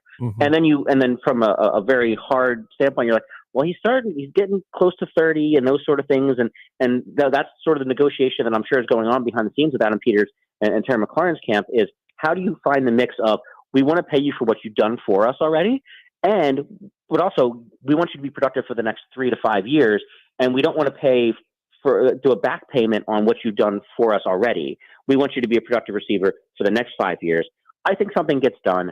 I don't super incredibly long-term deal, but something in the 3 to 5 year range to sort of make him happy. He's the perfect guy, right? For to have Jaden to sort of help Jaden Daniels grow up in the NFL, excuse me, that beyond just making a lot of catches, having a lot of yards, he's the perfect locker room guy to sort of show Jaden Daniels the way and help a young team sort of grow into being a Super Bowl contender. I think ultimately it gets done. I'm a little more worried than I was three weeks ago, but let's check in on day one of training camp and let's make sure Terry McLaurin's on the field. I think he shows the whole team the way. He does. Look how good he is, and others. Yeah. He's still same dude he was in the beginning. Calm, yeah, cool. He's terrific. Yeah. Well, and I think too, with the way that he conducts himself, even in this sort of standoff of sorts, right, where it's not like he's out in the media complaining and all those things. I think he's a great example for all the young guys on this team. Last one, Swino, talking about the Commanders still. Which one of these second-year guys, with the exception of Jaden and maybe Mikey as well, do you think needs to have a really good season and will have a really good season? I think Ben Sinnott is the guy because we know Zach Ertz is back, and he is sort of, as he acknowledged, sort of on the back nine of his career. Ben Sinnott is a guy who didn't have his first touchdown catch, so I think week 6 or 7 there, but he's a big guy. The team obviously spent a high draft, like a day 2 draft pick on a highly touted player, and they're going to need him, honestly, with the sort of turnover at that position and maybe some of the guys drafted in the previous regime not turning out to be the sort of player, Cole Turner, that maybe the organization thought before that. Ben Sinnott is the guy for me because this is an offense where you're going to have a little bit of changeover of what the running back position looks like. You're going to have, obviously, Deebo Samuel and ideally Terry McLaurin on the outside. Having that sort of safety valve for Jaden Daniels in this offense, if Zach Ertz drops off, and even when Zach Ertz leaves in a year or whenever he retires, I think Ben Sinnott is the guy more than anybody else the Commanders are counting on.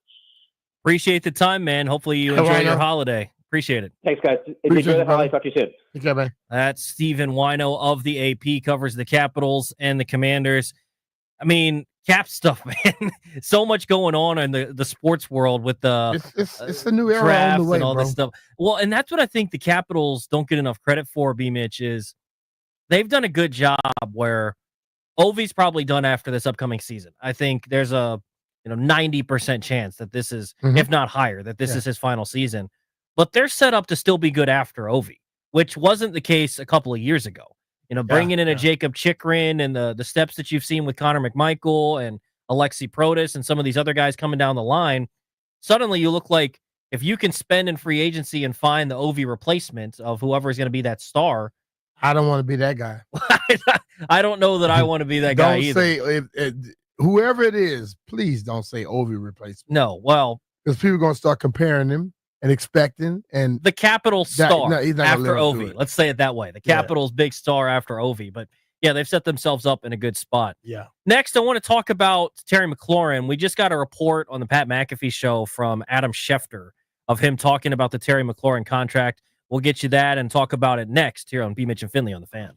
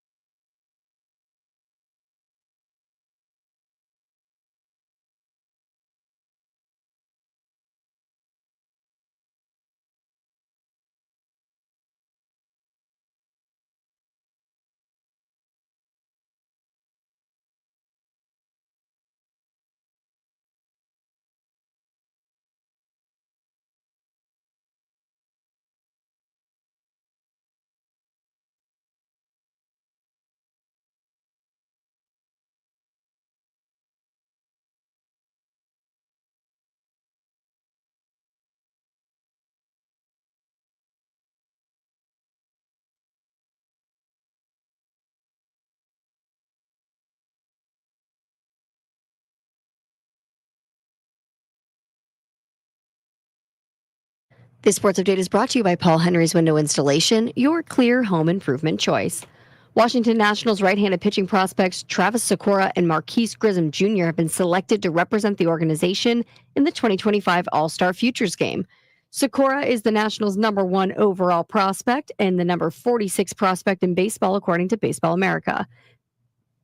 Up until his promotion to Double-A on June 26th, he led all of minor league baseball in, wait for it, opponent's batting average, whip, hits per 9 innings, opponent's slugging percentage, and strikeouts per 9 innings. Marquise Grissom Jr. is the number 21 prospect in the Nats organization per MLB Pipeline. He currently ranks 3rd in Washington's minor league system with 6 saves this season. His 15 saves over the last 2 seasons are the most by any current Nationals farmhand. From the Crop MedCap 5-Star Sports Desk, Savannah McCann on the Fan.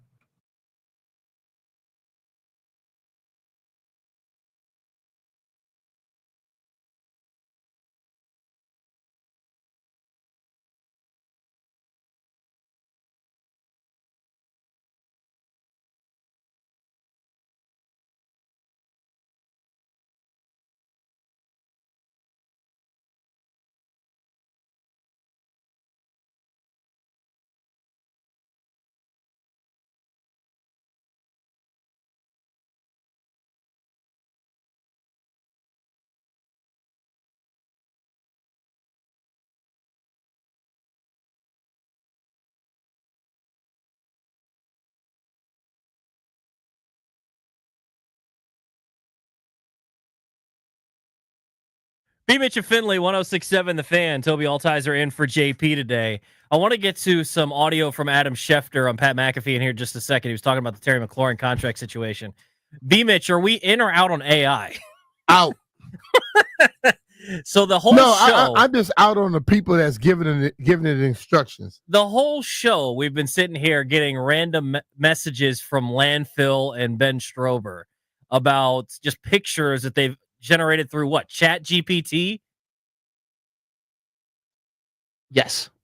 They're fantastic. Only one that really looks like somebody is the one that Landfill got. I mean, Landfill's is hilarious. So Landfill's is him wearing some sunglasses, smiling, and he's wearing a Hawaiian shirt with burgers and pizza and fries. Why are you throwing me under the bus? I didn't send a single message. Okay, well, they're all from Landfill, but I didn't make any of these. AI is scary. I do enjoy it, though. Yeah, this is a lot of fun. It's not very good. They're way off. Some of the AI stuff, though, has gotten really good, B. Mitch. It's almost you almost can't tell what's real and what's not anymore. It's a little bit scary at times. Speaking of what's not real, this Terry McLaurin contract situation. I must think every brother look alike if they thought they looked like me.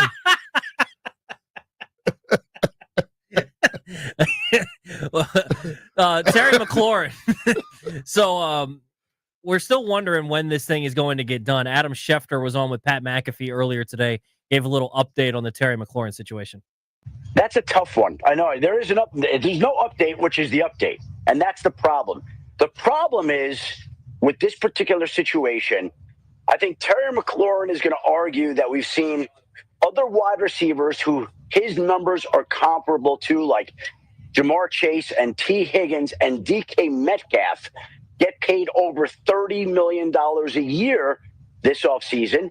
And I think the Commanders then can say yes, but Mike Evans, who also has had comparable numbers, is at $24 million. So there really is quite a difference and a gap between what both sides would want. They have not made any progress. I would think that we'll see if there are any teams that decide to come snooping around Terry McLaurin to see if they could try to pry loose Terry McLaurin, who, by the way, I cannot envision the Commanders moving on from, no matter how disgruntled he may be. Again, it's sort of like TJ Watt. You can't imagine that these two sides, as far apart as they are today, wouldn't be able to somehow find a way to bridge their differences and figure out a solution. But today, McLaurin and the Commanders are not close. Watt and the Steelers are not close. And those will be two of the storylines that we are tracking as we get ready for training camp. Couple great players. We'd love to see them play for the Indianapolis Colts at quite a discounted rate. And welcome them to our city. Ain't going to happen. Every team in the league would love to see Terry McLaurin or TJ Watt playing in their city. I'll tell you this. What I just heard is these bastards aren't telling me anything. Well, and that's what I'm like. That's what I was going to ask you. Nobody is talking. Is this a report or is this a that was just speculation? That was a straight speculation. None of the stuff he spoke of was that he talked to anybody. He just said they're not close because you know why? No information has come out. Correct. So that's the whole thing. That's the first time I've ever heard Adam Schefter talk in a sense that he did not know what he didn't know because nobody's talking to him right now. Yeah, I mean that sounded like pure speculation of he doesn't know what number they're asking for. He doesn't know how far they are apart. I mean, as far as he knows, it could be 29-30 and they're arguing over the million, or it could be 32-30. This is just that is the one time I've heard him talk when normally when he's talking, I normally will go with whatever he says. But right there, he seemed lost. Yeah, it's just I think that this thing is going to get done, and they've kept everything really locked as tight as can be. Like there hasn't been anything. I mean, think about the Laramie Tunsil deal when that was made, B-Mitch. Like no one knew that Laramie Tunsil was even available. Nope. Much less that he was going to come here. Nope. That just happened all of a sudden. And all of a sudden you hear, we got gas man. Yeah, and I think that when you look at this Terry contract, it's going to get done because I don't think that there's any way that they're going to let him walk out of the building. And the other thing, too, is they'll get it figured out. It kind of works in a perfect time frame with the contract where even if they have to quote-unquote overpay for Terry McLaurin, say they want to offer 32 and say he wants 34, something like that. It's in a perfect time where it doesn't coincide with Jaden's contract at all. At all. Because Jaden's on a rookie contract for 4 more years with the 5th-year option picked up. So you got 4 more years of affordable quarterback play before he gets that large number, which could be 70, 80 million by the time he comes up. Yeah. They don't have to probably will be. They don't have to pinch pennies right now. Now's not the time where you have to be like, hey man, we could really use an extra $5 million. You don't have to do that right now with Terry McLaurin. Maybe with some other guys, but not Terry. Nah. Listen, man, I'm not getting agitated. I'm not getting worked up and worried about that comment right there because that was not a report. That was comments. Yeah, and I don't think that there's a whole lot to be worried about. Again, like Swino was saying, like we've said all along, talk to me when it's training camp and if he's not there, and then we can have a more real discussion. But we saw that. What was the timeline the last time that he got his deal? It was sometime early July, right? It was July 6th was the day it was signed, but so we don't know when they so early July to it. Early July, right around this time frame. So it could be that by the 4th of July when you're celebrating on Friday, Terry McLaurin could be signed or they've agreed to a deal. I hope it is. I will fire some fireworks then. I'm throwing up some regardless. I might throw a couple extra if they can get the deal done for Terry. Yeah. But I just don't see any way that they would let him go. He's too important to this football team. He's too important to the offense. He's too important to Jaden Daniels. And I think just overall, he's the leader of this team, and it sends the wrong message. But everyone also understands it's a business, but I think it gets done. I think it gets done, and I think his impact on the offense that he can have going forward, where he has a true quarterback. We saw him have the best season of his career last year, and that was something that had to grow as well, B-Mitch. Like that was something that as the season went on, they got better together. Imagine now having a year's worth of chemistry under your belt and taking that next step as Jaden grew, and they grew closer together as well. Don't you think that your quarterback would want to see his guy come back? Oh, 100%. And I'm so sure too. Like he's been around the facility. Heck, he was just out in Ashburn on Saturday. He was at a signing event that they were having at the Dulles Expo Center or whatever. He was out there taking pictures and signing autographs with fans. I'm sure he heard a bunch of stuff from fans while he was out there. Like, hell yeah! I can guarantee you, fans will give you their opinions. He's going to be wearing burgundy and gold. He's not going anywhere else. He's too important to this team. And I think you look at this offense going into this year, B-Mitch, bringing in a Deebo Samuel, open some more stuff up for Terry McLaurin because he's going to have guys maybe have to come down a little bit. He's going to spread stuff out horizontally, and you're going to give more opportunities for Terry where he's got a legit another threat that, or the offense has a legit another threat that defenses had to pay attention to. Yeah, I agree with that. And I think, Terry has done it without having that weapon. Why would you want to get rid of him now when he could be more effective?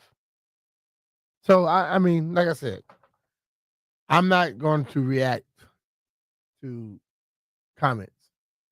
So locked on law in the chat says, imagine giving Terry $35 million a year and him not having another season like last season. That'd be one thing if last year was an anomaly. It was his best season. There's no question about it. But year after year, he's gone for 1,000 yards with terrible quarterback play. He's played well every year. And I think the problem is, like, people think, the thing of it is, when you get money, you keep being productive. It's not like you finna take a major step. You keep being productive. And if you got the same quarterback and you got better offensive line play, you would expect the guy to step up. And I think when people look at, because I hate the discussion that he's not a number one receiver. I hate that discussion. Man, because look, people got to realize, in this league, you get paid according to how good you are on that team you're playing for. And if you're the leading guy, you're the number one receiver on that team. And last year, when he didn't have legitimate number twos, and people knew he was getting the ball, and they could not stop him. Yeah. If that's not number one, then something's wrong. And I don't, like, immediately they go, is he Justin Jefferson or Jamar Chase? No, he's not. He's Terry McLaurin. And those dudes are the best receivers in the league, and that's totally fine. But the other part, too, is, well, the size or this and that. The game has changed. Justin Jefferson isn't your prototypical number one wide receiver build, right? That's not how you would build your guy. You know what decides if you're a wide receiver, the number one guy? Not your bill. It's your production. Mm-hmm. Does Terry lack production? No. He's gone over 1,000 every year but one in his NFL career. So since he started in 2019, he went for 919 yards in 19. That's when he had Landfill throwing the ball. Mm-hmm. 2020, 1,100 yards, 1,118. 2021, 1,053. 2022, 1,191. 2023, 1,002. Last year, 1,096. The big difference last year, B. Mitch, the huge difference. QB. Touchdowns. Yeah.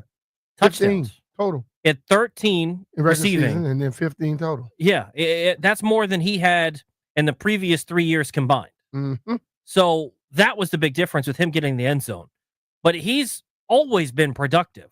All the time. This idea that you're going to pay him money and he's suddenly going to fall off, okay, maybe he only goes for 1,050, but you can almost go to the bank that he's going for 1,000 yards, right? And if that's the case, he's a number one receiver to me. Yeah, he's the number one receiver for this offense. He helps out this team immensely. Some people's mindset of how they can tell us how this stuff is working, and they just throw out stuff. They don't give you nothing to go with it.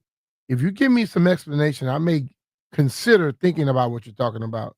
Can't give me an explanation with it, then it doesn't make much sense to me. Yeah, and I think that he's so valuable for this team. They understand it, so they're not going to fool around into training camp. But at the same point, San Francisco's had some guys hold out.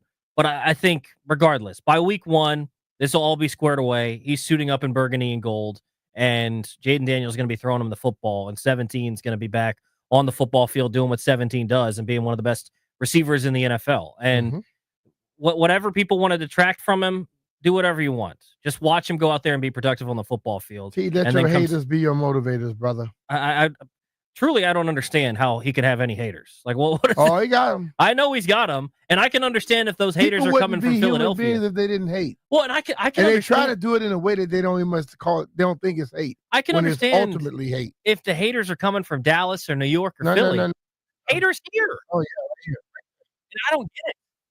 But what is there about him? What could you hate? Hey man, he can take a page from my book. Give him all one finger salutes. Keep moving. I don't see Terry doing that. I'll do it for him. We'll let B-Mitch be the no representation. problem doing it for you, T. We'll let B-Mitch be the representation for Terry McLaurin. Coming up next, we'll make some bets and wrap up the show. You're listening to B-Mitch and Finley on the Fan.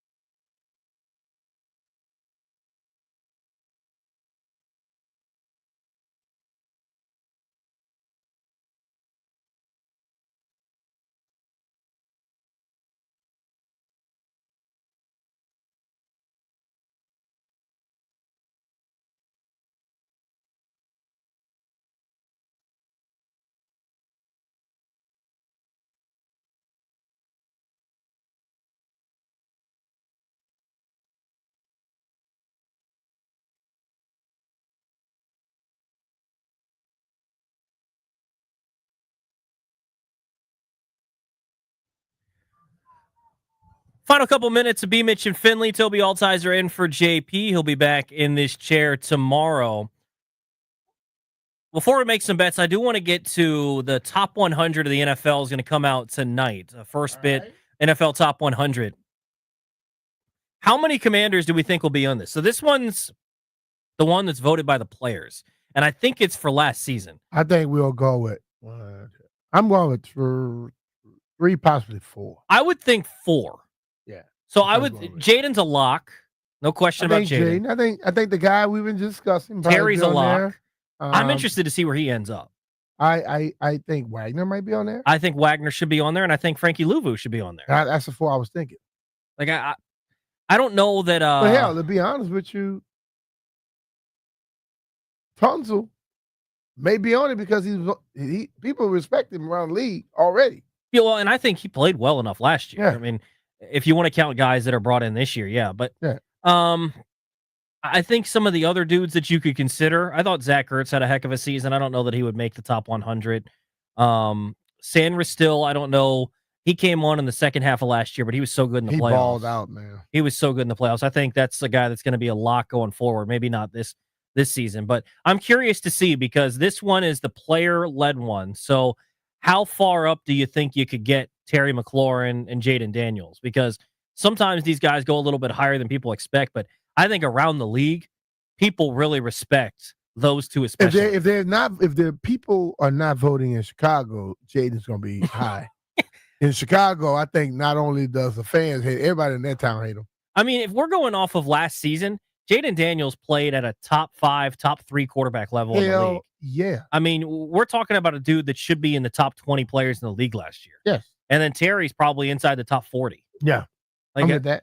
And I think, Louvu and Wagner are probably somewhere in that 70, 80 to 100 range, somewhere around there.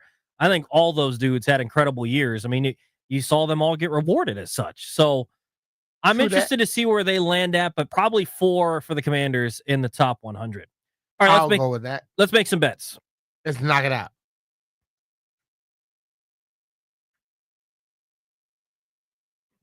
Holla.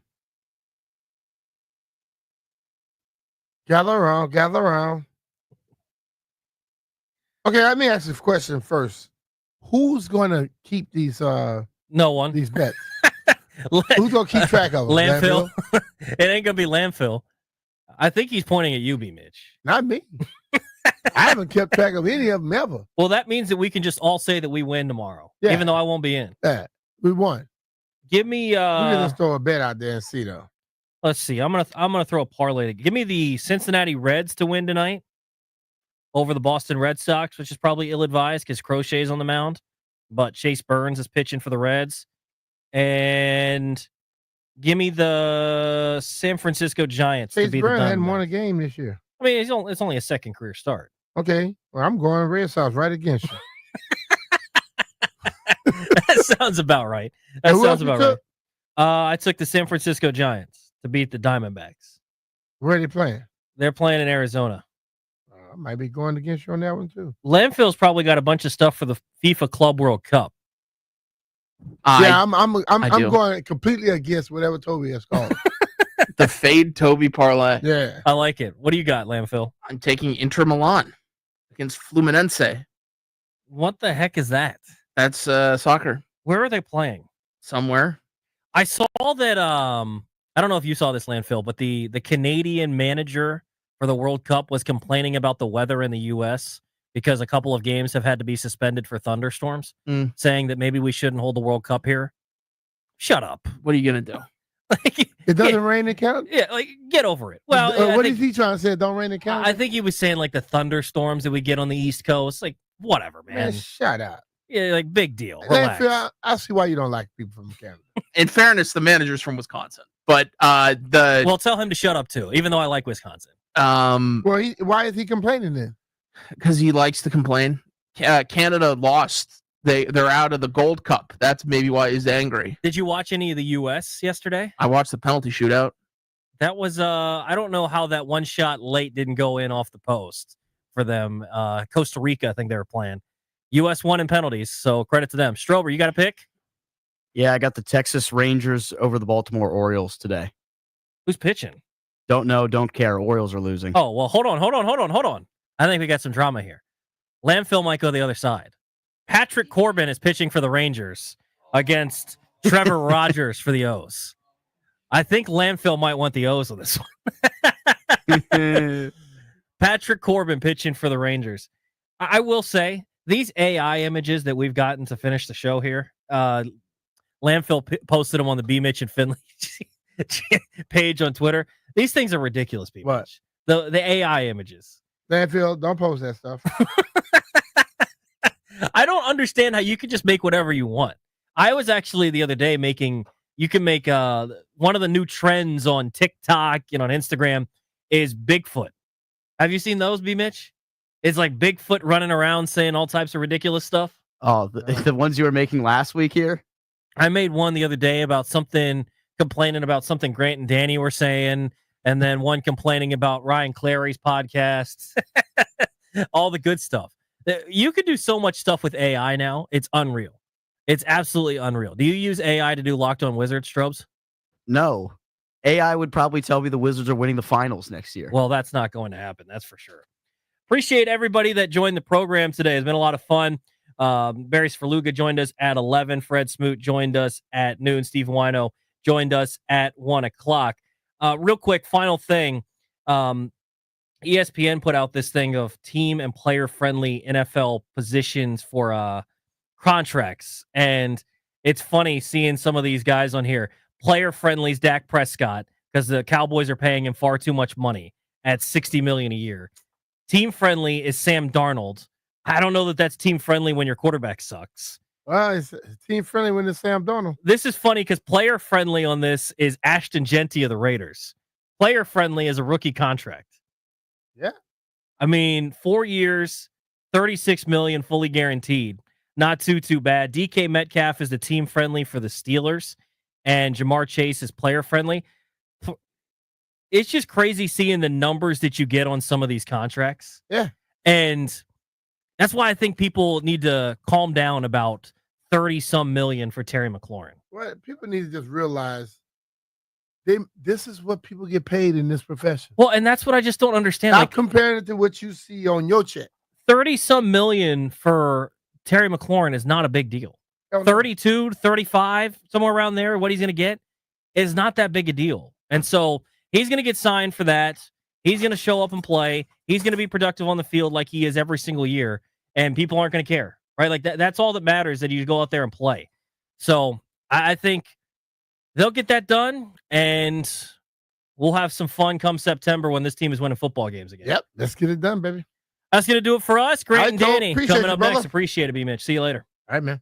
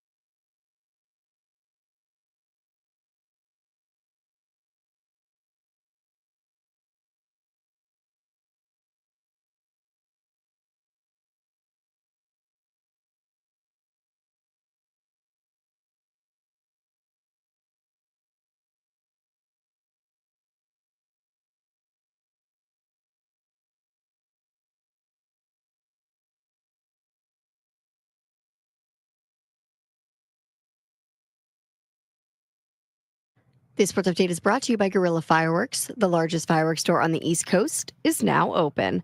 The Nationals and AARP today announced a multi-year agreement that makes AARP the club's inaugural jersey patch sponsor. That means the AARP logo will appear on all team jerseys during the regular season, postseason, and spring training, making its on-field debut July 1st. The Miami Dolphins have agreed to trade three-time All-Pro cornerback Jalen Ramsey to the Steelers in exchange for three-time All-Pro safety Minkah Fitzpatrick. The Dolphins are also trading tight end Jonnu Smith to the Steelers for a late-round pick swap. Ramsey will get a $1.5 million raise this season, bringing his 2025 compensation to $26.6 million. Smith will receive a one-time contract extension for 1 year, $12 million. And a civil lawsuit accusing BYU quarterback Jake Retlaff of battery assault and intentional infliction of emotional distress has been dismissed. The parties jointly agreed to dismiss without prejudice, ending the case, which was filed last month. However, Retlaff now plans to transfer from BYU as he still faces a possible 7-game suspension for admitting to violating the BYU honor code during the legal proceedings. Guerrilla Fireworks, the largest fireworks store on the East Coast, is now open, featuring all major brands of firecrackers, rockets, mortars, artillery shells, repeaters, Roman candles, fountains, and so much more. 30 minutes from the DMV in Charlestown, West Virginia, Guerrilla Fireworks is just 1 mile from Hollywood Casino. From the Crop Medcap 5-Star Sports Desk, Savannah McCann on the Fan.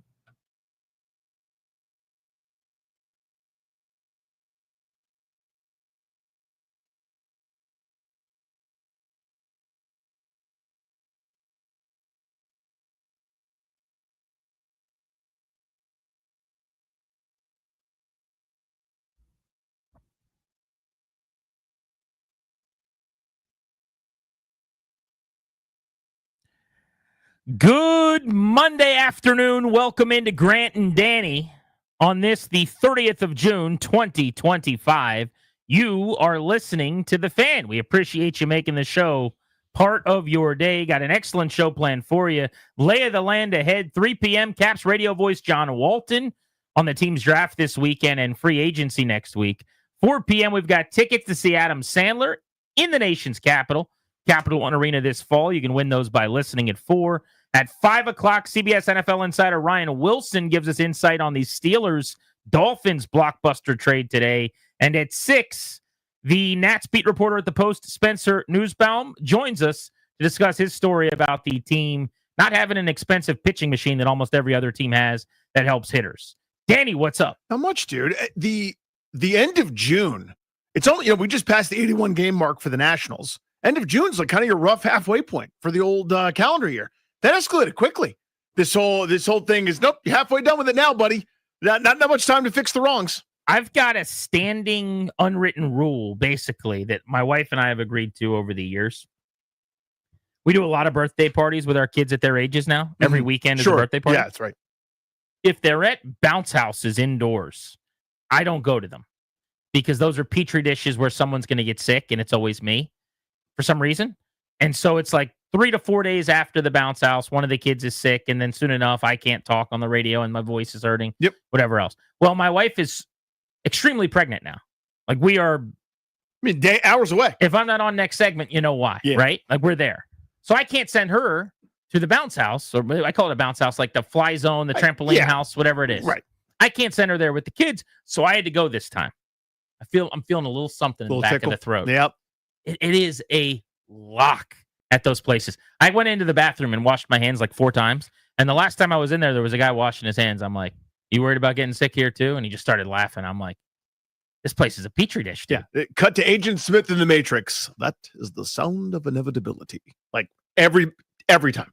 Every time. And you guys are in that phase, by the way, where it's probably every second or third weekend you're going to one of these parties somewhere. I deserve it. I used to make fun of you for being sick all the time. There was so much. I mean, I'm not at Danny Rouillet levels, but you actually had to have like operations to cure your evils. Mm-hmm. But there was still a little bit too much joning, probably. Yeah, I caught a little more Eric Flack, and I just said, just you wait. You wait. I think you're like 9 illnesses a year. I just used to laugh at. I think I'm up to like 3 a year, but I went years with nothing. I know. And then all of a sudden something changed. I wonder what it was. All the kids touching all the things all the time. Remember, we were going to Florida once, and like a guy recognized us in the airport. Said, "Can I get you guys a beer?" And I was like, "Actually, no, thank you. I'm just this is before I quit drinking altogether." But I was like, "Actually, no, thanks. I'm just still getting over a cold." And then like everyone had a good yuck. Like, Danny's getting over a cold. What a shocker! Like you're always getting over a cold or something. I was like, "Yep, I have children." But you guys laugh it up. You guys have a great time, Brendan Darr, parent. You guys have a great time, Grant Paulson, parent, constantly sick. So it's almost like I told you. Came around. It did. It always does. Terry McLaurin, let's get you the latest on what's going on with Terry and the Commanders. So for the most part, when this has come up on the show, I think the show mantra has been it's going to work out. There's no reason it's not going to. And I still subscribe to that. I still think that's the case. But the progress that you're looking for or what you'd want to be happening does not seem to be happening right now. In fact, there was a report over the weekend from Albert Breer about the Terry McLaurin negotiations where he said talks between the team and the star wide receiver are, quote, not in a great place. Went on to say that the two sides are expected to pick talks up again in the next few weeks. But not in a great place is very different than it's inevitable. This is imminent. He's going to get a deal done ahead of training camp. So then today on ESPN with Pat McAfee, Adam Schefter was asked about Terry McLaurin and the Commanders and the ongoing conversation between the two parties.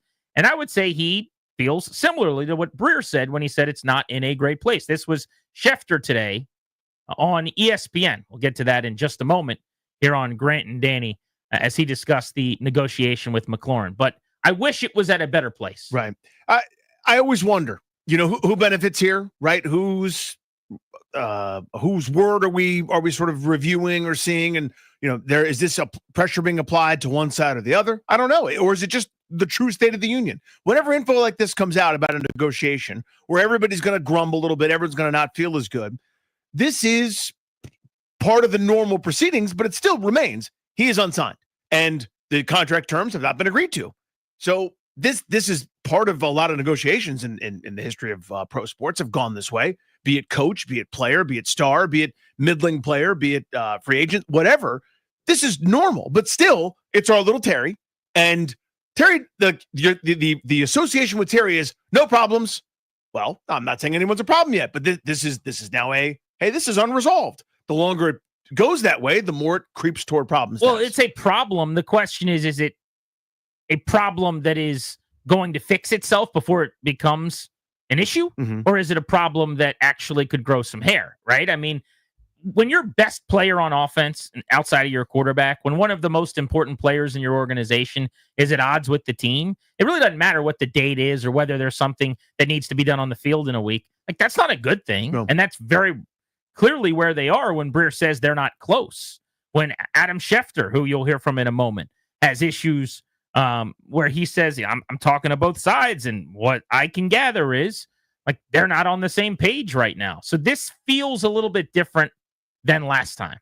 But what I find so compelling about this is this front office correctly, which has batted as close to 1,000 as you can since Adam Peters took over and hired a bunch of really good executives like Lance Newmark to come in from other places, has gotten the benefit of the doubt from fans. And I think for the most part, the fan base is team don't question Adam Peters.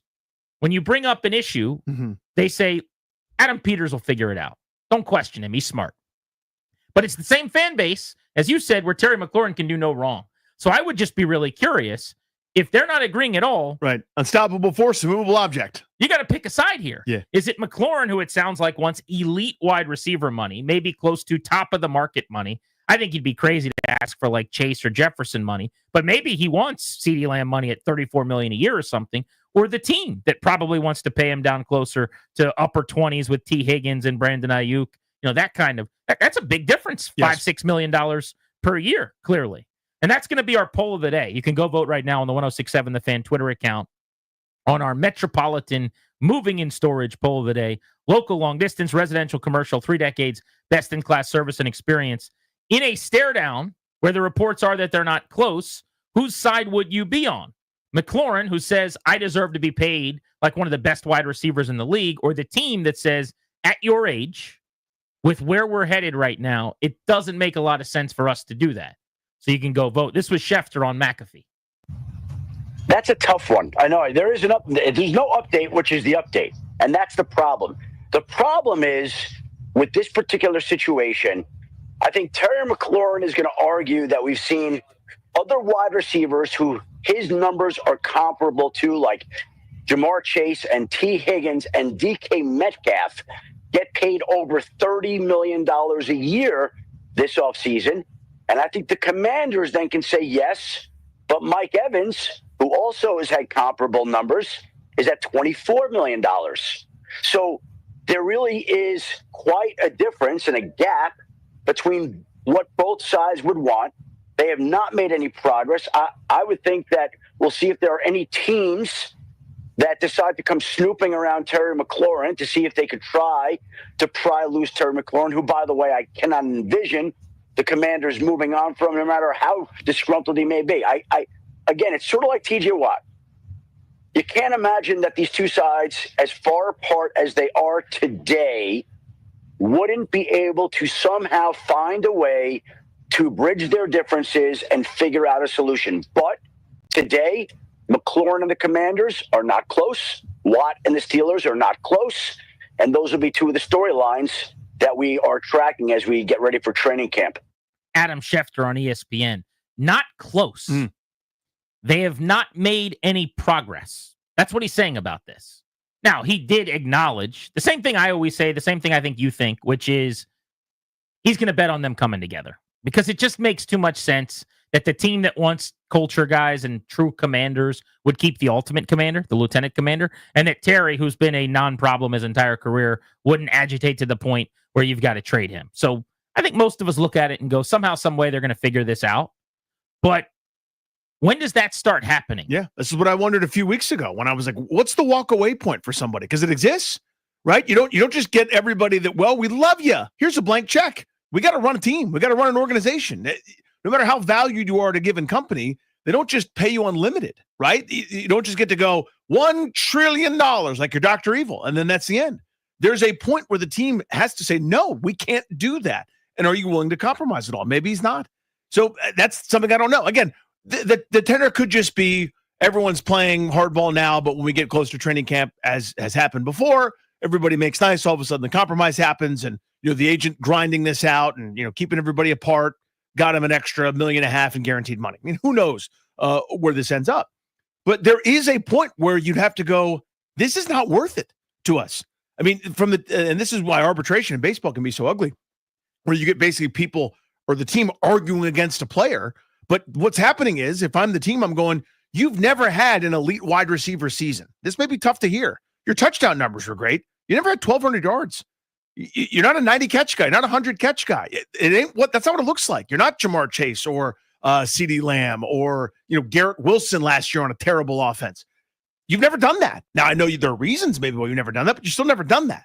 We can't pay you at the top. Well, let's take this at the numbers that Schefter threw out there, which is because I don't think he just picks these randomly. Somebody's mentioned something to him. The comps, yeah. So he says he wants over $30 million, and he cited DK Metcalf, which is a very reasonable comp. In fact, I said when DK got that deal, well, that's Terry's number, because if you're the agent, I think they have the same agent, by the way. But regardless, if you're the agent for Terry McLaurin and DK Metcalf gets about $33 million, look at their numbers over their careers and productivity. That's where Terry McLaurin wants to be. So let's just say he's looking for $33 million, which, by the way, would make him the fourth highest paid player in the NFL. Now, we can go back to our NFL Economics 101 class with Kirk Cousins years ago, because I can already hear the people yelling in their cars, he's not the fourth best wide receiver in the league. And while that's true, that's not how it works, right? So a guy got paid because he was the most recent guy to get paid in DK, who you feel like you can comp to, and now it's your turn, and that's what you're asking for. So it'd be Chase at 40.2, Jefferson at 35, CeeDee Lamb at 34, and then McLaurin at 33. That might be, according to Schefter, what he's asking for, over 30. Guys that are in that over 30 range are A.J. Brown, who I think is better than McLaurin, and nobody would dispute that. That's 32 per year. So the team could hold that against him. Tyreek Hill at $30 million per year is at problem child and the guy you don't want in your locker room, but he's been a way more impactful player. You're removed from 1,800 yards. Right. Yeah. Brandon Ayuk, $30 million. I think Terry could make the case. He's every bit as good. That's part of why I think this market, as I look at it right now, Danny, is so complicated. Yes.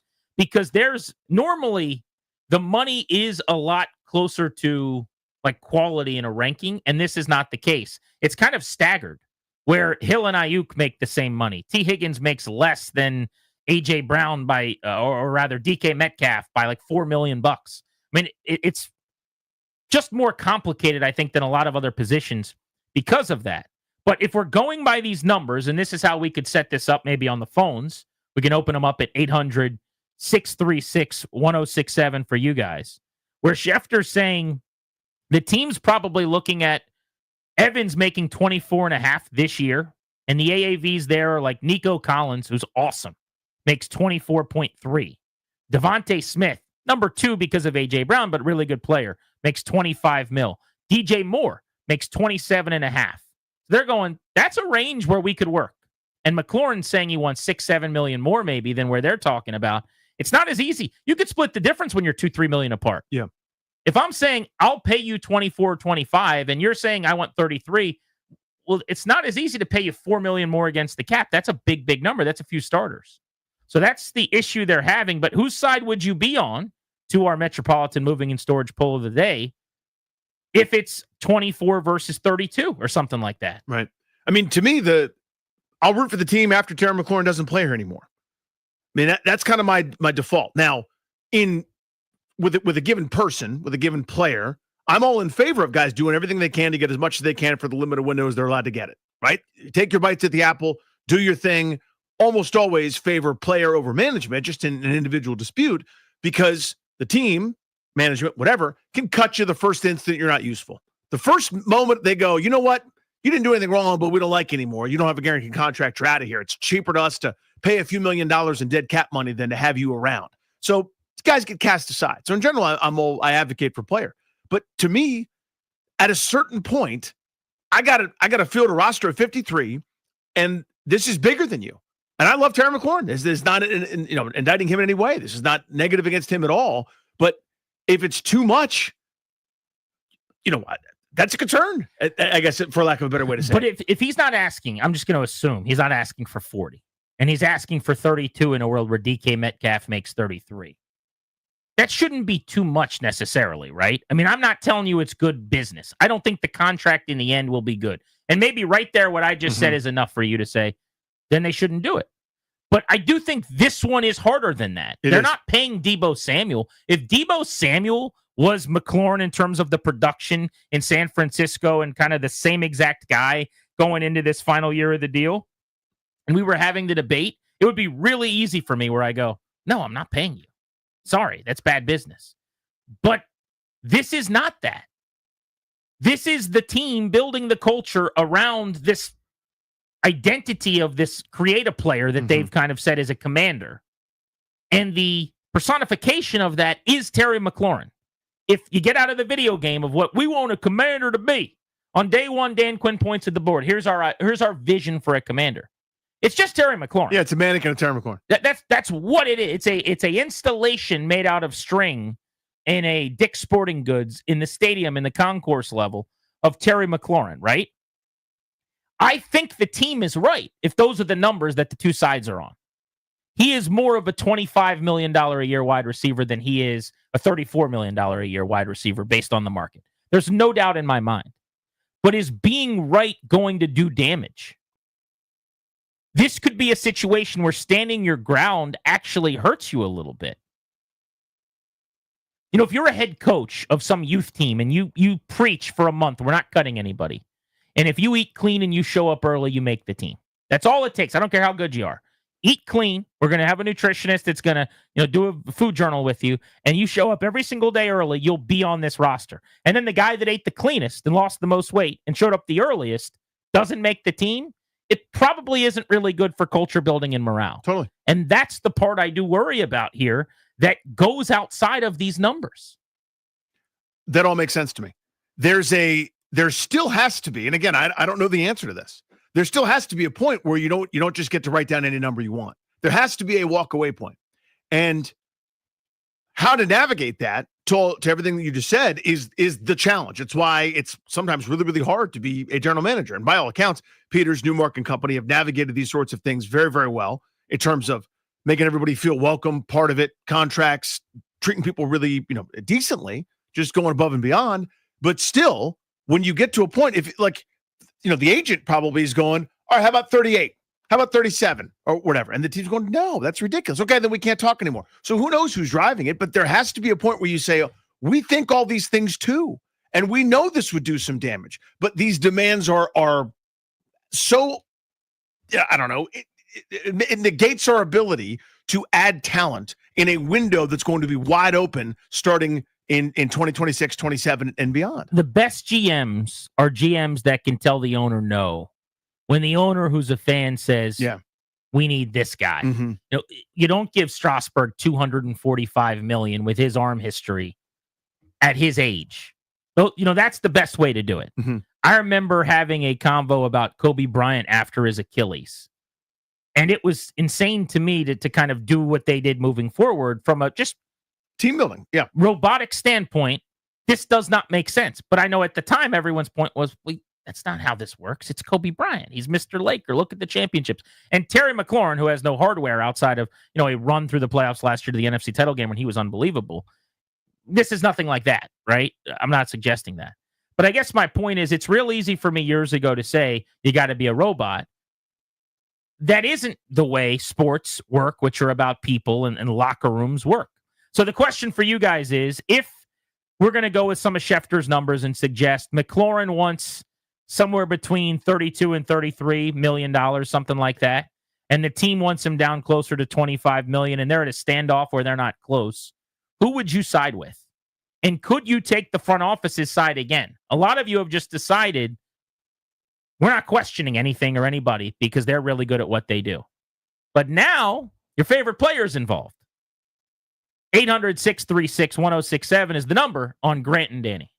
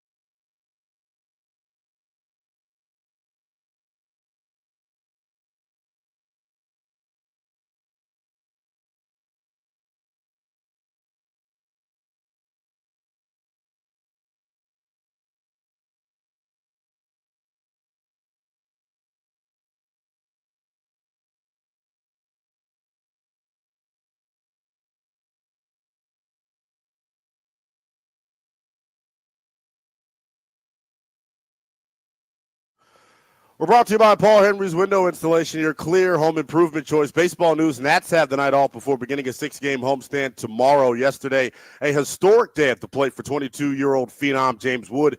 He became the first major leaguer since Barry Bonds to be intentionally walked 4 times during a game during Washington's 7-4 11-inning win over the LA Angels on Sunday.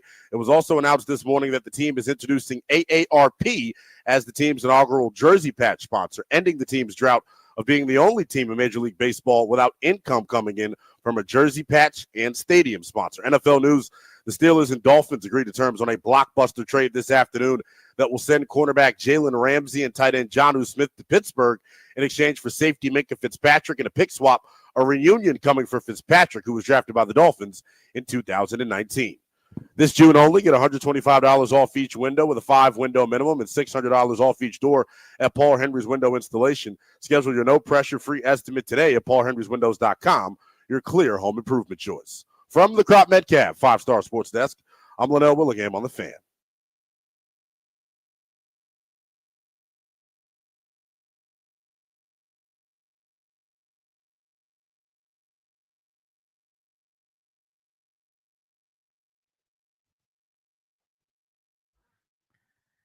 Terry McLaurin and the Commanders are not close to a new deal, according to Albert Breer of MMQB this weekend, working with SI. Adam Schefter today was just on ESPN on Pat McAfee's show, and he gave some details. The numbers he threw out there are that McLaurin's camp's looking for plus side of $30 million, which makes sense because DK Metcalf got 33. The Commanders are looking at guys like Mike Evans, whose AAV is actually 20.5 on his deal, but he's about to make 24 and change, and they're going, dude, 33's a lot on this market. You're $2 million away from Justin Jefferson, who just got paid a year ago. We can't do that. And by the way, that would be my argument.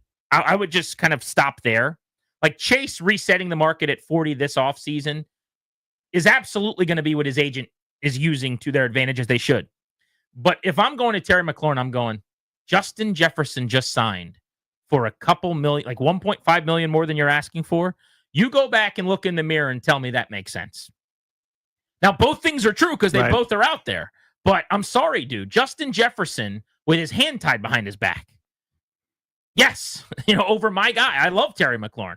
But give me a break. Now, not how it works. It's your turn to get paid. I'm going to take care of you. You are the man. You're Mr. Commander. You do everything the right way. So in the end, would I end up paying him $30 million? I would. Would I pay him 31? Yeah, 32 is kind of where it gets hairy, but I think that's what it's going to take. So, yes, I'll probably end up paying him $32 million. But I am right now holding strong because why wouldn't I? It's June 30th. I'm telling him, hey, 25 is where we need to be, buddy. And in the end, if like my hit, you always say, what's your walk away point? Yep. My walk away point would be the Metcalf contract, which he's going to 33. Right, which is way too much. It's a terrible deal to give him. But I have the luxury of giving him a bad deal over the next couple of years, which I would front load as best I could because Jaden Daniels is not getting paid yet. And I think by the time Jaden Daniels starts getting big money, McLaurin's contract will be done anyway. I think it's smartly put. So 2 things to me. One, I'm going to play some hardball here, knowing at the end of the day that he'll play for me and it'll end up working out, right? So I'm not just going to do 32 right now this minute, right? I may end up probably going to that point, but I would try to avoid that, which is what the team's doing. So that means you're climbing all over yourself or each other to sign a contract that's probably not a great deal for you at this point. Everyone's got to walk away grumbling a little bit for it to make a lot of sense. And McLaurin's camp, this is their last chance to do this, right? If he signs another contract after this, it'll be much different. It'll be one of those Larry Fitzgerald lifetime achievement deals. Maybe it's an Art Monk signing somewhere else towards the end of his years. This is the last big prime window where he can cash in at the top of the market. So he's trying to do that. That's very reasonable to me after his career season. I would too, by the way, right? So I get why it's not done yet. One other important number we've got to throw out there is that McLaurin made 23.2 AAV on his last deal. Mm-hmm. Take your own job. When you did that, whatever that number was, and then you had your best year, and you seem to be ascending, and now you're ready to go put up better numbers than you were before, and you were making that, you want a pretty sizable raise.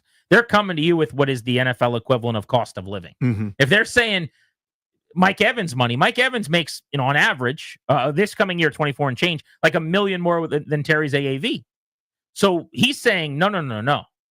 I'm due a raise. I just had my best season. You guys just saw what I'm actually capable of with the grown-up quarterback. His number this year is 25.5. How could you possibly try to sign him again at 25 if Schefter's floating that number? That's not how business works. I need a raise. I need more money, which is why I think it's going to be way closer to 30 when this thing gets done anyway. So it isn't that reasonable. He made 24 last year, 25.5 this year, that they would go to him and say, 25 is where you should be. But this was Schefter on McAfee. No update, which is the update. And that's the problem. The problem is, with this particular situation, I think Terry McLaurin is going to argue that we've seen other wide receivers who his numbers are comparable to, like Jamar Chase and T. Higgins and DK Metcalf, get paid over $30 million a year this offseason. And I think the Commanders then can say yes, but Mike Evans, who also has had comparable numbers, is at $24 million. Let's go to Vince in Maryland to get started here on the phones. 800-636-1067. What's up, Vince? How are you? What's good, guys? How y'all doing? Hey, buddy. So I clearly get all the points that are being made. And my biggest thing is, if at the end of the day we sign Terry's not getting traded, we're going to give him his money. Why do the song and dance? Like, that just feels so, it feels so not what we're supposed to be under this new management and new GM. And like, we're supposed to be the guys that say, this makes sense. Let's do the make sense thing right now. Let's invite the family to the cookout and make them feel good. Like, why play the song and dance if we're going to get what we're getting? Because we're not moving on from Terry. Terry's going to get his money. Well, if the reality is that at the end of this, he's 100% going to be here and signed, which I do think is true, then that's an interesting point. Let's not play games. How's this going to end? Let's just start there and end it. Because I don't see this, though, as a Hendrickson Cincinnati thing where people are saying nasty stuff. If we get to that point, then I would probably be more in line with that. This, to me, though, is just the standard bit of negotiating. It's not in the team's interest, even though they love the guy. We're all having a love fest, but you're still not. It's not in your best interest to pay the guy $8 million more against the cap each year for the next several seasons. And that right? would be my rebuttal. Would be it's just business. It's not personal, because the new regime does things correctly and operates in a family-friendly way. You could absolutely still be doing that while he's not being paid. I saw a clip on the internet recently where someone was saying, when it comes to service, basically, we grade things on whether or not we get what we want. That's the idea. Like, you have to give me what I want, or else I'm going to say I don't like that place. Like, you call an airline and say, hey, I've got a flight for tomorrow. I need to change it to today. And if they don't let you, then you're mad. But that's not always the case. Like, when I call in and say, hey, I got a flight tomorrow, I need to change it. If you just say, can't do that. Hey, we don't do that. Sorry. Can't do that. And over again, and I hang up, now I hate you. But if I call in and say, I got a flight tomorrow, I got to change and get out tonight, and the person goes, yeah, we're not really allowed to do that, but let me see what I can do. And they look and they're like, no, that's not going to work. Let me go talk to my boss. And like 30 minutes later, you still can't do it, but they talk to two people and they're very apologetic. And they tried to help you. It just makes you feel like they understand your situation. Yeah. They might be doing it that way. It used to be maybe that they go, nope, you're not as good as Justin Jefferson. And maybe they're showing them all the plays where you almost are as good as Justin Jefferson. Like, I think it could be said that the front office is in fact doing exactly what he's talking about. They're doing everything the right way by making sure that they don't overpay guys, just to overpay them, which was a thing many, many years ago. Hasn't been in a while, because I think the last group was pretty cheap, actually. Let's go to Jay in D.C. What's up? Jay.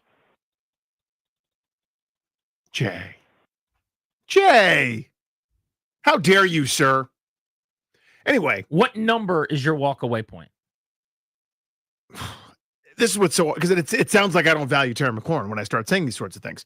But I would try, and this is oversimplifying the cap, right? Where I'm sure you can look in an AAV, it says 32, but it actually plays out more like, 26 or 27 in certain years with the guaranteed money and void years and a bunch of things that don't make sense to me.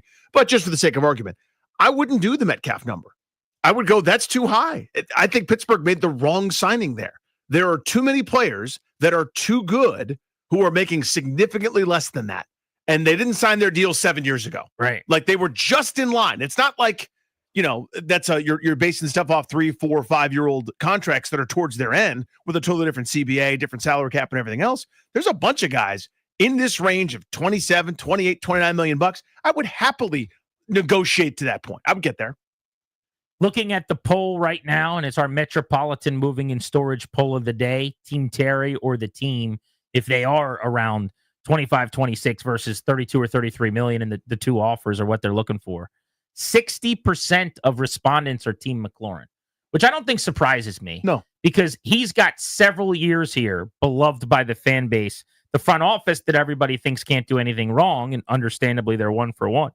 I love Peters as much as anybody. But as much as don't question them, benefit of the doubt, leave them alone. People did the same thing with Ron Rivera, by the way. Yep. It just so happens that Rivera was incompetent, and this group is not, and Peters is actually good. But they did the same thing when Rivera won a fake division title with 7 wins. It was in Ron we trust. Now it's in Adam we trust. But you've had a longer track record with McLaurin, and you just nobody's got an Adam Peters jersey right now. So I think more people will side with McLaurin, even if the team's idea is the right business idea. Black and white, no relationships, emotions involved. The less you can pay him, the better for the team. And when you look at the numbers, as you said, the Steelers' contract with Metcalf is not good. Jay in D.C., let's try it again. What's up? Hey, sorry, man. Thanks for taking the call back again. I'm Team McLaren, and I'm not against Adam Peters, but here's my thing. I kind of agree with the first call of Vince. Why do the song and dance if you don't need to? I come from this angle. Terry, he's he's homegrown. Since we drafted him, he brought us in his 3rd contract with us. And the 30 years I've been Skins fan, or 40 years I've been Skins fan, I don't know how many players we actually signed for a 3rd contract. So he's one of ours. We know we can do. So Grant, I hear you when you say, the market value, we don't want to overpay, but we pay what he's worth to us. And that's all that matters. I don't care what DK Metcalf, I don't care what Chase and them get. I don't care what none of them get paid. We pay him what he's worth to us. And so to me, I think 30, 32, that's just right on the money. And like I say, we have the money. But what if you're offering 30 and he's saying he needs more? Like, is there a point where you go, what if he's saying 34? And then you try to meet him in the middle of 32? Yeah, I'll say, come on, let's split the difference. There's always a point where we say, hey, that's too much. And what is that? We're not going to give him a blank check. What is that? For me personally, I say around the 31 to 33, that's that sweet spot. Maybe 34 tops. I don't know if I'll go past 34. So it sounds like you and I are in lockstep on money. I just wonder, I have a hard time realistically thinking Terry McLaurin would want more than, or would need more than 33. In a world where Justin Jefferson's AAV is 35. And I got a tweet from someone here saying the AAV is probably not the important, it's the guaranteed money. Well, it's all important. The AAV matters a lot because cap numbers are related to that. And where do you get your cap numbers and your AAV from? A lot of that is, it works together with the guaranteed money. But if you're looking at guarantees, Chase got 109.9, Jefferson got 110, Lamb got 100, Metcalf got 80 million in total guaranteed money.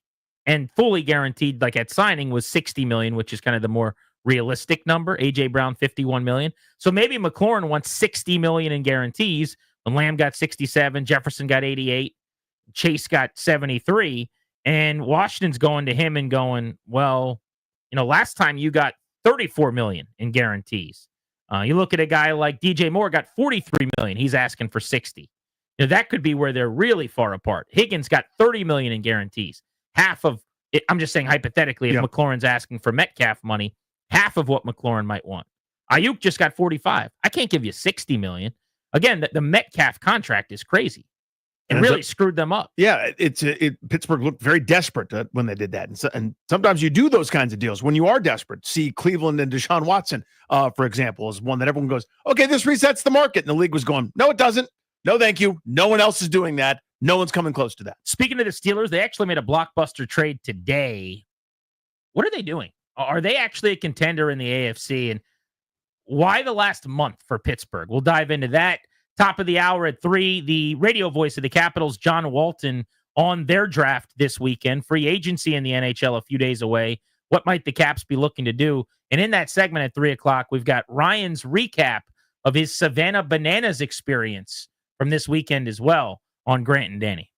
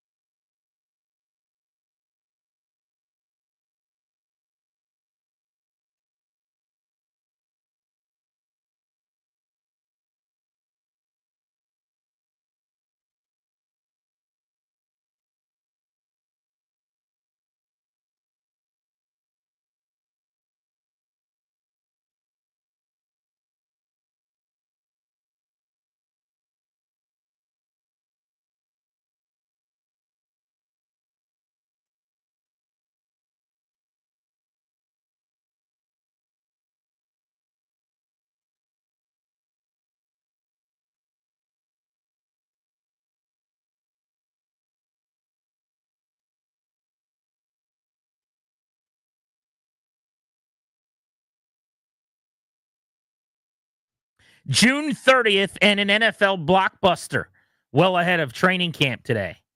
Welcome back. Grant and Danny on the Fan. The Steelers and the Dolphins linking up in a deal the likes of which you don't see very often, where you've got Pro Bowl players going in either direction for each other. So the Dolphins agreed to trade three-time All-Pro corner Jalen Ramsey and tight end Jonnu Smith, who was terrific for them last year, to the Steelers in exchange for three-time All-Pro safety Minkah Fitzpatrick and a pick swap that will help the Dolphins with their draft positioning moving forward. But if you're the Steelers, you go get a really good corner in Jalen Ramsey, albeit one that wears out his welcome everywhere he goes.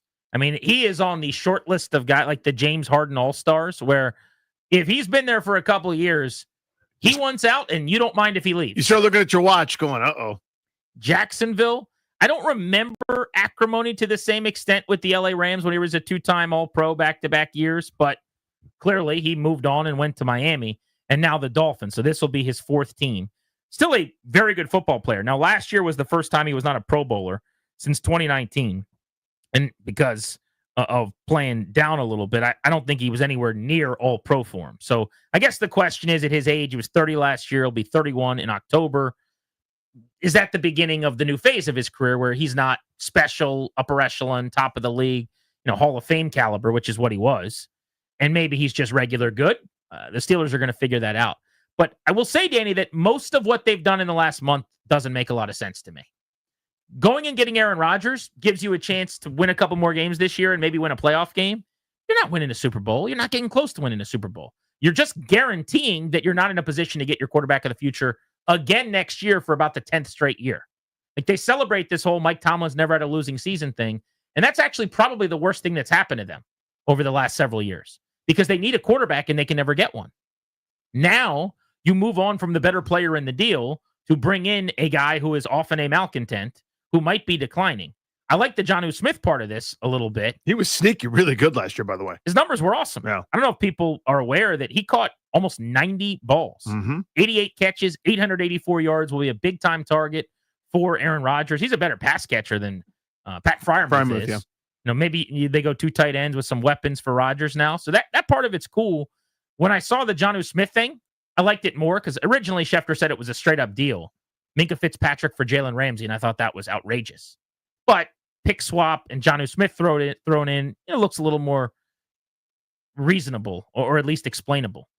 But am I missing something on the Steelers? There's still a huge gap between them and the real contenders. Yeah, this is the sort of a cultural thing, right? About the organization. Honestly, it's not the same because of the outsized importance of the quarterback, but it's like the St. Louis Cardinals or the Washington Capitals, frankly, where they don't want to do the rebuild. They don't want to do the big tear it down.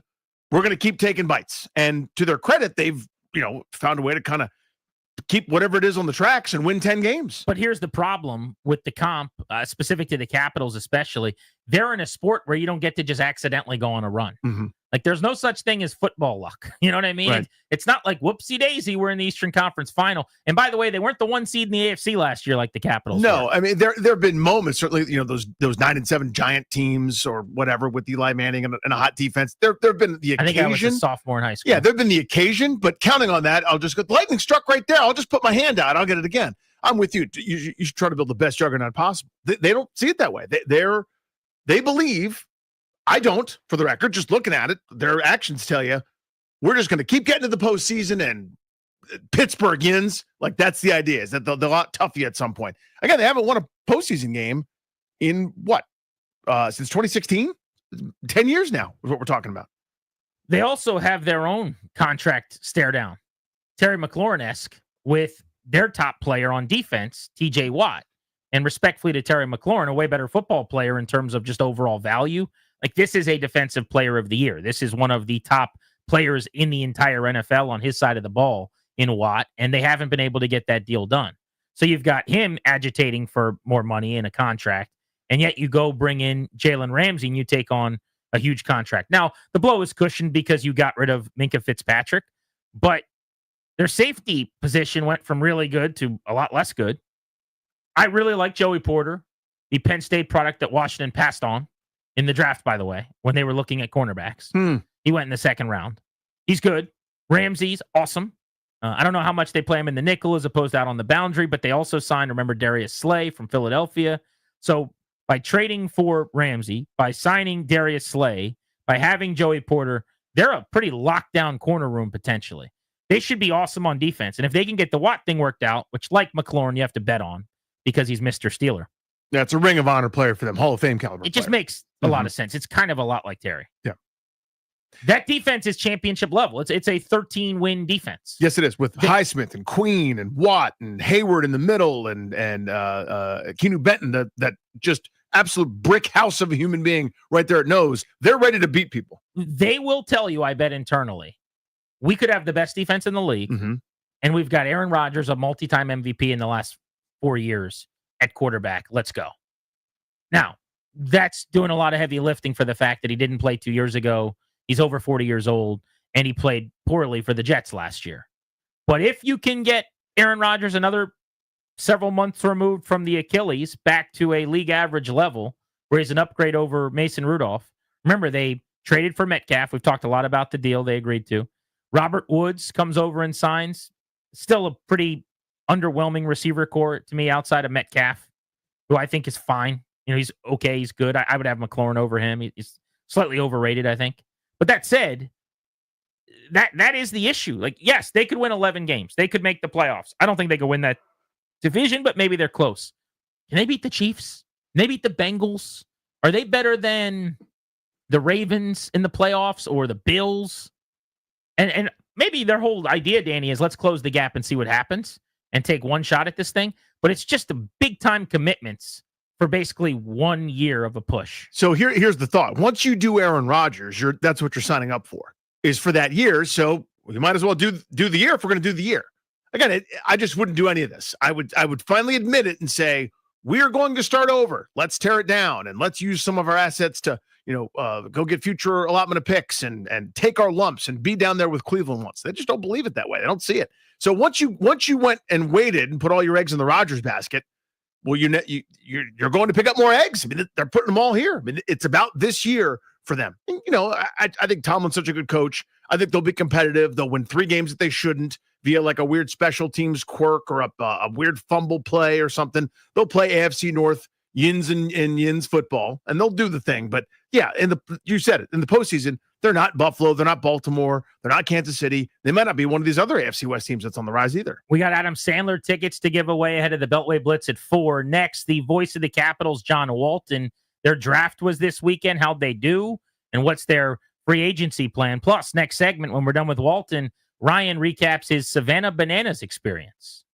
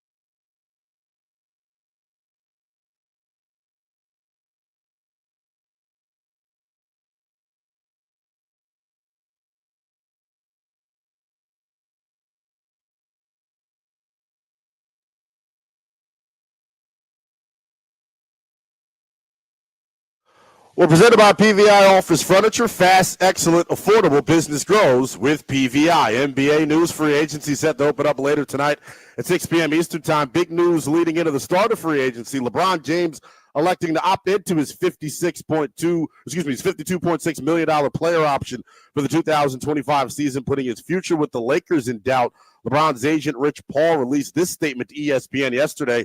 Quote, LeBron wants to compete for a championship. We understand the difficulty in winning now while preparing for the future. We do want to evaluate what's best for LeBron at this stage in his life and career. He wants to make every season he has left count, and the Lakers understand that, are supportive, and want what's best for him. Make sure you keep it locked right here on the Fan to know the latest of what's going on with LeBron James and his impending move out of Los Angeles. NFL news, according to ESPN's Adam Schefter, multiple teams have reached out to the Steelers regarding pass rusher TJ Watt, who skipped the team's most recent minicamp. Watt, who turns 31 in October, is set to make $21 million in the final year of his current contract. Looking to upgrade your office game, PVI will come to you. Design the perfect office space for your team. No hassle, no stress. Just a game-changing upgrade. Hit a grand slam with PVI Office Furniture when you call today to score 15% off your purchase. From the Crop Metcalf 5-Star Sports Desk, I'm Linnell Willingham on the Fan.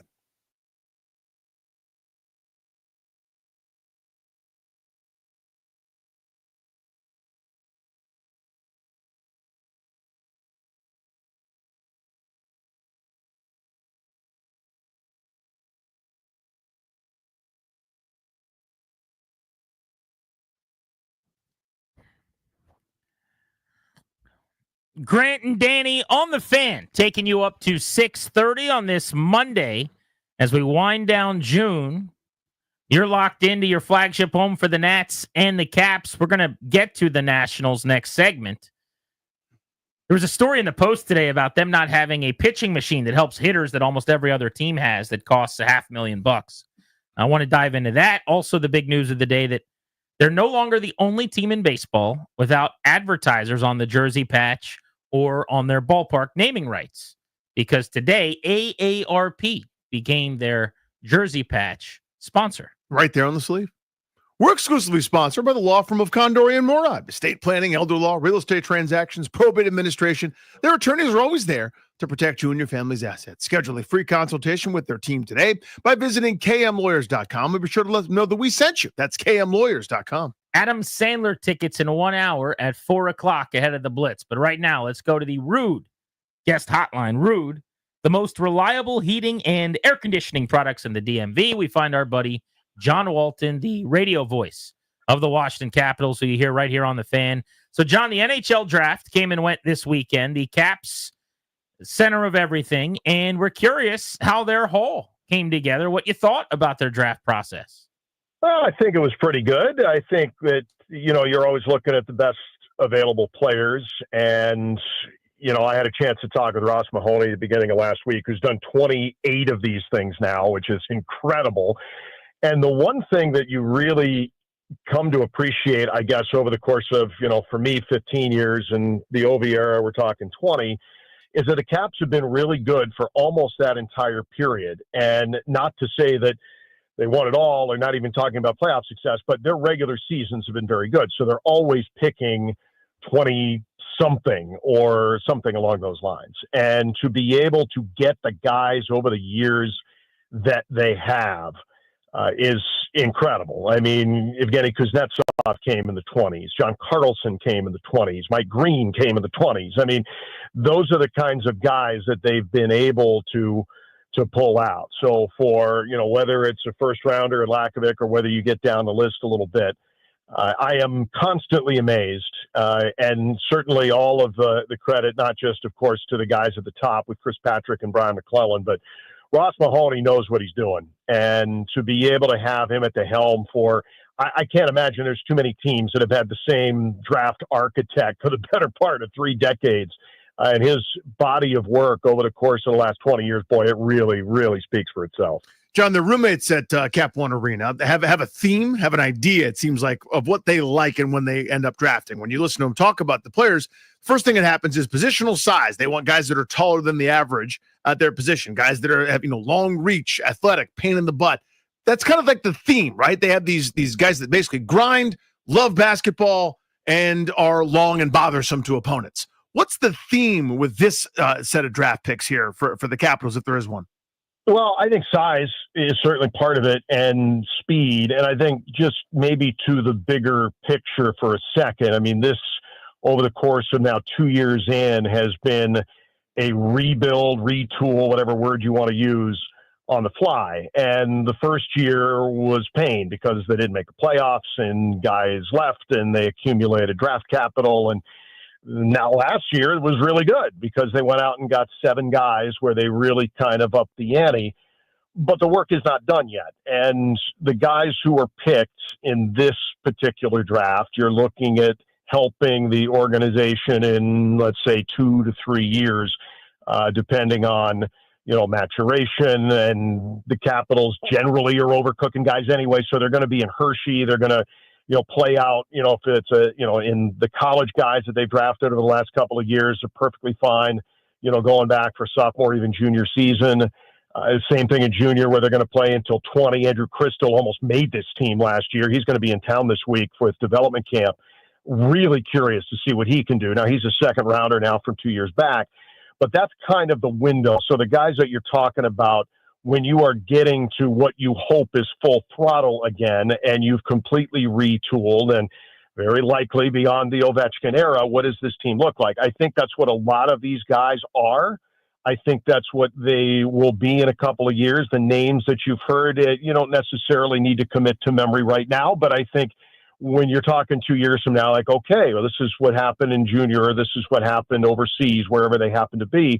And, a couple of years from now, that's when they start to assimilate into this lineup and hopefully right at the top of the National Hockey League. Taking inventory early on in this Caps offseason, they had their draft this weekend. Free agency is just about a week away, but they have not waited to start wheeling and dealing. They've already made a trade that could change what the bottom 6 looks like this year. What'd you make of the move that Chris Patrick and company already made?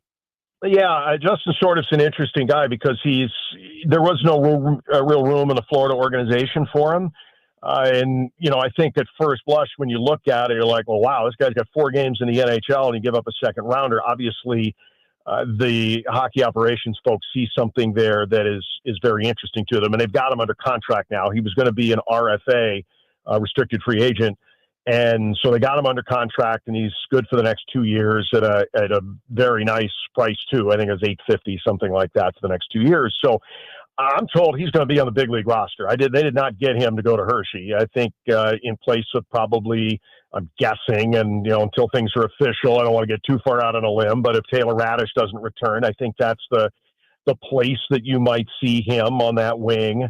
And he had a really nice postseason in the American Hockey League. The Charlotte Checkers went all the way to the Calder Cup final, and he was a big piece that got him there. So certainly not the big thing that they're going to do.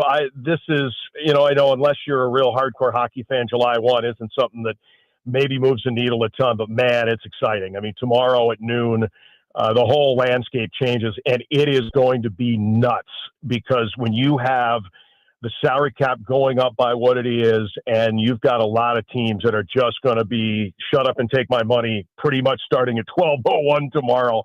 The Capitals are going to be involved. I don't think there's any question about that. Mitch Marner's probably going to end up in Vegas and playing with the Golden Knights. That might happen today in a sign and trade. So a lot of exciting things that are going to be happening, and I expect the Caps to be pretty active tomorrow. You know the voice. That's John Walton here with Grant and Danny. So where might they shop? I mean, what makes the most sense in terms of need, want, place to improve them? And it's a fairly set lineup, right, that you would be walking into. But, where might they go shopping? Marner was a name I'd seen linked to Washington as just by way of example, John. Like, what do you think they need and where might they go?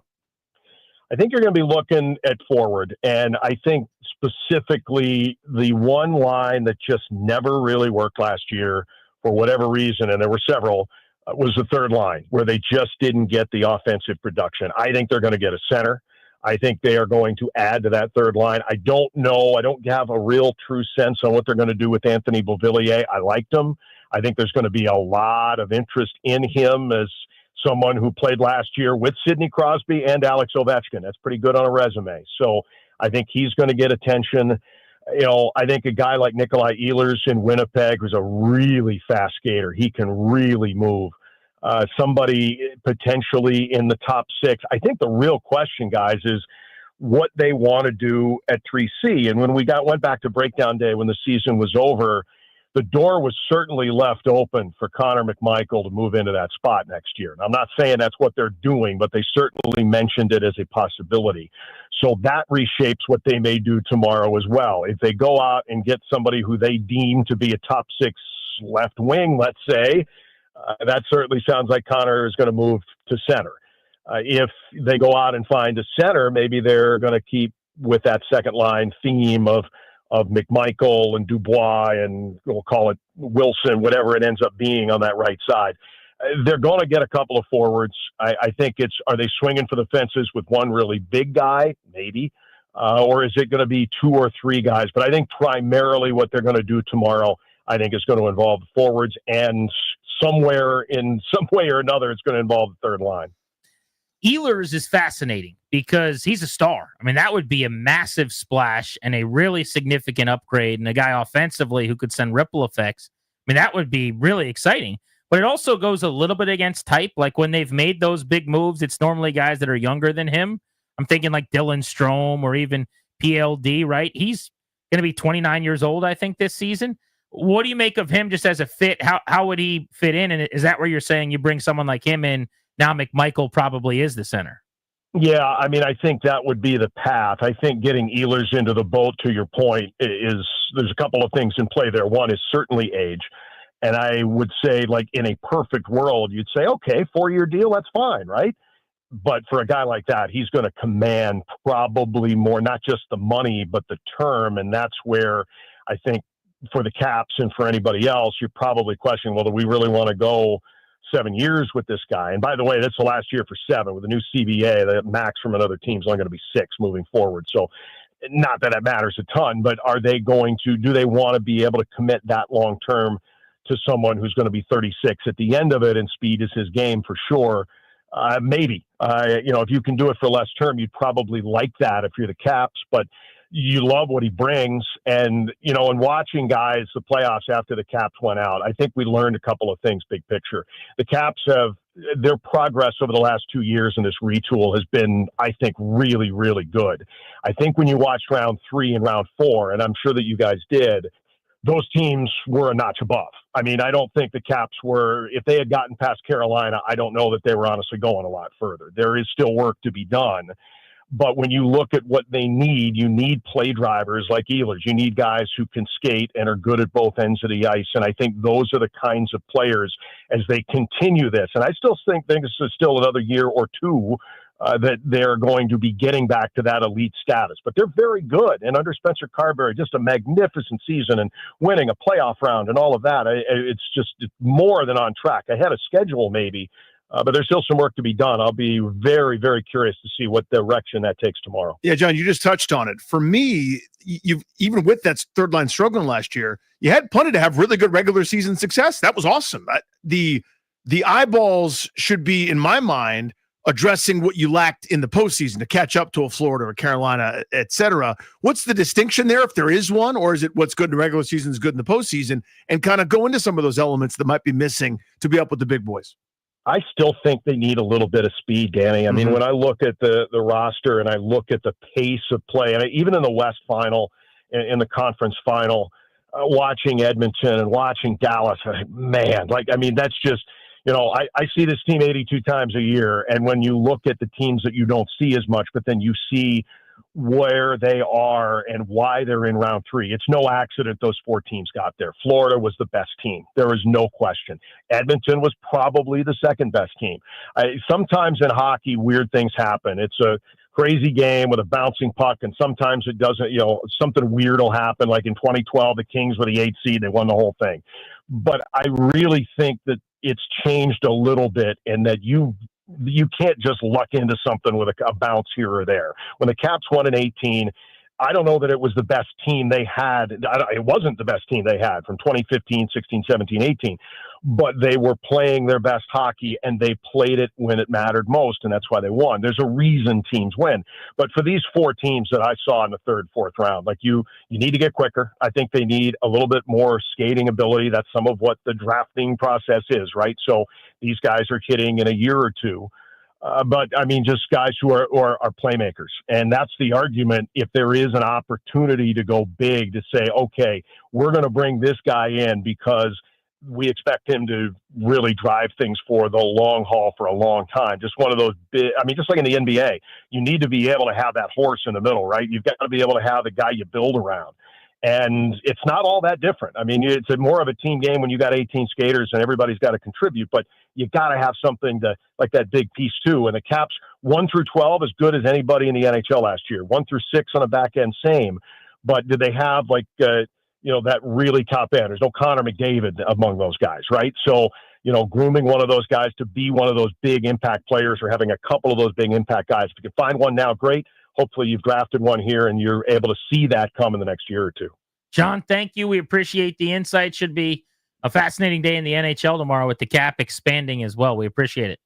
Well, looking forward to it. And guys, always chatting with you here in hockey weather. This is really nice. Thanks. Prime hockey weather. That's right. That's right. This is hockey Stanley Cup weather. 100 in the shade. Out in Vegas. Yeah. Thanks, John. See you, bud. You can listen to John Walton on the call of Caps hockey each and every time they play here on The Fan. Ryan is a corporate guy. Yes, he is. He used to be our guy. He's still here during our show. But it's a different role. It's to look over at us, make notes about our behaviors, report to corporate. But Ryan Clary did have a show assignment. He was kind enough to take it despite his corporate obligations. Mm-hmm. He went over to the Savannah Bananas for a night out, and we wanted a full report on exactly what this is all about, whether or not he enjoyed it. So without further ado, ladies and gentlemen, Ryan can explain it all on the Savannah Bananas. Yeah, guys. I mean, so we went over, it was a Saturday game, 7 p.m. over at Nationals Park. And let me just say this, just to get into center field gate took me 30 minutes. I was waiting in line for 30 minutes just to get in. There was not a single empty seat in that stadium. I got to say, I'm a banana ball guy. There he is. I am a banana ball guy. I called this so Yeah, hard. you did. Before because Fish in a barrel. His girlfriend's next to him. She's giddy. She's loving it. There's no chance Clary's not going to be all in after they had a blast together. He's having a cocktail watching it. She's high-fiving him. I mean, it was just so predictable. It was predictable. I know. It was a dagger. But I will say this, though. Danny's going to hate it. He hates everything about it. Grant, you're going to love it. Darius going to like Grant it. would love it? By I the think way, Grant would you're love talking it. about this like we're going this week. Like Well, when you say we're going to love, like we would love it if we You went. would love it. Okay. I actually think next year, I'm not spending a lot of money on tickets. I'm just telling you right now. But if I could get my son and my daughter to the game, I think I would absolutely go. I mean, your kids would love it. And that's kind of what it's about. Like, it is curated for kids because there's a lot of like dance things in there. Like, they're doing TikTok dances in between innings and all sorts of things like that. But also they have like things for adults also. Like one of my favorites, I'm chuckling just thinking about it, is they announced this thing called Pass the Bill. And I'm like, what are they going to do? So you have people lined up at the first baseline, and they have a guy named Bill starting at like third base and first base, and they have humans picking him up and carrying him to the next person, and they're passing the bill. I thought it was hilarious. I was belly laughing, thinking like, oh my God, like this is just, it's a great So bit. it's like Bill's crowd surfing, basically? Yeah, Bill's crowd surfing all on the the way. field or in the crowd? No. On the field from third base, like they start. Are the players passing him? No, like Who's these are passing him? It's just random fans or people who signed up for it, I believe. Like So people go, like you could sign up to go past the bill. I believe so. I think that's a good bit. Yeah, they do. And then, like the one of their staples there, which I learned, was they have like this baby race. And I saw that on TV. So just as an aside, we watched Friday night for like 3 or 4 innings. And my wife, by the way, was all in. Oh, yeah. My daughter, who came down and wasn't sleeping because she needed water or pretzel or something else, who knows? She sat down on the couch and watched it. She was all in. She's like, the umpire's dancing, Dada. And I was like, yep. Oh, it's happening. Yep. Here we go. Well, I gotta say this: the umpire was so much. Like it was funny. Like I get the bit and all that, but like he was kind of making it about himself a little bit. That was just one thing. That was one thing I did not like. The umpire was a little annoying. I thought he just kind of doing the dances. The umpire of the circus thing that danced was too much. I know that was too much. But even then, that was too much. Let's get to the baseball though, because we were talking about it before. These guys are really talented. Like the plays that they were making. There was a second baseman who went back on a ball, a line drive, like probably hit like, I don't know, 85 miles per hour, let's say. Going back on a line drive, instead of just using his glove, he just goes up, bare hands it with his right hand. And I stood up in my seat, I'm like, oh my gosh. And I'm with my girlfriend. I'm like, did you just see that? And she's like, yeah. I'm like, that's an insane play. She's like, when are they dancing again? Like, exactly. Yeah. She cares about the dancing. I was blown away is too far, but I was really impressed by the trick plays where they would go like behind their back to catch. So if you haven't tracked a fly ball to the outfield in a while, it's not that easy. So to do that, even when you're camped under it, but then like spin your whole body. Do a backflip as you're catching it. Well, that one, yeah, sure. That one just doesn't impress me as much because it seems like they backflip like right after they catch it. But whatever, I can't do a backflip. And tracking out fly ball's not great, either. But I'm talking about the guys that do the behind the back catches, like there's no eyes in the back of your head, Kevin Harlan style. That's pretty amazing. They're doing these things like it's not just once per game. Like I saw a couple of guys catch a ball behind their back, like just fly balls in the outfield. He's tracking it, and then all of a sudden he sticks his glove behind his back and he makes a catch, and it's seamless.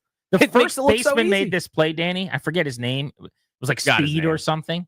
But this guy had some name that's like a word that was athletic word. Okay. But he was the first baseman. He made this play where he like kind of goes backhand, but then he goes behind his back like a point guard with his right hand, non-glove hand, to throw the ball basically to the pitcher covering first for like what would be a 3-1 put out. The pitcher's coming over and he has to go way up the ladder, reaching, basically get on his lifeguard stand to go catch it, and comes down on the bag. It was the craziest 3-1 put out of all time. And I was like, that's kind of silly. These guys are talented, man. They are. Like that's the part that honestly is the prerequisite that I think a lot of folks who go don't understand. These are like really good baseball players. Yeah, they're not big leaguers. Right. They obviously, they're not even minor leaguers. Most of them were and didn't cut it or whatever. But a lot of these guys could go play in single A or maybe in double A and, to some extent hold their own. But so 1 to 10 scale, how did you feel about it? Put me on like a 7.6. I was sized. I really You're going enjoyed back it. next year. I would go back next year. And also I met people, they spent $90 on standing room only seats. $90 just for one ticket. And they had a family with them and they had a blast. And also I will say this, not only are these guys really good baseball players, they make their way up in the crowd. They're hot. So I was going to say this is it. This is it. This was my other point. All of these guys are hot dudes. Dreamboat. That is 100% a factor here, whether anyone wants to acknowledge it or not. This is how they cracked the code here. These dudes, I didn't know they went up in the crowd, by the way. I only watched like 2 innings. Guys, so I was in the lower bowl. Somehow shirts are off. Yeah. They took their shirts off. Exactly. And like they have like these also They're another called V-tapers. Yeah, 8 packs on 8. Right. I mean, they were One of the dudes, remember how Bryce Harper used to do like 2 buttons undone? Yes, so of course. His like V on his jersey would come down like just above, like where my chest hair is. This one dude was batting and he didn't have any buttons buttoned. So like it's just a vest at that point. Right. Yeah. But it's open. Yeah. So like his jersey was tucked in and somewhere around his navel, like it connected.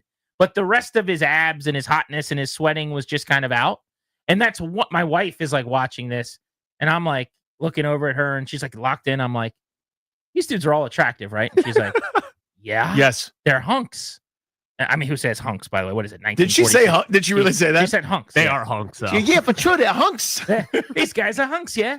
But I mean, stop telling me that's not a thing. Just acknowledge it's a thing. It's 100% it. There's so many women there. These guys are all like 24-year-olds with abs. Just acknowledge it's a thing and we'll move on. They have cracked the code. It is the perfect social media storm where everybody gets something out of it, right? Like, I don't know about how I'm going to get anything out of it, but everyone else does. It's social media, which like people love scrolling Instagram more than anything on this planet.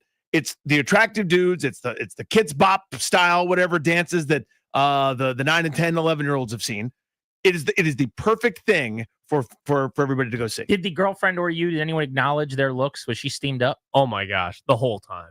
Really? I mean, the whole time. Like, and she told me midway through, she's like, Yeah, I'm not gonna lie. I think I know a little bit more about the Savannah Bananas than I've said in the past. I'm like, oh, clearly, because she knows all these players. She's like, Rack's in left field tonight? What's going on? God, I mean, He came up as an infielder, but now he plays outfield for the What's Bananas. Rack hitting third?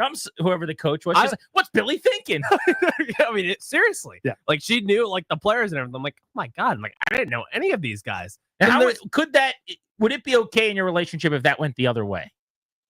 Like if you went to you went to lingerie football. If you went to a women, yeah, there you go. If you went to women's soccer and you're like, oh, I get stained like number 4. Yeah, but it's not. But it's not even like regular women's soccer. It's like they're all doing Brandi Chastain bits. Like you score, you got to take your shirt off or something like that. And Ryan, like, oh, look out for number 17. I mean, like, by the way, I follow them all on Instagram. I know all their details. Probably wouldn't go too well. Probably wouldn't go too well. I bet you didn't have much of an issue with it though. Didn't have much of an issue. No. There was a point in time where the players came up in the stands with roses, and I was just with roses. I'm sure it's not a factor. By the way, yeah. So now, are any of them shirtless while they're passing out roses? Yes. Yeah. No. They were so they were playing the firefighters or whatever team they were. Firefighters. The firefighters. And there were shirtless firefighters on top of the dugout. And I've seen some calendars. Packs. Yeah. They were selling calendars, and that's like their bit. They sell sexy calendar shoots of these guys in firefighter shoots. No wonder why Ryan loved it so much. it was a silly time. From a corporate perspective, of course. It's good branding, yes. Obviously. They also did a couple things while I was watching that were cool. They have a thing called Bananas Foster. Yeah. Where they come out with like a foster family and they raise a bunch of money, which I think is just brilliant. Oh, that's awesome. The marketing here is great. They had a couple charity things like that. They did, yeah. They had a couple things. The sponsors there. I mean, it's like all the top companies in the world. They want to be with the Bananas. I mean, the Banana Foster thing that you said, that was great. It was a really cool experience to be in the stands for that.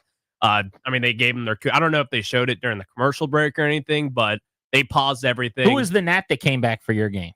Oh, guy. So I saw Wilson Ramos Friday night. No, Wilson. Oh, so Wilson Ramos was Saturday night then. Okay, so it's both nights. So it's both nights, okay. And I did not know that. And all of a sudden they played the dun dun dun dun. Wilson, and I was like, oh my gosh, like that. I was like, that's Wilson Ramos, and of course, my girl Ramos around me. It's like the Royal Rumble. Who's that? Who cares? Oh God, that's Stone I was Cold's like music. the only one who stood up in the stadium. Was like, oh my so god. So he just takes a couple ABs and that's it. Yeah, I mean he rolled over one so quickly there. Yeah. Didn't have it anymore. That's fine. I love Wilson Ramos though. I love that. As a quick side, remember when the big reveal that Matt Williams had in store for everybody is Wilson Ramos batting 4th. Oh, of course. Look out. Day. Just for old times, did he get behind catcher? Someone throw him the ball and he dropped it, trying to make a tag. Yeah, was there no place at the plate that he couldn't make? No, there was none like that. It was nothing like that. He just had one at bat and he rolled one over and then went on his way. All right, I'm glad you guys had fun. We had fun. Sounds like it was a successful evening out. Banana ball guy.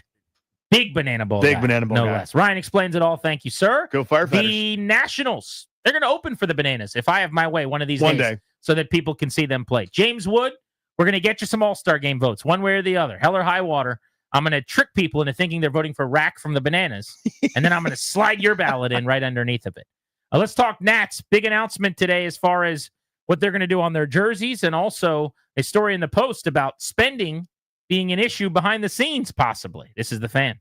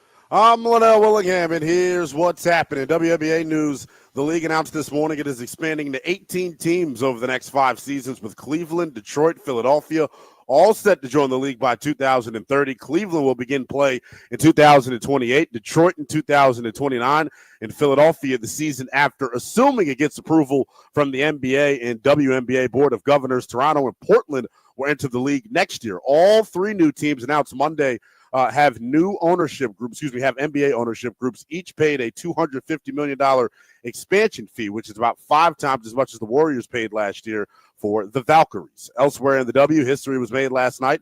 Angel Reese scoring a season-high 24 points and became the first WNBA player with 15 or more rebounds in 4 straight games, finishing with 16 boards, leading the Sky to a 92-85 victory. Nats news, they have the night off tonight before beginning a 6-game homestand tomorrow. It was announced this morning, though, that the team is introducing AARP as the team's inaugural jersey patch sponsor, ending the team's drought of being the only team in Major League Baseball without income coming from a jersey patch and stadium sponsor. From the Crop Metcalf 5-Star Sports Desk, I'm Linnell Willingham on The Fan.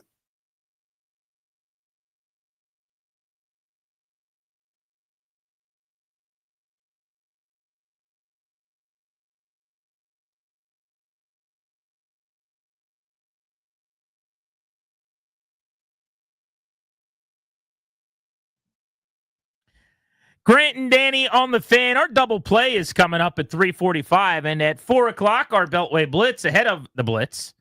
So in about 25 minutes, we've got tickets to see Adam Sandler this fall. He's coming to Capital One Arena, the old Sandman, in D.C. in September on the 27th. If you want to go to that show, you better be listening at 4. Danny, big day for the Nationals. A lot of things to get to here, so we'll just go rapid fire. They made an announcement today at 11 a.m. that they are going to have jersey patches. Doesn't sound like that big of a deal. Sounds like one of those business things that fans shouldn't care about. Right. Except that this is not that. So it's an AARP patch. So I say that and have to keep from smiling, and there's jokes to be inserted. But they were the only team in Major League Baseball without naming rights on their ballpark or a jersey patch until today. It's just money that you've been turning down while essentially saying you're not getting enough money. So this is kind of 3-pronged in terms of what we blame that on. The Masson deal, which has been resolved. Not having naming rights on your ballpark is an easy way to make some cash. And then getting a patch. And we don't know the parameters of the deal. It could be for $1 million or $2 million a year. It could be for $7 million a year. I don't really know. But this doesn't mean they're going to go sign an ace pitcher. This doesn't mean that Kyle Tucker's coming to play the outfield as an MVP candidate next year, like most of us want. But it is a sea change in for their entire existence. This ownership group has said, we're not putting a patch on our jerseys until we get what we ask for. And my guess is at the middle of another losing season, the number didn't come up before a work stoppage looming. They just decided it's time to take 78 cents on the dollar. And so if they're willing to do that, are they willing to put naming rights on the ballpark? Are they willing to do other things differently? That's why today was a big deal. Right. And I want to be very clear. This doesn't do anything. It doesn't make you play better. It doesn't make the slider snap harder or line drive contact more likely. It doesn't do anything for most fans. But the big picture is the point that you just raised. Because of the pathology of this ownership group, which has said, we believe, I'm just making these numbers up, we believe this is worth $1. And someone goes, I'll give you 81 cents. And they go, no, it's worth $1. And nobody says it's worth $1 except for them. And then they take nothing instead of 81 cents or 77 cents or 91 cents, whatever the number is. And that's been the case for many things, frankly, in this organization's history. And it's emblematic of, again, how this ownership group has done business their way. They made billions doing it their way in different industries. This one, it kind of hasn't worked in a lot of cases. So this is, whether it's a sea change, whether someone met their asking price, I don't know the particulars. Not really that concerned about it, to be honest with you. But it is the first time this has happened, so that's why it's significant. Again, if you're a fan going, yeah, man, I still remember the 11-game losing streak. That wasn't that much fun. I'm still kind of annoyed they didn't spend this offseason. That hasn't changed. You can still be annoyed, but this is why it's important. Yeah, I would go as far as to say, too, like the Caps have had a jersey patch. I think it's TikTok right now for years. And when they announced that, it did not make me bat an eye. Right. I didn't break stride. I didn't care about it. We wouldn't have talked about it on the show. It's a nothing burger. This is different because it goes against what this team has been known for years and years and years. And when we're trying to get any kind of inclination and indication that we can about where the ownership group is at this moment, it's a tell that maybe, just maybe, some things could be shifting, and maybe the next stop is getting off the Metro at the let's get naming rights for the ballpark stop. You know, we just got off the train at Jersey Patches today. If we hop back on one stop up, how do we know it's not Pepsi Park, you know, coming in 2 months or something? Although I hope it would be Coca-Cola Classic, respectfully. They do have Coca-Cola at the ballpark. Which is nice. It's the right way to go. I wouldn't want a change. Then you got to, I don't want to go down that road. Nobody wants to deal with that. Spencer Nussbaum, who's going to join us today at 6 o'clock from the Washington Post, wrote a story today about the Nats, which I found fascinating. You should read this. It's really, really good. And again, you should listen at 6 when he joins us. But his piece was on the fact that most teams in Major League Baseball have a device that helps their hitters train that the Nationals do not have. I'll just read from his synopsis. Almost every team in baseball, from the Yankees and Dodgers down to the Marlins, White Sox, and Rockies. So if they're spending on something and you're not, that's a big problem. Have invested in the fanciest pitching machine available. The Nats still don't have one. And obviously they didn't come right out and say they didn't get it based on cost, but it's $500,000. And they're one of the only teams, maybe the only team, that the Post just couldn't confirm all the other teams, but they confirmed at least 25 teams do have it. And so if you read the piece, the idea is this is something that hitters are telling him in the story would be a great benefit to them. They already use technology available at their disposal that's a couple $100 a season, where they can put on the goggles like Jaden Daniels does, and they can see every pitch that Aaron Nola throws from where he throws it right before a game. And so there's nothing he can throw with his spin rate, velocity, that they haven't watched 1,000 times before the game if they choose to. But this machine allows you to actually stand in the cage for timing, where it's almost like something I did at Funland years ago. You've seen these versions of it, right? Where you can, quote unquote, face Greg Maddux. Yeah, face Randy Johnson, CC Sabathia. Yeah, but now they're good. Hacks. And it's real, though. It's not the one you used at Planet Fun in Fredericksburg. Right. But it's like a screen where the guy pitches, and it's about timing, and it's his exact pitches. And if you spend $500,000, you can actually have the at-bats before the game that give you the answers to the answer key better, right? The Nats are maybe the only team, but one of, at most, only 5 teams based on what the Post can find out, that does not have this. And this was an alarm that went off for me, because it's what I always talk about. We should absolutely have the conversation about how few prospects they've churned out, their draft history, their development history.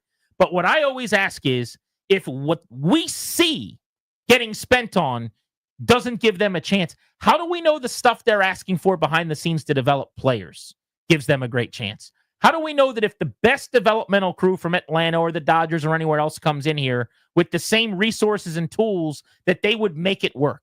I don't think we know that. And it's just something I'm always bringing up. And I think this is actual evidence, potentially, that here's a tool that everybody knows can help us develop guys, and they don't have it. Now, there are certain elements of technology that some guys don't like. So, for example, this is great reporting. In this story, the VR headsets that Alex Call swears by, as he's cut his strikeout rate in half, he loves it. The thing, the logo goes, it's not for me. And it's not going to be for everybody. Some guys are going to see it and be uncomfortable and don't think it really helps, and they'd rather study video or do this, that, and the other. Totally fine. But some guys like it. Some guys it benefits. Some guys it helps. And organizations have quickly seen the value in this thing, right? Where it's a subscription-based model. And as you said, costs about $500,000 a year. And it seems worth it enough for everybody to do it, because you've already spent X amount of dollars on your payroll. This is basically, if you break it down per man, a fraction of a dollar on each individual person to have them perform up to or exceed that contract. It's a pretty reasonable spend when you think about it that way. I want him to take the jersey patch money and buy this thing. There you go. Buy a couple the of them. ARP Traject Arc, or whatever that thing's called. Put it on my tab. Get a couple of those over on Nats Park's batting cage level that everyone can see through the glass to from the Terra Club. All right, next, our double play. What's going on in our lives? Nothing to do with sports. I saw a movie that was fantastic. We're Grant and Danny.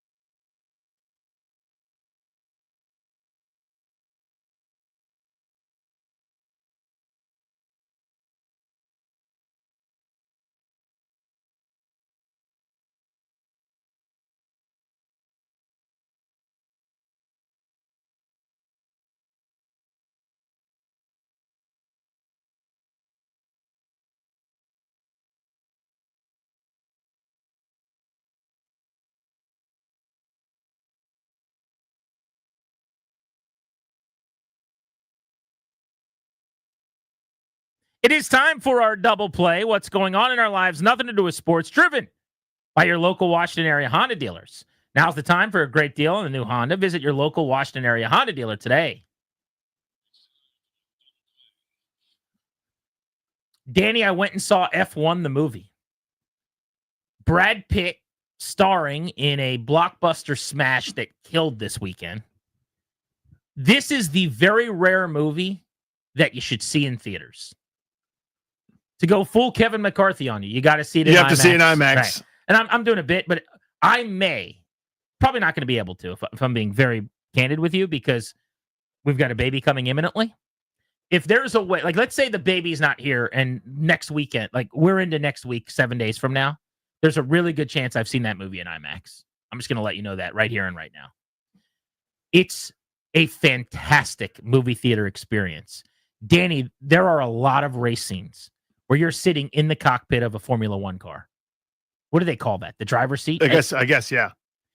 The noise audibly, the visuals, the rumbling in the theater. I mean, I'm getting chills thinking about it. It is fantastic. I saw it in basically like IMAX Lite, like one of these RPX experiences, the best I could find at the time when I was able to escape the house and get to the theater. Brad Pitt's great, just playing the hero who is kind of a jerk and is very handsome, and that's like a reoccurring funny thing throughout the movie. I did not know this actor at all. Damson Idris. Do you know this guy? No file. He's apparently in Bishop loves this show. It's called Snowfall or something like that. Okay. But he was here at PGC randomly not long ago, and people were getting pictures with him. And now I wish it would have been after F1 because I would have been first in line. He's awesome. He was great. And you know who kills in this movie is Javier Bardem, who all he is a great actor. People sleep on that dude. He is good in everything. It's just basically it's an action movie with a cheesy story. Yeah. Let's give it one more shot. That kind of thing. So to have these really good acting performances elevates the product a ton. It's got everything you want, but I'm telling you, there's going to be a lot of people that go, oh, that sounds fun. I'll stream that. Top Gun Maverick, normally Tom Cruise movies, but Mission Impossible, these are the kind of films. It was filmed for IMAX, by the way. That's why I want to see it in IMAX. Whatever millimeters Kevin McCarthy's always talking about. Sure. I got to go see it in that way. When he sits down super serious, he's like, now that was shot in 1500. Exactly. But and I'm like, and the other movie people are like, totally. But you get what I'm saying? I know exactly what you mean. I comped it to the junkies today. They were talking about it, and I called in this morning on my way to the doctor. I comped it to, if you've ever gone to King's Dominion back in the day and we're in the Days of Thunder ride. Yeah. When you're in the chair and it's like the 4D or whatever, it's like, and they're like doing the tires and you're just like moving around. You don't get that full experience because the chairs aren't doing that, but it's pretty close. So here's why I'm actually really interested. And it does look awesome. I was trying to convince my 11-year-old we should see that instead of what we ended up seeing, something that he wanted to see, but whatever. This is really interesting to me. This is Apple's first blockbuster. Apple. Home run. Right? So, the $3 trillion market cap, Apple, they make your phones and their computers that I'm using and everything under the sun. The to be clear, like they started a film company like a Fox or a Searchlight or whatever. So they've got their own TV deal with Apple TV Plus, where they've had several hits, Ted Lasso, Severance, a million others. But this is the first time they've done this. Yeah. So they don't have the normal distribution company. So there are all these different people in the industry that have their hand in the pie. So what they did is they financed the movie, made the movie. Some people say it's as much as $300 million, right? Then they're paying a fee to Warner Brothers to put it in all the different places. Because Apple's got Apple TVs. They could just put it there whenever they feel like it or whatever, but they don't have the theater relationships and whatever that means. So they're paying the fee to Warner Brothers, then all the big promotional stuff. So this was their first foray into trying to do what Netflix does, except Netflix puts it on Netflix and they're putting it in theaters. So Apple put a movie in theaters and it's going to make north of, I think it's almost $60 million domestically, close to 80 million internationally. I thought it did like 130 million this weekend. In the opening weekend. Yeah. So it did great. And that's kind of their sigh of relief, but nobody's ever done this before. Well, they need to do it more. I mean, the movie's a ton of fun. You should absolutely go see it in theaters. And what I realized is, I've always known this, but this was conviction for me. Jerry Bruckheimer, who I wouldn't recognize if he was sitting on my lap, but the name is synonymous with so much stuff that I love. Produces smashes. Film and television producer, born in September of 1943 in Detroit. He's an old guy now. Yeah. He's much older than my father is. Graduated from high school in the early 60s, this guy. All he does is produce films that I love. Like when you go to his IMDb page, here's his known for, by the way. Who do you think of when you hear these movies? Top Gun Maverick, Armageddon, Remember the Titans. I mean, those are some of my favorite He movies. produces Grants. I mean, come on, dude. You know? This guy is the best. Smashes. I'm pretty sure Hans Zimmer, like the all-time leading music guy. Yeah, it's John Williams, Hans Zimmer, basically vying for Hans Zimmer GOAT. did the original score for this movie. I mean, it was just like Apple's like, all right, we got some checks to write. Who wants to take on the project? Brad Pitt can star in it. Hans Zimmer's going to do some music. Jerry Bruckheimer's going to produce. Like the Avengers assembled. I'm just asking you to go eat some popcorn and watch the damn thing in the AC. Yeah, buddy. I think you might like it. Danny Houtier, give me an F1 viewing. I've been trying to do it.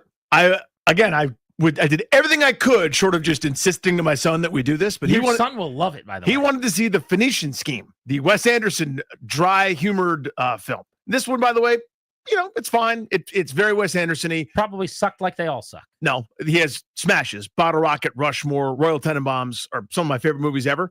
He hasn't made one that's gotten to that level yet, and this one doesn't either. It's fine. Benicio del Toro is really good, and there's several running gags that are well done, but it's that dry, Sahara Desert dry sense of humor. Yeah, just terrible. I agree. No, but you misunderstand it. I'm doing it. Just because you don't get it. No, I'm kidding. Right. That's what it is, by the way. Yeah. All the Wes Anderson people that want to tell you how good these movies are, they just want to tell us how we don't get it, and they're just smart. And maybe they are. I don't know. That's hilarious that your son wanted to see that. He was desperate to see it. But I'm telling you, if you need me to call him and talk him into it, he would love this movie. How could he not? It's like being in a racing video game, basically. But Brad Pitt looks awesome. The other thing, by the way, about that, just as a quick side, Brad Pitt's 61 years old. Sounds right. Like that guy's 61 years old. Well, the wife said, when's he going to start playing old guys? And I was like, well, number one, he doesn't really have to yet because he doesn't look old. There's no rush. But that's kind of what this was. This was like really? This guy? Give it one more old. shot. Yeah. He's washed up. And it's like, there's no one else I'd rather have in that car. That kind of one deal. of those things, of course. Beltway Blitz is next. We'll start the segment giving away tickets to see Adam Sandler at Capital One Arena in September.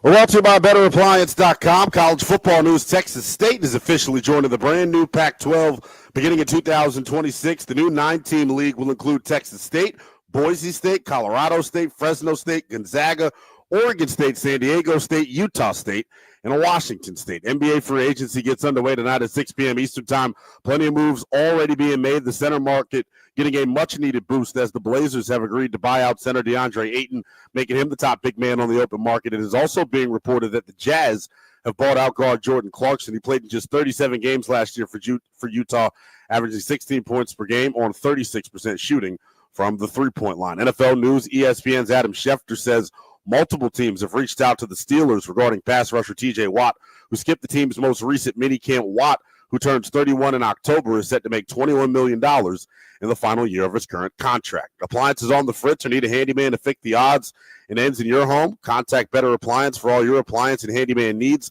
Serving Maryland and D.C., family-owned and operated for 80 years.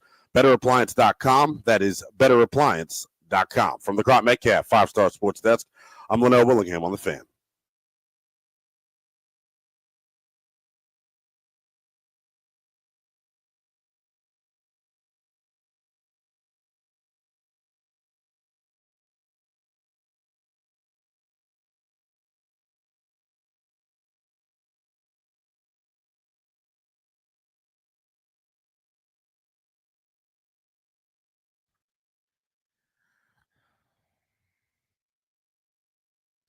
All week long on Grant and Danny, right here at 4, ahead of the Beltway Blitz, we're going to be giving away tickets to see Adam Sandler. These are awesome tickets. Congratulations. You're winning a pair right now if you're caller 10 at 800-636-1067. It's the You're My Best Friend Tour, Saturday, September 27th at Capital One Arena. Tickets are on sale now. For tickets and more event information, go to thefandc.com/events. What are you doing to protect your family's assets? As the exclusive sponsor of our show, the law firm of Condor and Morad can help you draft your last will and testament, set up a living trust, or put together a medical power of attorney. Schedule a free consultation with their attorneys today by visiting kmlawyers.com and be sure to let them know that we sent you. That's kmlawyers.com. Beltway Blitz today. We've got the Capitals draft this weekend and free agency tomorrow. The NFL blockbuster deal between the Steelers and the Dolphins today, and an update on Terry McLaurin and the Nationals. All coming up right here on the Blitz. Let's get it popping. To discuss the Caps with us, let's start with Ethan Cadeau of Monumental Sports Network. Ethan, what do we need to know about the Caps draft class? I really like it. Lyndon Lakovich, the first-round pick they got at 27, you could hear in the broadcast, Chris Patrick was like, we were sweating out the last few picks. We didn't know if we were going to make it there. He's a home run pick there, someone they thought would probably go in the teens, early 20s, 6'3", big size on the wing, has a really good shot. He's really excited to be about, and the rest, the other four, all are solid additions. Ross Mahoney said size is key. I think all of their picks were 6'3" or taller. So, I mean, you know how the NHL draft goes. They're all 18. We probably won't see a bunch of these guys for 3 to 4, 5 years, but for a 5-man class, there's a lot to be excited about. What's the timetable for some of these guys and maybe some of their more recent draft picks? Because it sounds like there may not be that many paths to the show here for a lot of their young pieces. Yeah, I mean, it's kind of hard to tell. Guys like Ivan Miroshnichenko, Chris Patrick was pretty open and honest. Like, he's going to have a chance to make the team, 2022 first-round pick. A guy like Lakovich, I don't think he's going to be in the show for 2 to 3 years at the minimum. Hendrix Lapierre, another first-round pick. We've seen him up for a little bit, spent most of the year in the AHL. He's another guy that could make the roster. But like you said, there really aren't that many holes and openings for these young guys, so they're really going to have to shine in training camp or even dev camp this upcoming week to really push for a spot come the fall. Speaking of holes and openings, the offseason is underway. They've already made a trade, but player movement's really getting going tomorrow. The cap goes up $7 million. There should be money to spend all over the NHL. While the Caps aren't in the best team cap position, they've got more flexibility than they've had for the most part over the last several years. What are you anticipating? What makes sense to you as a blueprint here in the next 72 hours of trying to land a few pieces? Yeah, I think it's going to be a lot quieter than last summer, which is honestly pretty obvious after they acquired 7 new players in the span of, a week last year. If they're going to swing big, I mean, I don't think they're going to be on Mitch Marner. Nikolai Ehlers is another guy I probably think will be a little too expensive for them. I think they could try and swing something in the trade market, maybe Brock Boser from Vancouver could be an option, but I think we're going to see a lot more of like fill in the gap, stopgap type players like we saw with Taylor Radish and Brandon Duhaime last year. Like you said, they have some money, but they still have 4 UFAs, Anthony Beauvillier being one that I feel like they'd like to bring back. So I could see them using that money, spreading it out on like 4 or 5 players rather than going for a couple of the big fish that are out there. Do you think Beauvillier comes back? That's tough. I would like to think so. Of the 4 UFAs, he would be the one I personally would try to keep the hardest. But, I mean, we're kind of running up against the clock here. If it gets to tomorrow and he's not signed, I'm sure he's going to see what else is out there. It also just feels like, and I'm guessing, but he had such a good postseason. Like that normally lends to guys getting overpaid. I'll bet you he's got a pretty sizable market right now that maybe right before the start of game 1 of round 1, they didn't want to pay him. Definitely. And we saw throughout the playoffs, he can play on your first line. He can play on your fourth line. I think that lineup versatility is something that really holds in his advantage. And how many UFAs can go and say, I played with Sidney Crosby and Alex Ovechkin in the same season and was productive on both of their lines. So I'm sure he'll definitely be in line for a raise, no matter if it's here or if it's somewhere else. Ethan, thank you, buddy. Have a great week. You as well. We'll see you, buddy. Hit that NFL sounder, please. Our pal Nate Davis, USA Today, to talk about the National Football League. Pittsburgh, Miami, a little deal is swung. Jalen Ramsey, a new spot. What do you make of the deal, first of all, Nate? And kind of walk us through what you think the Steelers' plan is this year. Yeah, I mean, pretty big deal for June 30th. You don't see the 3-player deal very, very often, Danny. But, it says to me that the Steelers are kind of, a team that hasn't been that aggressive in the trade market or the draft market for so many years. And, I still don't know that this changes their outlook hugely, but maybe they're a little more of a threat to knock off a Kansas City or a Buffalo or a Baltimore, in some round of the playoffs. It's an interesting one. And I think maybe they're a little bit of a tough route. I'm not ready to put them, on the Super Bowl short list. But interesting. And then also, just, the Dolphins, for a team that Stephen Ross, their owner, said, kind of gave the dread vote of confidence to Mike McDaniel and Chris Greer after an 8-9 season. I don't see how this really makes them any better. Be interested to see what way they go as well. So to drill down a little more on your Steelers thoughts, it sounds like you like them a lot more than you did a few weeks ago. I've kind of been curious about this last month. I mean, react to this. My take has been they can't win a Super Bowl. They're not on the level of the elite teams in the conference. And they're basically just confirming that they're going to have a really, really hard time getting their quarterback of the future next year. All of this is an exercise in futility. It sounds like you think that's too far. Well, Grant, I think I've been talking for weeks about they're kind of in that one and done playoff zone, and that could still be the case. I don't know what their plan is for next year. The draft is going to be in Pittsburgh. TJ Watt is not taken care of. I don't know if they have some, big master plan to get their quarterback of the long-term future next year when it appears there's going to be a lot more kind of franchise caliber quarterbacks in the draft than there was this year. And they have accrued a little bit of draft capital for next year. I mean, that's pretty like the Rams are, for instance, or Cleveland. But I mean, clearly this is a year. If you sign Aaron Rodgers, you may as well try to go for it. And I don't feel like they gave up a whole lot. I would say that Jonnu Smith and Jalen Ramsey are the 2 better players in the deal with Nick Fitzpatrick has gone the last few years, and that pick swap in 2027. How that goes for that kind of thing. So. Yeah, I don't think they've given up much. I think they're better. How it relates to their long-term future.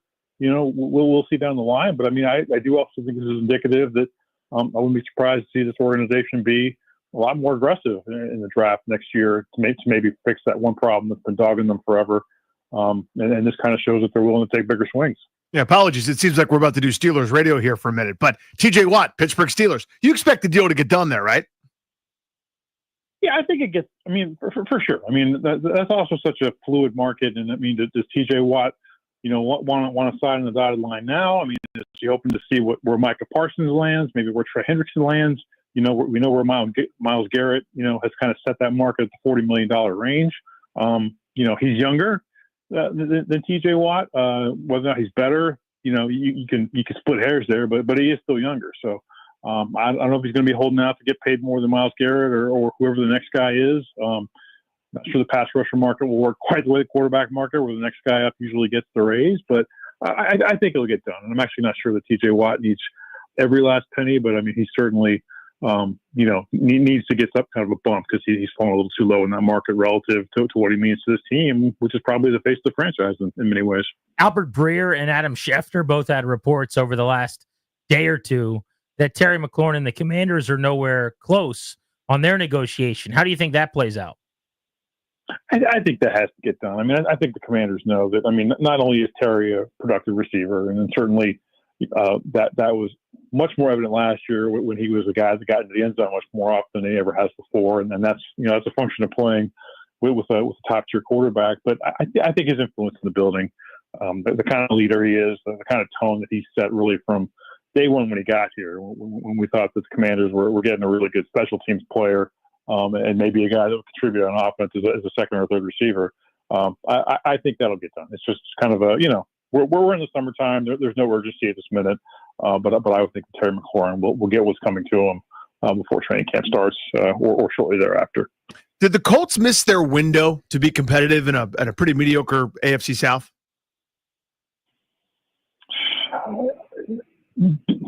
I mean, they could still be competitive. I think Danny, and I think frankly, I wouldn't be surprised if Daniel Jones gets rehabbed to a certain extent under Shane Steichen, and maybe is a better fit in the short term than Anthony Richardson, who I think he needs the reps, but he needs to get healthy, and I think Anthony Richardson could use more time, maybe percolating and learning. Given how much inexperience he really has as a starting quarterback, both in college and at the high school level, frankly. So, I mean, that's a team that I wouldn't be surprised to get to 9 or 10 wins if certain things fell into place. I think the defense could be better under Lou Anarumo this year. That they've got interesting pieces with Jonathan Taylor and some other guys on that offense. But I mean, hey, they haven't won a playoff game since Andrew Luck was there, and they've been trying to figure out this quarterback problem forever. And it still seems like we're not sure if it's really going to get fixed. Nate, thank you, as always. Okay, happy 4th, guys. See you, buddy. You as well. Read Nate's work in the USA Today and online. Let's talk baseball. Our guy, Toby Oldtizer. Toby can be heard on the wonderful baseball podcast, Bustin' Loose Baseball. A new episode dropped today on the excellence of James Wood, among other things. Let's start there. Toby Wood yesterday, 4 straight intentional walks. First player to be IBB'd 4 times in a game since Barry Bonds. 6th player ever. Pretty amazing. Yeah, I mean, it's just incredible. Teams are starting to understand how good this guy is. I think it's partially that. Partially there's not a lot of protection in the lineup for him. But, if I'm a team and I'm facing the Nationals, I don't know why I'd ever let number 29 have an opportunity to win the ball game against me. I'd simply take every opportunity away from him. And that's what the Angels did. The Nationals still were able to come through, but pretty remarkable to see a guy come to the plate 4 straight times and the opposing manager say, nope, you just go ahead and walk down to first base. It took 2 out of 3 from those Angels, had a lead in all 3 games, although a slim one there on Saturday. What do we make at the end of that road trip? Yeah, I felt like they were playing some better baseball. I mean, there were still some of the hallmarks of this team with bad base running, some poor defense, and some of the stuff that you've like to see cleaned up. But overall, the road trip, it seemed like they played better baseball, and you were playing a tough team in the Dodgers. You're playing a tough team in the Padres, only to take one of those from them. But taking 2 or 3 from the Angels, I think, was nice just to end the month of June, which was very, very bad for them, 7-19 on the month. Now you go into the month of July, hopefully hit the reset button. A tough team coming to town to start off July with the Tigers and the Red Sox for the 4th of July series. But I think it got them going in the right direction. I think what they needed was to get out of D.C. after all the losing streak and all the negativity around the team. And hopefully that West Coast road trip, being so far away from home, can maybe bring the guys together and kind of reset things for them. Toby, another of the things we talked about on the brand new BLB, available wherever you get your audio, was Michael Soroka, the starting pitcher for the Nats, who was nails in his last 7 starts. His ERA is just a hair over 4. He's got the second best stuff as far as pitching goes in the rotation behind Mackenzie Gore, and now he's dealing. My question would be, what do they do with him long term? Yeah, I would prefer that they keep this guy because you're not going to have to pay an exceptional amount of money, I wouldn't think. Maybe you'd have to get up to the 12 range, maybe at most 15 million a year. I think that would even be high, but even if that's the case, you get a guy that could come in here. He's shown that he's been good out of the pen. At worst, as a starter, he turns into a Trevor Williams type where he's effective for 5 innings and then comes out of the game. But I think you can still develop him more as a starter and get him back to what he once was with the Atlanta Braves. And he's looked really, really good. It's just about finishing his outings. And even if it weren't to work as a starter down the line, he's been good out of the pen, and he could end up being maybe your closer. He could be a high leverage guy. So I think he's someone that coming up on the deadline, maybe they would move, but I would prefer, honestly, if they were to keep him around and extend him and find a way to keep him in DC for a couple of seasons, because I think he could be a nice piece in the middle of that rotation. What have you seen from Brady House? Defensively, he's awesome, Danny. I think there are some things he needs to work on at the plate. It was nice to see a nice approach the other night with a runner at second base, runner in scoring position, able to shoot one the other way, drive in a run. You know, he hasn't had the best at-bats. You haven't seen the power translate to the big league level, but I think the thing that stood out the most to me so far with him is his defense just looks so good. And over there, they've had such poor defensive play since Paul DeJong went down. Seems like he's going to be joining the team again, so I'm curious to see how he fits in the mix. But Brady House over at third base has been such an upgrade. He looks comfortable over there and just helps out the infield defense that, frankly, hasn't been very, very good. When you look at Luis Garcia's numbers at second base, haven't been good. C.J. Abrams has been kind of up and down typically with his defensive shortstop. I think he's been better the last couple of weeks, but still doesn't grade very well. So getting at least one guy that's going to grade favorably at a position on the infield is good to have, and they needed some help over there. I think that power is going to come as time goes on, but he looks like a big leaguer in his time up in the big league club so far. And a multi-hit game at RBI and 2 of 3 games at the Big A against the Angels this weekend did the 22-year-old Brady House. Toby, thank you. We appreciate you. Appreciate y'all. Yeah, See you, buddy. Be good. Bustin' Loose Baseball, the Nats pod that I do with Toby. Next on Grant and Danny, we're going to kick off a series that will take us up to training camp. We're going to spin the commando wheel. The commando wheel will land on a player randomly chosen by our producer, Darius Dameron. And that player will then be the topic of discussion today. We'll set up a convo. We'll take some calls on the season ahead for that commander. We spin the commando wheel next.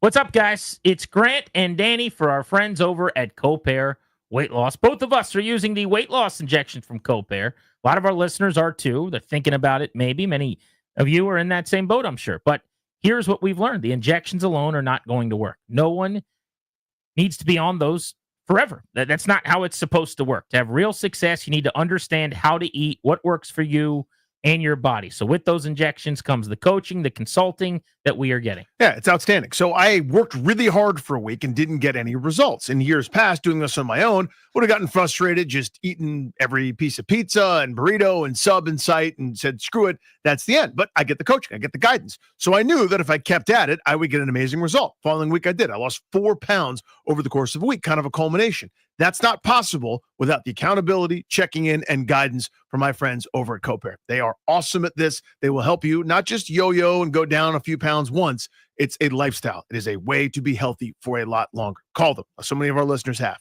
855-888-0180 or visit copairhealth.com.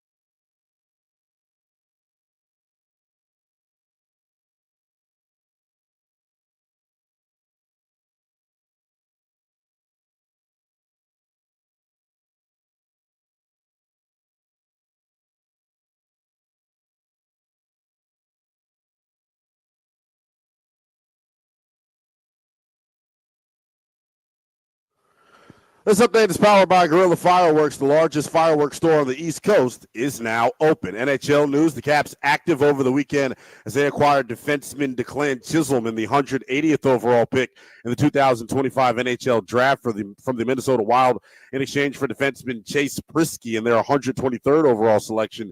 The team also signed recently acquired forward Justin Sordiff to a 2-year, $1.6 million contract extension on Saturday. NFL news, the Steelers and Dolphins agreeing to terms on a blockbuster trade earlier this afternoon that will send corner Jalen Ramsey and tight end Jonnu Smith to the Pittsburgh Steelers in exchange for Minkah Fitzpatrick and a pick swap. A reunion is on deck for Fitzpatrick, who was drafted by the Dolphins back in 2019. Guerrilla Fireworks, the largest fireworks store on the East Coast, is now open, featuring all major brands of firecrackers, rockets, mortars, artillery shells, repeaters, Roman candles, fountains, and more. 30 minutes from the DMV in Charlestown, West Virginia. Guerrilla Fireworks, just 1 mile from Hollywood Casino. From the Crop Metcalf 5-Star Sports Desk, I'm Linnell Willingham on The Fan.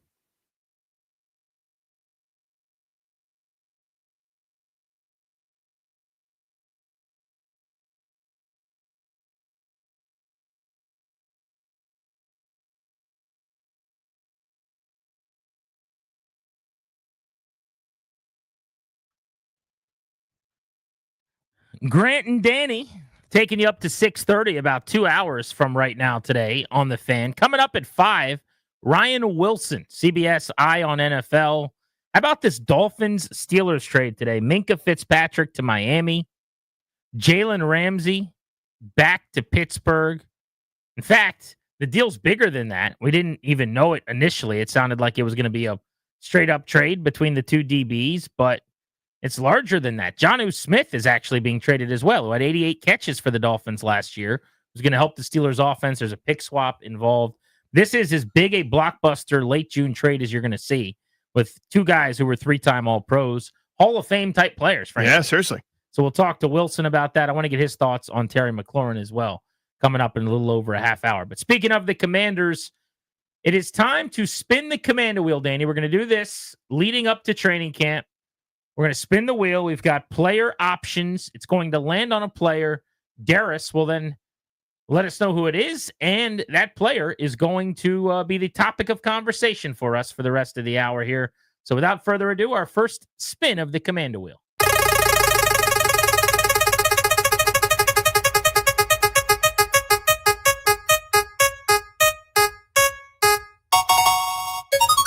Ben Sinnott. With the 53rd pick in the 2024 NFL Draft, the Washington Commanders select Ben Sinnott. Wide open downfield, Ben Sinnott. They're very high on Sinnott, and you can see why. Carrying tacklers with him. Fake it, Mariota throws it, caught by Sinnott. Touchdown! The first of his NFL career. Rookie out of Kansas State. Here's Tress Way. Oh, it's a fake. Look at the throw. He's got a man wide open, and it's caught. Sinnott, the third tight end. What a fake by Washington, and the rookie delivers for the drive continues. Going into this year, getting a full offseason, getting my body back, knowing the offense and already having that chemistry built. So just one that's ready to get better and hopefully build a big role in this team. Nicely put together package on Ben Sinnott by Darius, who dug deep into the archives there. He found 3 Ben Sinnott highlights. 3 of the 4. I mean, the preseason catch was great. Preseason catch, fake punt in the NFC Championship game. Darius was in his bag right there, boys and girls. 5 catches for 28 yards, and you heard the touchdown for Ben Sinnott as a rookie last season. Now, it would be easy to come down on him for having a bad rookie season statistically.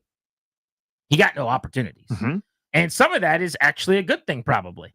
He was an insurance policy for Zach Ertz. I think when you bring in Ertz, who hadn't been able to stay healthy in years, you knew that if he goes down, you're going to have a problem at tight end, and it made the position still a need behind him on the depth chart, which is part of why they drafted Ben Sinnott where they did, at 53rd overall in the second round. You just heard the draft pick. But the big fella, 6'4", 247, didn't play a lot. When he did play, he mostly blocked and had just the 5 catches. So, Danny, let's look back first at the rookie season. How much of him not getting on the field more is about him? I mean, if he was lighting it up in practice, if he was, if you couldn't keep him Ertz, off the field, you wouldn't have kept him off the field. Clearly, he would have gotten more looks, right? Or did he just have no chance, nothing to do with it? So I think he had a part in it, and it sounds like an indictment to a degree. Some of it, as you said, is the Ertz success. And John Bates being the more dedicated blocker, so it didn't leave as much of a role for him to kind of get on the field by default. But he didn't also beat the door down either here, by all accounts, right? So it could take, especially coming from a different college system and a different type offense where you're not necessarily asked to do some of these things. I've heard some smart people smarter than me, say that if you don't come from a pure pro style system where you're asked to do almost the exact same identical things you're doing at the next level, it could take a minute for some tight ends. Now, there's some guys that are so talented you don't care. Brock Bowers, I don't really care if you're doing the same things or not. I'm throwing you the ball 140 times, we'll figure it out, right? But for someone that's got to use his physicality, be around the line of scrimmage, chip and block tight defensive ends and get on the second level to linebackers and work routes a certain way, maybe there's a learning curve there. So it's not to slam the gavel and say he'll never be good, but so far, not much return on investment from that pick to this point. And I think some of that is him. Again, not to say that it'll never happen, that he'll never figure it out, but you need more from that guy, and I think this is the year it needs to happen. What percentage of offensive snaps do you think he played last year, if you had to guess? 20? 27%. A little over a quarter of snaps. More than I would have thought, honestly. 311 offensive plays he was on the a lot of the time, doing some blocking. You're an extra tackle, essentially, a bunch, because we can just look at the target share to see how often you're actually involved in the passing game. And in fact, he only had 5 passes thrown to him on over 300 plays, which I think also says something. I mean, I don't know how many of the 311 were passing plays, but let's just say conservatively that 225 were. Well, no, that's not even a 311. Let's divide it by 2. Let's call say it 160.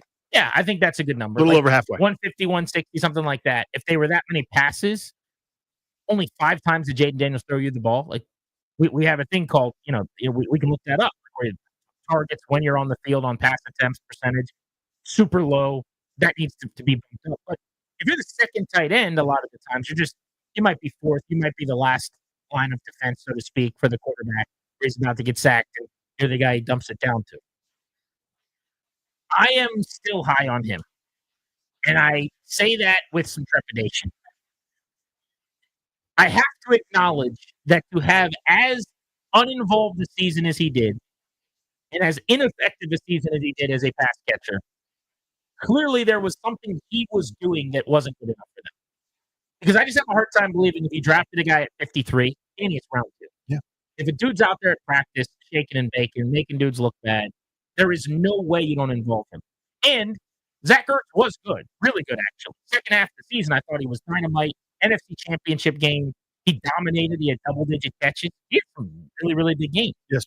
But it's also not like he was a type of weapon where you can't spell him. We called him No Yak Zach for a good portion of the year because while he got open and he helped Jaden Daniels, he was kind of a catch-and-fall guy. So I guess my point is, I think this is a twofold story. If I'm doing a blame pie for Sinnott being a non-contributor in year 1, I'll say 65% was probably opportunity. 35% or so was something that he wasn't doing. It may be 70, 30, 75, 25. But I still like what I saw. I'm basing almost all of this on a preseason game. On a couple catches at training camp and a catch against the Jets in the preseason where he carried dude down the field. 4 guys down the field and made a play after the catch. But I saw it. I saw it with my own eyes. It's like going and scouting a high school pitcher, seeing him dot 94 on the black and rip off a breaking ball. I'll take him in the first round and I'll make pitching coaches figure the rest out. Get this guy where I need him to go as he fills out and gets stronger. I've seen Sinnott look like a beast. Now I need you to figure out how to make it happen. To me, it's closer to 55-45 circumstances. And then the other part's him. Meaning you blame him a little more than I do. Yeah. And it sounds like, I'm not doing that at all. I'm saying, like, at some point, I need you to be more of a threat than John Bates. I know Bates is on the field more than you, and we'll end up just getting looks there, but that's part of the equation. Jeremy McNichols out-targeted him 3-1 almost. Like, at some point, what is it you do here? Now, I'm hoping this year is that where you hit the ground running. This is the year that you've got the sea legs underneath you. You've had the apprenticeship under Zach Ertz, and you slowly but surely take over for him because there's a chance he's far more dynamic than Ertz, as we referenced the catch and fall situation. And if this goes great, you're sort of passing the baton between the vet to the kid, and Ertz still has a role for me. But Sinnott, again, is a second-round pick. I keep coming back to that. You look at their second round, not a huge return on investment yet from Johnny Newton. I think there's upside there, but still you haven't had it yet. And he actually played enough that he could have showed more than he did. Rotational guys. He was okay. Sandra still, yes, that's a win. Although you didn't take Cooper DeJean, you didn't take Coolin McKinstry, you didn't take Roger Rosengarten, who went after Ben Sinnott, guys that played and did really well at positions where you go, damn, they could have used that guy. So they went in on this, and Adam Peters evoked Kyle Juszczyk and George Kittle when talking about what they envisioned for him. I'd love 40% of that next year. Right. Or 20% of that. Well, that's more than 5 catches. And this was the point I was making last year every time the draft class came up is I think the success of Jaden Daniels, which is the most important thing. Without a doubt. It's kind of the thing. So if you just want to give it an A and never think about it again, I'm okay with that. But I think because of how good he was, we didn't really have enough discussion about how little they got from some other really important pieces. And they, on a batting average, like hit enough base hits. Mikey Sanders was really good. Brandon Coleman played tackle and is going to be, I think, an outstanding guard. So this is not the Ron Rivera Marty Party ops. No. That's not what I'm saying. But Luke McCaffrey was a top 100 pick. Gave you nothing at receiver, basically. Ben Sinnott was picked just outside of the top 50. A team like Washington is not drafting and stashing at tight end at 52, 53, I guess he was. Mm-hmm. Sorry. Like, you need more out of him. So it's time to give him some chances. Now, as you said, the status quo remains at tight end because they brought back Ertz. They had a chance not to. They brought back Bates. They had a chance not to. Bates, they love as a blocker. The less you throw him the football, the happier I'll be. But I think it's time to involve Ben Sinnott. And if you don't, it does tell me that you're just not that high on how much he can help you.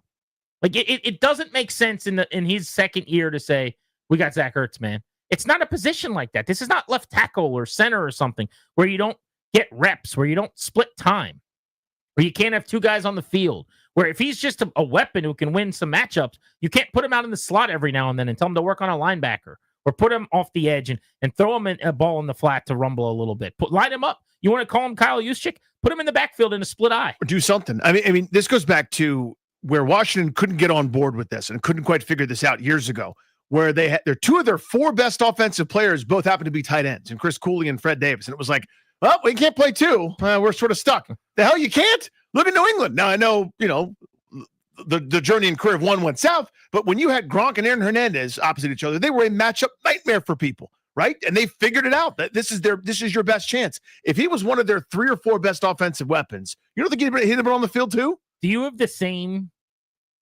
pause that I do just saying his name out loud? Yeah, it's like I had to couch this really, really carefully, even though I'm not. Yeah, it's just so weird. It's like, well, I won't even compare what it's like, but. What's it like? There's certain things when you say like names of human beings all the time, when you say them out loud, you just fill with anxiety. Yeah, it's like, he's one of them. Yeah, there's a list. We can make one during the break. I mean, there's some other Netflix documentaries, like in a row that I've watched, and it's like, there's a guy, but you're right. That tight end room with Gronk and Hernandez, that wrote the book on you can make this work if you want to. Yeah, there's no more like, okay, you're a tight end. We have a 1 tight end set. You will go in next play. No. Your best offensive players on the field. If it's a matchup problem, which it would be, if you had 2 of a tight end that can run the way it looks like he can run, I would love for you to go nickel. Oh, please go nickel. I'll knock his ass into next week. Okay, fine. Let's go base defense. I'll run right by you. Yes, that's the point of a guy like that. We've spun the commando wheel. The player today is Ben Sinnott. We're going to open up the phones now at 800-636-1067, 800-636-1067. Here's our Sinnott question. What is the best case for him this season? What does the worst case look like, in your opinion? Sinnott, year 2. Grant and Danny on the Fan.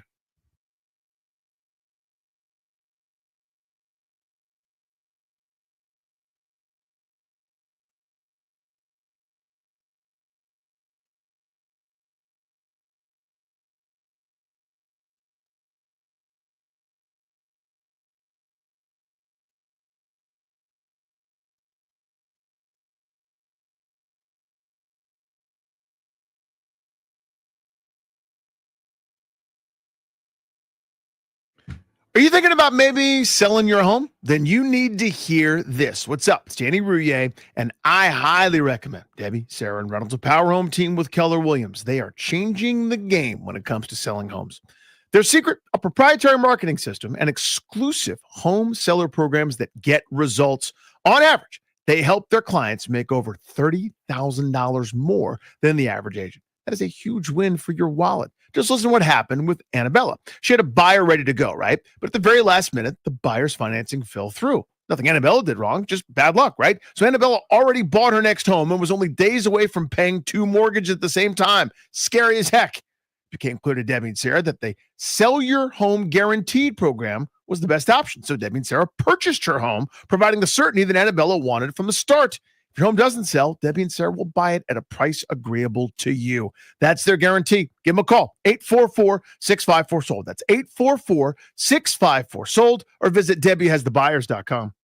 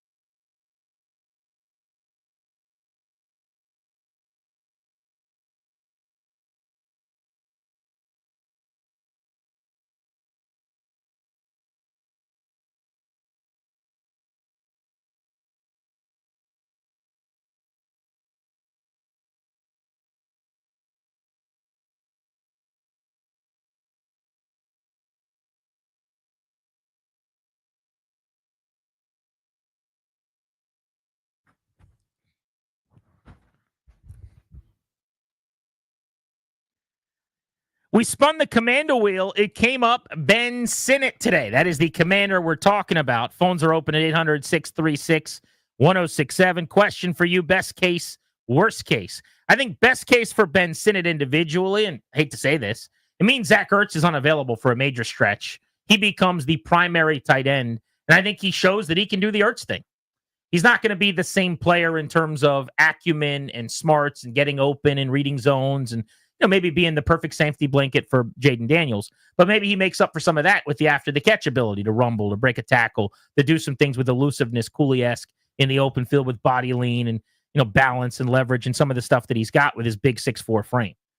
But I think that the best case is he starts half the season or more because Ertz reverts to being unavailable like he was at one point. I'm not saying that's what's best for the team, but he turns into a Ertzian, like 5-6 catch a week, 50, 60-yard kind of guy and goes out and puts up 600 yards or something, starting 12 games and playing in 17 games. I think that's very possible.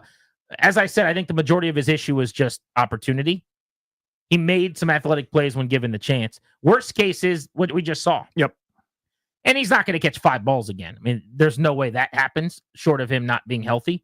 But worst case would be Ertz plays all 17. Bates plays all 17. You got to get in where you fit in. You got a quarterback who pulls the ball down and runs on passing plays a lot. So there's just fewer balls to go around for receivers like Sinnott. And you catch 17 balls or 14 balls. And we're 2 years into a second-round pick, and we're going, is this guy a third tight end? Can this guy do a lot more than that? To me, that's best and worst. Yeah, there's just over 500 targets to go around over the course of a season. Most teams would be in the 600 range. Washington was 500 because the amount of runs in general, plus the quarterback runs, both the guys that they employ are quarterback runners as well. I don't know where the targets are coming from. So I've got a similar floor. I think he doesn't get many chances and doesn't burst his way onto the field.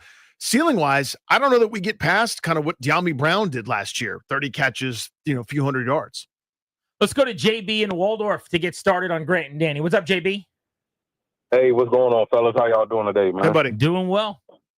All right. Like I was telling Darius, man, I think, two things, if I can. I think the lack of success that he had last year was more so on Kingsbury and not scheming him up. I think once he saw things going good with Ertz, he just wanted to ride that horse and keep riding that horse and keep riding that horse. Because if you notice, like, McLaurin didn't even eat until almost like week 5 or 6, really. So it was things about Kingsbury and the offense and things of that nature. But best case scenario for Sinnott, I think 40 to 45 catch season, somewhere around 425, 450 yards, something like that. But do you think he can do that if Ertz stays healthy? Because that's really bullish, I think, if Ertz is on the field. I think they can do it if they make Ertz a third down tight end. For like where they need him, like where he need, what I'm saying, where he needs to get the first down. Because the only thing though, JB, and thanks for the call, buddy, because we got a bunch we're going to mow through here. He's pretty good blocker. I mean, Zach Ertz is an all-down guy when he's healthy. I don't want to limit him. There was nothing he really did last year that would suggest that. Maybe JB's point is this is the way to keep him healthy, though, is even though he could help you on first and second, have him out there on the obvious. Yeah, I'd lower the snap count a little bit just by nature. I think that's a good point. Right. That's probably a good critique. Let's go to Nathan in Centerville. What's up, Nate? Hey, what's up, guys? No, I'm with you, Grant. I think that Sinnott can show with, unfortunately, Ertz missing an extended period of time or Bates missing time or a combination. But I think the ceiling for him is showing that when they move on from Ertz or he hangs it up or whatever it is, that you kind of don't have to scramble and panic and say, where's our tight end one going to be next year, even if he's not this elite guy. I think the floor, though, is we're talking about Peters' first miss in the draft and something that we kind of just all, the skill set's there, the toolbox is there, and just never really panned out. Appreciate you, dude. Yeah, I mean, it's one thing if you just go, well, I never had the opportunity. But, like, if it was in their best interest to have that guy on the field more, he'd be on the field more. It's very rare that someone that you drafted in your building that you like, that you had eyes on, that you are now getting a chance to work with. I mean, how many lives did De'Ami Brown get? You know what I mean? There's enough guys where you just keep giving them chances. And if he can't crack the field over an aging Zach Ertz and, John Bates, who has Jahidi White hands, it tells you a lot, I think. Let's go to Jack, who's in Arlington on G&D. Hey, Jack. Hey, what's happening, guys? Hey, buddy. Hey, so big highlight for me last season for him. I mean, we've seen so many drop passes. He didn't drop a single thing. He doesn't have these stone hands like Dotson and a couple other people we put out there and asked them to catch the ball. I think upside, this guy's got a gold jacket written all over him. We can line him up in the back and get him to tote the rock. I mean, him and Debo in the backfield. I think that there's a lot of fun stuff that Cliff can do. He's doing bits, right? He went from Hall of Famer feels like bits to asking Ben Sinnott to run the football. And maybe he's being serious. Maybe you do that. It feels like he's in a car with a couple of his buddies, and now they're listening to see what we say. And if that's what's happening, this is what we're going to say. You could do the Logan Thomas bit. Maybe have him take a snap and get a 4th and 1. Maybe at gold jacket is kind of where I assume there's a bit here. He could probably buy a jacket made of that's golden colored. But do they have gold jackets at Big Lots? Yeah, like at Men's Warehouse, you get a gold one. Do they sell gold jackets? I'm sure they do. You can find one. Let's go to Paul in DC. What's up, Paul?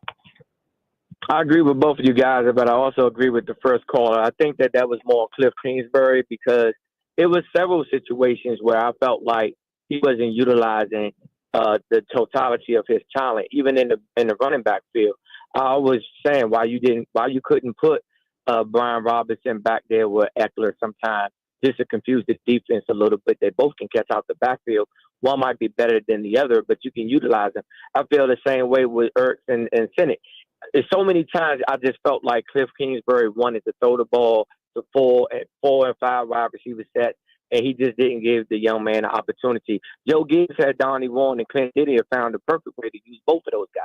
Yeah, well, that's a great point on Cliff in this sense. Someone said earlier he likes Ertz, no doubt. I mean, remember, he had Ertz in Arizona and then brought him to Washington. Like, he is a Zach Ertz mark. There is no doubt about that. So that's a big thing. But also, he likes spread. It's the air raid, or now it's kind of the horizontal. But this is a spread. This is 3 receivers, 4 receivers sometimes spread out. I'm just saying you could have a plus size receiver and have Ben Sinnott be that guy occasionally. Vic and Akakik, be quick, but you get the last word. Go ahead. I like it. Last word. You can John Cusack him, 49er risk. You can use Ben in the backfield. You can use Ben in the backfield to motion on some tight end screens. You can motion him motion him to get it in the middle of the field for a big target, and you can use him to block for our running backs. We got some speed in the backfield this year, but he's talented. Get him on the field. Yeah, you got a plan. And if that's what the caller who we were questioning his seriousness was suggesting, just playing an H-back, meaning have him play like a fullback. But he was talking about handing him the football, which I don't think was. He said toting the rock. That's that was the phrase. Now Kyle Juszczyk gets the occasional carry. It's like once every couple of months on the way goal line. Mike Sellers would when nobody sees it coming. Exactly. Ryan Wilson, Eye on NFL for CBS Sports. We got to get to the bottom of the Steelers-Dolphins blockbuster trade today. And what does he think? Little national perspective on what's going on with Terry McLaurin. That's next on Grant and Danny.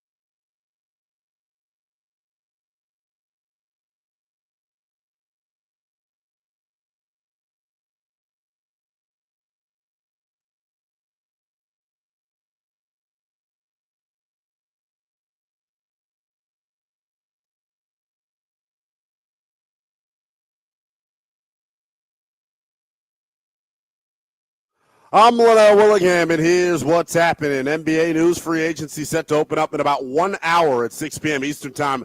Big news leading into the start of free agency: LeBron James electing to opt into his $52.6 million player option for the 2025 season, putting his future with the Lakers in doubt. LeBron's agent, Rich Paul, released a statement to ESPN yesterday saying, quote, LeBron wants to compete for a championship. We understand the difficulty in winning now while preparing for the future. We do want to evaluate what's best for LeBron at this stage in his life and career. He wants to make every season he has left count, and the Lakers understand that, are supportive, and want what's best for him. Baseball news: Nats have the night off before beginning a 6-game homestand tomorrow. Yesterday, a historic day at the plate for 22-year-old phenom James Wood. He became the first major leaguer since Barry Bonds to be intentionally walked 4 times in a game during Washington's 7-4 win over the Angels. It was also announced this morning that the Nats are introducing AARP as the team's inaugural jersey patch sponsor, ending the team's drought of being the only team in Major League Baseball without income coming in from a jersey patch and stadium sponsor. To wrap things up, NBA news: federal authorities are investigating Detroit Pistons guard Malik Beasley on allegations of gambling related to NBA games and prop bets, sources tell ESPN. The allegations are from the 2023-2024 season when Beasley played for Milwaukee. At least one prominent U.S. sportsbook detected unusually heavy betting interest on Beasley's statistics beginning around January of 2024. That, according to ESPN. From the Crop Metcalf 5-Star Sports Desk, I'm Linnell Willingham on The Fan.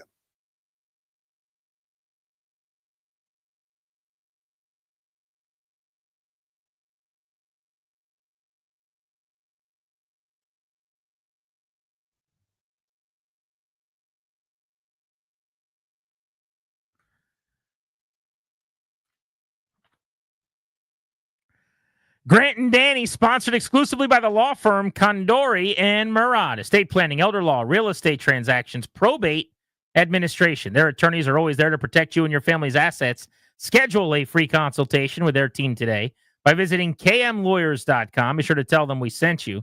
That's kmlawyers.com. They're our good buddies. Let's go to the Rude guest hotline. Rude is the most reliable heating and air conditioning products in the DMV. Want to talk NFL with our pal Ryan Wilson, CBS Sports. They've got their eye on the NFL. And Ryan, today you guys had your eye on a blockbuster June trade. We don't see many of these. The Steelers get Jalen Ramsey and Jonnu Smith in a pick swap that saw Minkah Fitzpatrick, a couple of 3-time All-Pros on the move, with Fitzpatrick going back to Miami. What did you make of this deal? Hey, guys, good to talk to you. Yeah, so June 30th, usually NFL shuts down for a couple of weeks here before we could go into a training camp. So this was certainly a big surprise this morning. And the news sort of trickled out, right? Jalen Ramsey broke the news that he was going to Pittsburgh. And I thought that was curious and perhaps even a little interesting because it felt like maybe he would end up back on the West Coast, maybe with the Rams where he won that Super Bowl. And then you find out that Minkah Fitzpatrick's going the other way. Minkah obviously was traded from Miami back in 2019 to Pittsburgh. He wasn't happy there at the time with Brian Flores, who was the coach, and obviously things have changed in terms of who the head coach is now, Mike McDaniel. But a couple things. So, and Jonnu Smith was included in that deal in terms of the tight end moving from Miami to Pittsburgh, and they needed a tight end after losing Donald Parham to an injury a few weeks ago. But a few things to keep in mind. 28 years old is Minkah. He'll turn 29 during the season. He's going to want a new deal. And look, he's one of the best players on that Steelers team, but he has not been as productive as he had been when he arrived. The last 2 or 3 years, I think he's only had 1 turnover. He certainly provides more than that, but if that's the numbers you're starting with, it wasn't like it was when he got there. In addition to that, if you're going to pay him what should be top of the market money, because that's probably what he's worth, that brings into question what's going to happen with T.J. Watt. T.J. Watt, it sounds like it's going to get paid to stay in Pittsburgh. They're not going to let him get out from out of Pittsburgh. So you bring in some help in Jalen Ramsey. This makes Joey Porter Jr.'s job a lot easier as the previous number 1. You can have 1 and 1A now. They signed Darius Slay, and they add a potential starter or a guy who's going to play a lot because no team runs more 3 tight end sets than the Pittsburgh Steelers, so he'll be on the field as well. So you're getting 1.5 to 2 players for 1, and if you look at it in that sense, it feels like slight edge towards Pittsburgh. We saw Raheem Mostert come out and tweet that the way that the Dolphins treat their players is not great. So maybe the edge is a little bit greater for Pittsburgh. Ryan, Miami, they were the darlings of the league for a while. So the upstart 9-18 with Mike McDaniel was a genius. They won 11 games. How much fun were they? Last year was really disappointing. You're kind of taking inventory, taking stock here. they're moving on from a lot of pieces, a lot of guys that were pretty influential there with that club. Did they kind of miss their window? Yeah, no, they did. I think so. And I say that with the understanding that the Steelers are up against it with Baltimore, and you could even put Cincinnati there if you want. But in terms of the AFC East, the most important thing is keeping Tua upright, because when he's been out, we've seen how that offense has fallen apart. And Mike McDaniel gets all the credit, but probably deserves some of the blame that quarterback 2 had zero success, where other backup quarterbacks have been able to cobble together wins while the quarterback has been out. But in terms of the totality of the roster, they're not in the same conversation with the Buffalo Bills. That wasn't even in question coming into the offseason here. But you can make a case, and pretty easily, I feel like, with Mike Vrabel and what they've done on both sides of the ball, with Drake May going into year 2 in New England, that they have a chance to make some noise and perhaps surprise some people. I don't know if they're going to win more games than they lose, but if you told me they had a better record than the Dolphins, I would certainly get behind that. Now they're moving on from Jalen Ramsey. Their secondary is in flux, even with the addition of Minkah Fitzpatrick. They lost a lot of guys, especially outside of the cornerback position. And their guys, Storm Duck played at UNC, has a chance to be a starter in that secondary as we sit here. No one saw that coming, probably Storm Duck nor his parents. But here we are. So I think there are a lot of concerns with that team. And if you told me they win 6 or 7 or even 8 games, Mike McDaniel might be in a situation where he's not coaching the team a year from now. Yeah, he'd be in big trouble. He was one of the darlings of the league just a couple of years ago. And my guess is he would get another head coaching job because of how good that offense has mostly been. And that's what everybody's looking for. But speaking of offenses, staying in that division, I want to pivot to the Patriots and some of the moves that they've made as we talk AFC East here. They will surround Drake May with a lot more talent this time around. They obviously went out and got Travion Henderson in the second round to go with Ramondre Stevenson and Antonio Gibson. Stephon Gibbs and Mac Hollins added at wide receiver. They have 3 new starters on the offensive line, including first-round pick Will Campbell, Garrett Bradbury, the former Viking at center, Morgan Moses, who played here at right tackle. And I actually think they did more to help themselves on defense than on offense, where Milton Williams and Harold Landry are up front. They've got Spillane at linebacker, huge money for Carlton Davis in the secondary, and they have a dramatic upgrade on the sideline with Mike Vrabel. I mean, what is a realistic breakout look like for New England this year in Drake May's second season? I haven't seen the Vegas numbers for their win total, but I feel like 7.5. I would feel pretty comfortable with that, and then leaning towards the over, because you can make a case again for Mike Vrabel in terms of what he's done at his previous stops. Obviously, Tennessee found ways to win, not the sexiest ways, but those teams are tough, number one, and that's something you can't say about the Dolphins team we just talked about. And number two, they didn't shoot themselves in the foot. And, Ryan Tannehill had one of his best seasons, and Derrick Henry had one of his best seasons, and he's had a handful of them, no doubt about it. And I think that what Mike Vrabel brings to New England, they were lacking with Gerard Mayo. And look, fair or not, Gerard Mayo got fired after 1 year, but I give Robert Kraft credit for saying this isn't working. We have an opportunity to get better, and we're going to do it and move on. And feelings were hurt, I'm sure, but I think at the end of the day, it's better for everyone involved. The other thing you sort of talked about it, Grant, they fixed the offensive line, or at least made real attempts to fix the offensive line, especially the tackle position. In previous years, they spent a lot of capital drafting interior offensive linemen and never the tackles, and they did that this year with Will Campbell, and you mentioned Morgan Moses, and then I think they got a little bit more athletic in the center of that offensive line with Garrett Bradbury. Maybe there's some questions still at wide receiver. Stephon Diggs, who's he going to be as over 30-year-old wide receiver? Mac Hollins is probably a number 3, best case. They drafted Kyle Williams. We'll see how that works out, but they're certainly in much better shape today than they were when they drafted Drake May a year ago. And Drake May surprised me. I'll be the first one to raise my hand in terms of how well he played under some pretty trying circumstances last season. CBS Sports' Ryan Wilson with us here on G&D. Speaking of online experts or whomever, Vegas and company with some of the over-unders, San Francisco seems to be everybody's darling. I don't quite see it the same way. It's a bunch of off-injured guys that we're assuming won't be off-injured this time. The kind of this go-around as we run it back with some dudes kind of getting up there in years and mileage. Where are you at on the 49ers entering this season? I'm sort of you, Danny, because I love Brock Purdy. Like, I think he deserves to get paid what he got paid. But they moved on from Deebo Samuel, bringing you up towards ACL, so he may not be available until after the season starts. Ricky Pearsall's a great story, and he played well when he came back last year. But you have some things to figure out. Trent Williams, who you guys know incredibly well, is still one of the best tacklers in the league, but how long is he going to be able to do it? Christian McCaffrey struggled to stay healthy, but if he's 100%, he's a game changer, but that hasn't always been the case. And George Kittle is the highest paid tight end for a reason. I think defensively, and that's where they focused their draft for most of the 3 days. With Robert Saleh coming back, I think they're going to be really good. And you guys know Kyle Shanahan and what he's capable of doing. I think they're going to be certainly much improved from a year ago. And I thought Brock Purdy did a lot with a little with all those injuries a year ago. But I think to your larger point, I'm not sleeping on the Rams, who's they always find ways to be competitive even when they're banged up. And then, of course, you got to start with the Eagles, a team that has virtually no holes on their roster. People seem to think Jalen Hurts is one of the worst players on that team, and that should tell you all you need to know.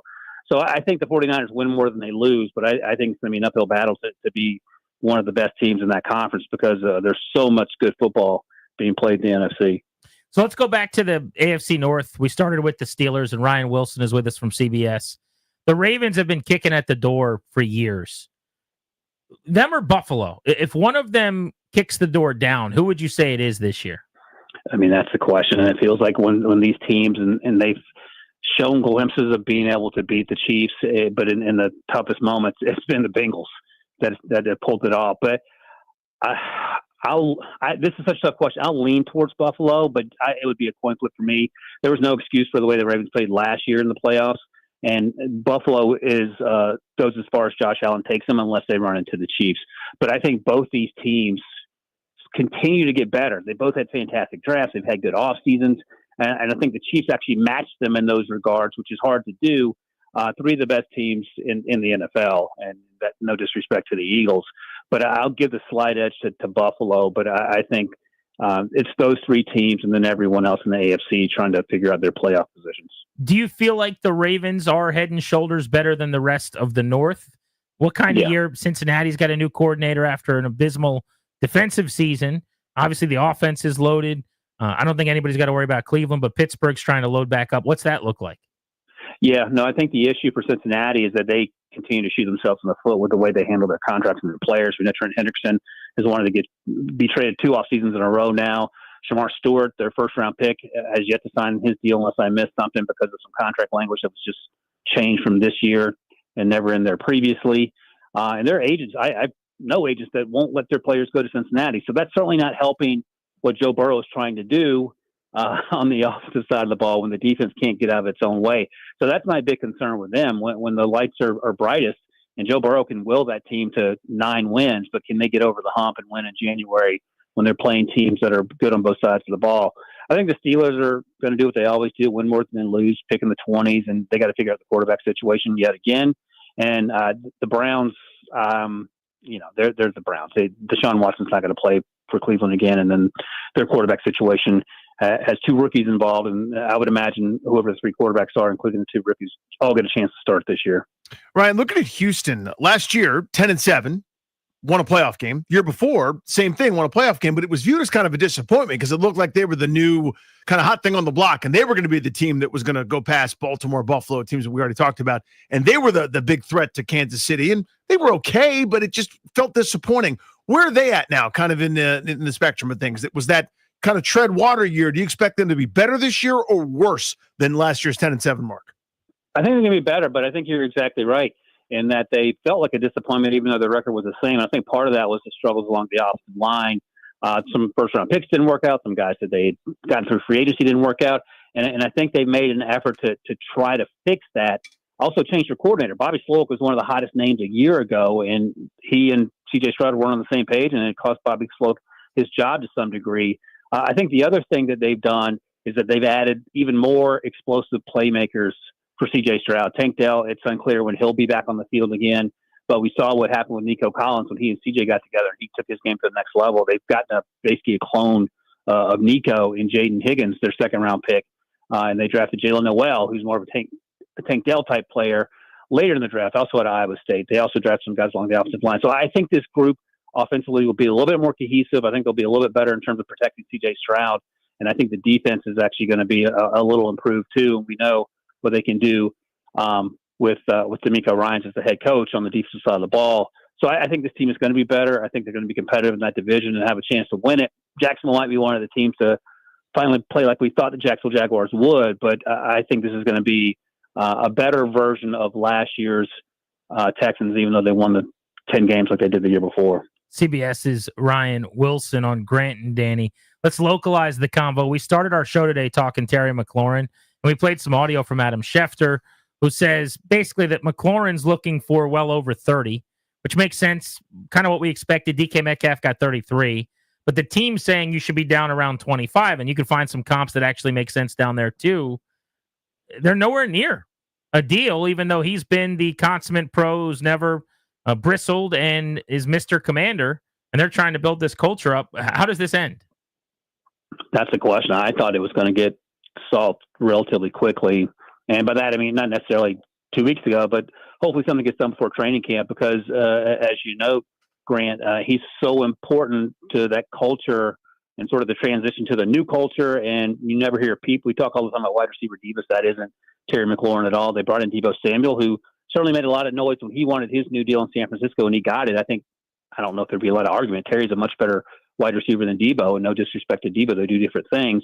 But if you're looking at a roster without Terry, there's not a lot in terms of that wide receiver room. There's some young guys like McCaffrey flashed at times last year. Noah Brown's a solid veteran, but is he a number one? No. Michael Gallup has he's older and he's had injury issues. So who's going to be that guy to step up? And we don't even know how much longer Deebo is he going to be in the roster 2 or 3 years from now. Those are other concerns. So I think especially when you have your quarterback on his rookie contract, that's when you pay your most important players. And Terry McLaurin certainly falls into that category. And look, his agent's exactly right. If DK is getting north of 30, and what planet is Terry not getting north of 30? And he has every right to ask for that. Philadelphia should be favored to win that division. Defending Super Bowl champs, they're built really well, great organization, etc. How close is everybody else in your mind, Ryan, in that NFC East? I think the Commanders are close. I mean, that was such a fun, and you guys experienced it firsthand, and you guys have been following this team forever. It felt like the 80s in terms of how well the Commanders were playing. I don't think they're far off at all. And I think for as good as the Eagles are, it always comes down to this, injuries in December and January. It's going to be interesting to see what the Lions look like without their two coordinators. We saw what happened with the Eagles a few years ago when the coordinators lost, and they didn't look to be quite the same team. We talked about the NFC West, but I think there's every realistic possibility that 2 or 3 teams could really challenge Philadelphia depending on the injury situation once we get into the playoffs. But on paper, it's hard to find any holes in this team, and the holes they had, they either drafted or solved through free agency, and their draft last year was an absolute grand slam, even though you could say the same thing about the Commanders even after the Jaden Daniels pick a year ago. So you don't see a possibility for a major regression where it was kind of a magical carpet ride for Washington? Well, so Kellen Moore's gone, and maybe there's a little hiccup there offensively, and maybe they learned their lesson when they lost Shane Steichen and Brian Johnson came in. I meant the Commanders. Sorry. Oh yeah, no. And I'll tell you why, Grant, because I actually was looking at this the other day in terms of quarterbacks who played a lot as rookies, 8 or more starts, I think, and then came into year 2, who were top 2 or 3 round picks. They historically do pretty well in year 2. And I think this team is actually as good as, if not better than they were a year ago. Dan Quinn's certainly more comfortable. Adam Peters, I would imagine, is more comfortable as well. And I think Jaden Daniels, perhaps most importantly, is going to be comfortable. I don't think whatever Terry McLaurin's contract situation is, if it's not resolved, I don't imagine that will be a distraction. I don't know, but it feels like this team is better now than they were 12 months ago. And I'm the least concerned about sophomore slumps when talking about Jaden Daniels, given the way he played last year. Ryan, awesome with us as always, buddy. Really appreciate it. Thank you, guys. See you, man. There's Ryan Wilson, CBS Sports Eye on NFL. Go check him out. Always love having him on. Let's sizzle and fizzle next on G&D.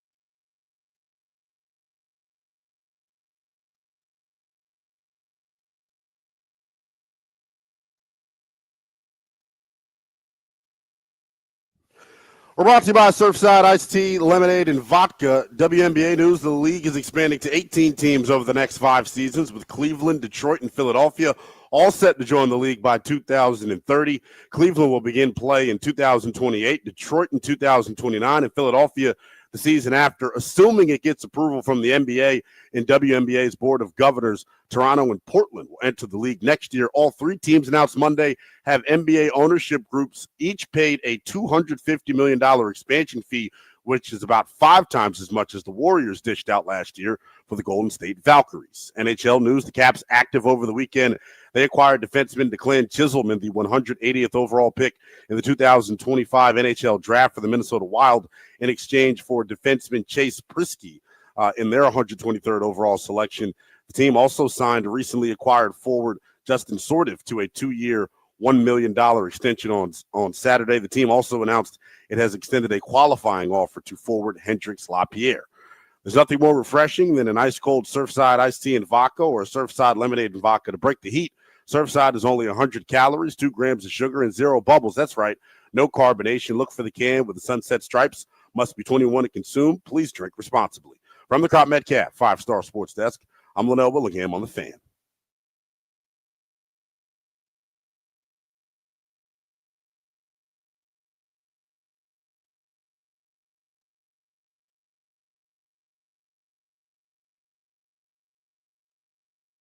G&E with you on The Fan. We are exclusively sponsored by the law firm of Condori and Morat. Estate planning, elder law, real estate transactions, probate administration. Their attorneys are always there to protect you and your family's assets. Schedule a free consultation with their team today by visiting kmlawyers.com, and be sure to let them know that we sent you. That's kmlawyers.com. At 6 o'clock on this program, this particular radio program, Spencer Nussbaum will join us from the Washington Post. Had a really, really, really good piece about the Nationals. And this is kind of one of the big questions that we haven't really gotten a good answer to. This is a great window into the organization where you see them not spending at the big league level on players. Well, this is them, in this particular case, not spending on a device that every major league team they could pretty much find did spend on. The Nationals did not. We'll talk to him about his reporting there at 6 o'clock. We will do that. But we got some other conversations we want to have about the AFC, about what the Pittsburgh Steelers are doing, et cetera, a little more football talk. But now we're going to do something. It doesn't have an open yet, Darius. It might one day. One day it might have a nice little radio open and sound pretty cool. A little thing we like to call sizzling and fizzling here on G&D. I will start with the fizzle first, if I may be so bold. The state of sports media is my fizzle. Allow me to hop on my soapbox real quick. Our good buddy Ben Standing, I'm not breaking any news here. He posted this on his own social media, announcing it. The Athletic is not bringing him back. I think that's a mistake. All Ben is great. He's awesome at what he does. So that leads me to kind of a little window here into what's going on in the world of sports media. This is a Pro Football Talk story, but this is a sports story. A fake quote attributed to Eagles' Kendall Lamb caused him real trouble when it spread. Here's what happened. Kendall Lamb, journeyman Jag lineman, who you probably never heard of, maybe unless you saw this story, was attributed a quote that says really negative things about his time in Miami.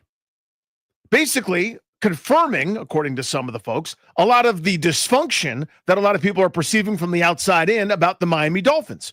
In fact, he never said the quote, never gave the interview in question, and never said anything other than, yeah, I liked my time there. I really enjoyed it. I appreciate the opportunity. And had to do a video to clarify that. The report by some little teeny tiny website, I don't even know which one it was, instead of just existing out in the ether like somebody's blog spot or someone's Medium article or their Substack, it gets picked up almost everywhere ubiquitously. Big major outlets that I guarantee you, if you're listening to this radio program, you have read and have clicked on without any kind of filter. And I'm not judging you. It's not your fault. You're just consuming information as it's put out there. In this era of citizen journalism, the aggregator, and everything under the sun, this is something that should scare the hell out of us. So he wakes up in the morning, and some people are saying, hell yeah, good point, Kendall Lamb, again, to something he never said, because they want to take a pound of flesh out of the Dolphins, and they're mad. Other people are offended and angry and sending him all sorts of angry messages. It never rises to anything threatening or serious, thank goodness. And he's able to qualify it or explain it away, and everything's fine. But that's what happened. He never said a word other than something gracious and kind, and was getting criticism and threats and all sorts of other stuff. Again, I don't know how serious it ended up getting in that regard, but he was able to, to squash it and say, hey, this didn't happen. And we sort of lament and shrug our shoulders. The thing I always come back to is nobody reads corrections. Everybody reads the first thing. Nobody follows up when the publication or the outlet or the person in the third tweet down goes, actually, turns out it was 5, not 5,000. Whoopsie daisy. Best of luck to you. So there's a premium on being first. There's a premium on getting the click. I understand all that. I understand the world we're in, but it's a bummer. And therefore, that is my sizzle. That is my fizzle, rather, the state of sports media. My sizzle at this point is all of a sudden, looking around, the folks over at Monumental, the two squadrons within a week of each other, have a bunch of really fun young players that were just drafted here to the local DC region. You think of the Wizards and you think of the Capitals. I like the way that this shook out, where you're basically within, a handful of days. I forget the exact number, but NBA draft comes and goes, hockey draft comes and goes, and you get a nice little article from Monumental Sports, which I thought was really, really cool. Look at all these guys. Look at all these guys, all in one nice little single-size serving. So I like that. I enjoyed being able to think about things that way. You'll see more immediate impact from the local basketball players first, just the nature of the sport. Then you will, the hockey minors. Those guys will be down there kind of grinding on the farm in the various stops for a couple of years. But still, very, very cool. I like that. I like the coverage of it, and it's fun to have something new and fun on the horizon. That's what I got for you. All right, in the room, who's going next? Rhino, Sizzle, Fizzle. My sizzle right now is baseball. Baseball in general, I think, is in great hands. I just can't. I'm coming off the high from the Savannah Bananas on Saturday. Yeah, I thought it was a lot of fun. And also last night, Sunday Night Baseball, I watched Tariq Skubal. Is there a more electric athlete in the game right now than Tariq Skubal? I would say no. I think baseball right now has like these young guys who have really kind of turned the corner for baseball and have made it more exciting to watch. And I think baseball just right now is at its peak. Now, with that in mind, I've got a fizzle. It's Washington Nationals. I love the Nationals. I will watch them every single day. I will choose to watch them every single night. But my gosh, is it hard at times. And yes, we're coming off a really solid win yesterday, but I can't help but just dwell about the future. It is not a bright future right now. I don't see the pieces. I don't know what the Nationals are going to do with that number 1 overall pick. I don't know where to go, Danny.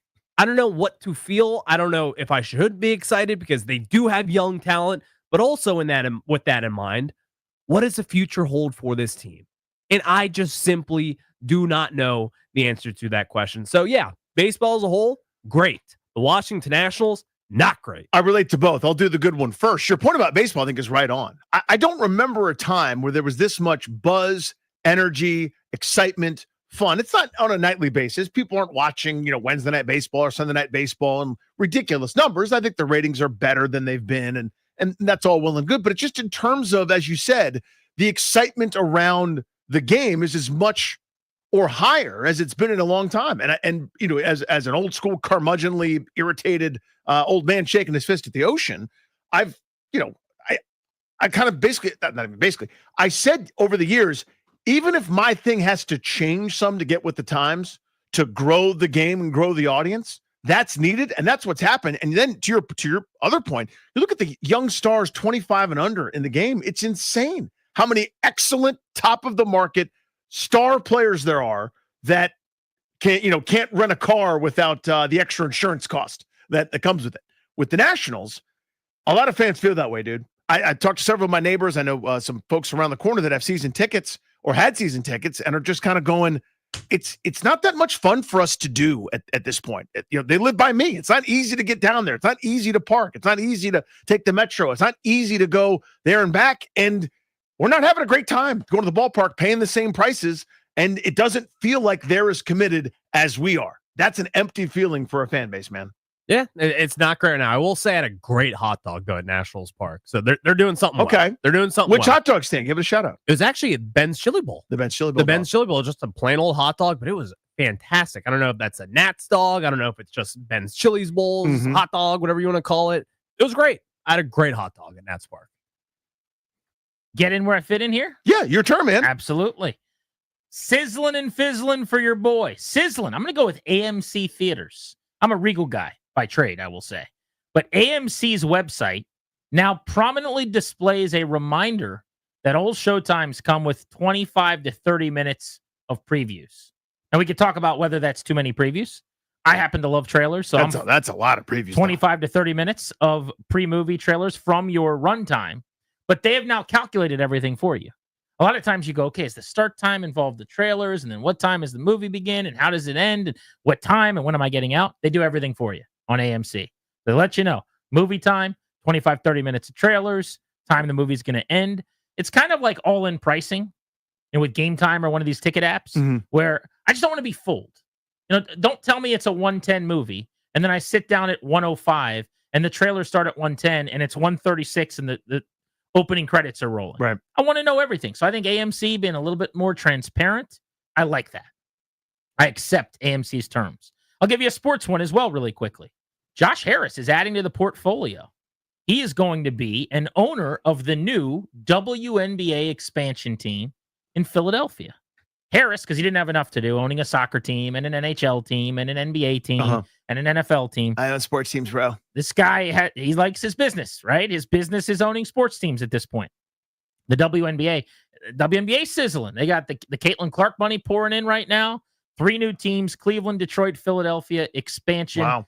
But if Josh Harris was going to be heavily involved with, if he got a team in, Major League Baseball, I might say, come on, man, really? Like, we don't need to do that. Just settle down, would you, Josh? My guess is he's just going to count some money as it rolls in with the new Philadelphia WNBA team, right? That's kind of you would think, yeah. I mean, you can do kind of the Wizards bit or monumental basketball bit, so to speak, where you have one guy overseeing all the operations and sort of turn the keys over to him. Maybe you do that. Not too shabby. Fizzling, Danny, I was down bad yesterday. I took the kids to go see Elio at the movie theater. I bought tickets to the wrong showtime. So we went to the 2:45. Oh. I accidentally bought tickets to the 1:45. It took about an hour of negotiation. Thank God we got there early, probably about 19 minutes, just to be able to make it all work so I didn't have to drop what would have been, and I quote, $90 on Elio for us to go see the movie. So much Elio. Yeah. So there you go. Fizzling. Sports-wise, I think the Nats are about to have a real problem with James Wood getting walked. After 4 IBBs yesterday for the Nationals, this is about to be a thing. Get ready for him to be told, go to first base. They had 6 intentional walks as a team 2 years ago. They had 4 from James Wood yesterday, most of anybody since Barry Bonds 2 decades ago. Yeah, you play competitive teams who need the win. I would certainly say you should expect more of that. Has Dad gone? No Dad yet. Dad, you are up. My sizzling. Our friends over at EA Sports just announced today that there will be a college basketball game coming back. I saw that. There has not been a college basketball game in ages, it feels like. We don't have a trailer. We just have the announcement of the game. Just the announcement, right. From what I gathered, it looks like 2028 is going to be when it officially debuts. So we got a couple years, but this is kind of the same cycle that they went through with the return of college football, where they announced it back in 2022, and then the first game came out in 2025. So I'm assuming we'll start seeing teases over the next couple of months or so that college basketball is back. So that's pretty cool, pretty sizzling. That's a big deal. This is how long ago this was. Like on the Genesis, the old Sega Genesis in the mid to late 90s. Some of those college basketball games were a blast. So much fun to play. I think the football game was such a smashing success that they probably went, how do we not do we should probably game now? Kind of hard to pass up on that. Get the same people involved, do it the exact same way, and make a game that everyone will love. Well, everyone was so scared in the O'Bannon lawsuit world where it's like, we'd love to make this, but like if we do it, then we're going to, down the line, probably have to pay $1 billion in back revenue or something to somebody. Darius, who's fizzling? Fizzling, I just want my Nationals to win. That's all. That's all I got. I don't have too many other things on my mind today. I'm just going to say I want my Nats to win. Very simple. So that's my fizzle. How about Terry McLaurin coming back to Washington? That negotiation seems to be fizzling at this point. What Adam Schefter said about McLaurin and the Commanders not being close, and an update on our poll. Are you Team Terry or are you with the team on the current stare down? Next on The Fan.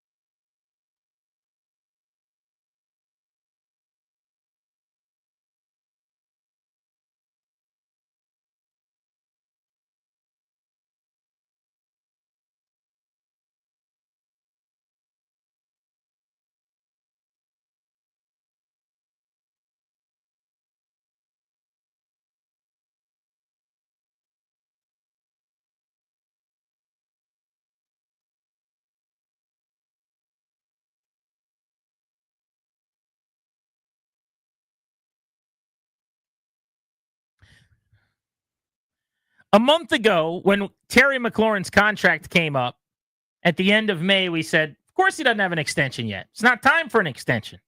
And you could still say the same today on June 30th.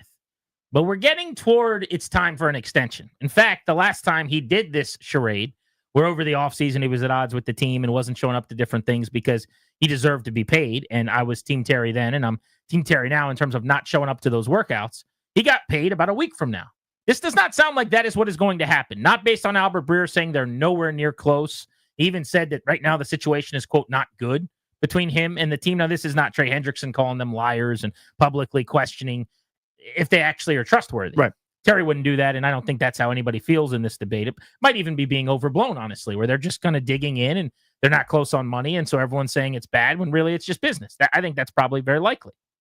But Adam Schefter today on ESPN with Pat McAfee made it pretty clear, not only is it not that close, they're not getting closer at this moment. I know there's no update, which is the update. And that's the problem.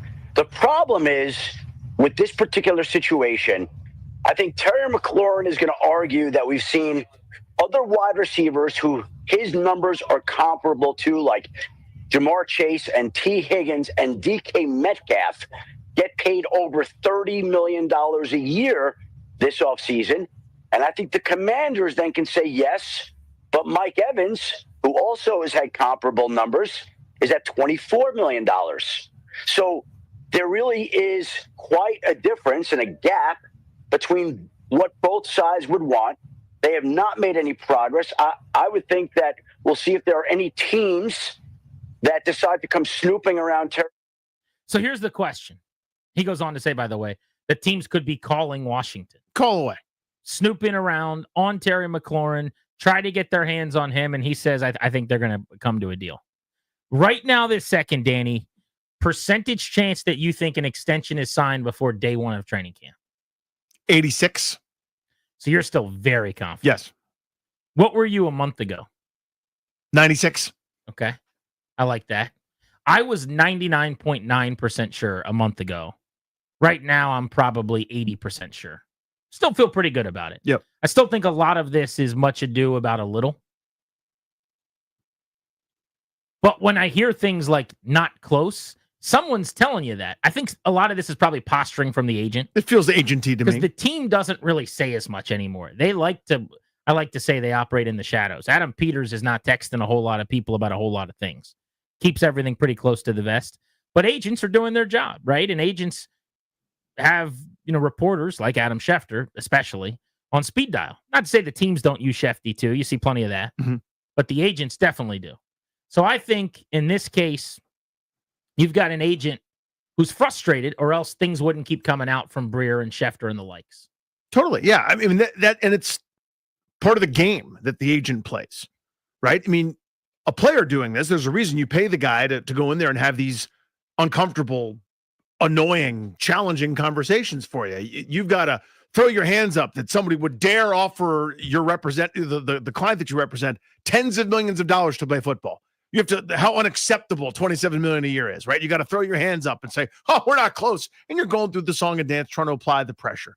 That's the game. That's what's being played right now. The same way that it's playing out with the team and the city council and those sorts of deals. And you see these public statements with the deadline, it's very soon. It's public pressure. And that's kind of the same technique being applied here. 82 catches last year for McLaurin for 1,096 yards, 13.4 a pop. He had his best year in terms of touchdowns with 13. Don't forget how amazing he was in the playoffs, too. Game after game in the postseason, he went out and made one ridiculous play after another. In fact, the NFC Championship game against the Eagles, he went out and scored a long touchdown to get them right back in the game. He routinely, Tampa Bay, Detroit, stepped up over and over again. It was the kind of year, the further you get away from it, I think the more you forget with a guy who's just understated in everything he does, how important, how awesome he is. The catch percentage in traffic with contested catches, stuff that a lot of guys in the league can't do. But it's been right around 13 yards per catch for now 5 years. And that's not bad, but that's also not top of the league money worthy. In fact, last year, if you remember, Dan Quinn was talking about what each player works on and how after practice, each guy has their own little thing that they do on the practice field for a few minutes. And Terry McLaurin's big emphasis was to do more after the catch, to make sure that he was harder to tackle because he felt like the year before he was too hard to tackle. And I thought you saw growth in that regard for sure. Yeah. But I do think that speaks to like where he's at in the pantheon too. And so they've got to be able to find some middle ground between you're obviously not Chase and Jefferson, and you're going to get paid better than you have been, which was right around 23 million, 24 million per year. The problem is just the market's so out of whack because you got guys that are really good that are making 25 million. You got guys that are just pretty good that are making 33 million. And it really has screwed up what both teams, sides of the negotiation, Terry's and the club itself, think he should be worth. Yeah, there are a few really strange games last year. Again, going back to his game log and remembering his season. Remember that he only had 1 catch and 5 yards against Atlanta? Remember that? Remember how weird that was in that OT thriller? He had 1 catch for 5 yards. There's a number of those. 2 catches for 17 week 1 against Tampa. 2 catches for 19 against the Giants in that ugly game. That loss to Philadelphia, 1 catch for 10. That's when we're all going, oh no, the cliff. He lined up on the left, and Quinyon Mitchell shoved it on him, and he was never open. You still got to throw it to him more than that, but what are we doing? And then adjustments were made. But, then you get some more productivity there a handful of weeks in a row. But there are enough of those stinkers, non-factor kind of games where you go, I still know this guy's really good. I'm going to complain Monday morning when he doesn't get the football enough, when the offense isn't great. See that Tampa game, the Giants game, Philadelphia game, a couple others.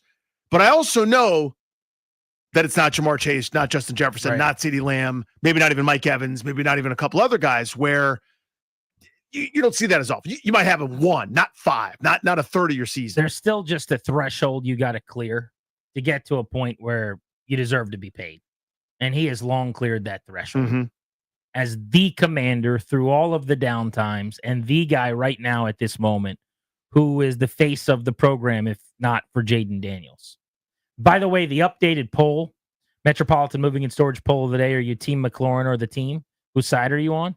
65% Terry, 35% the team. Go vote on 1067 The Fan's Twitter page.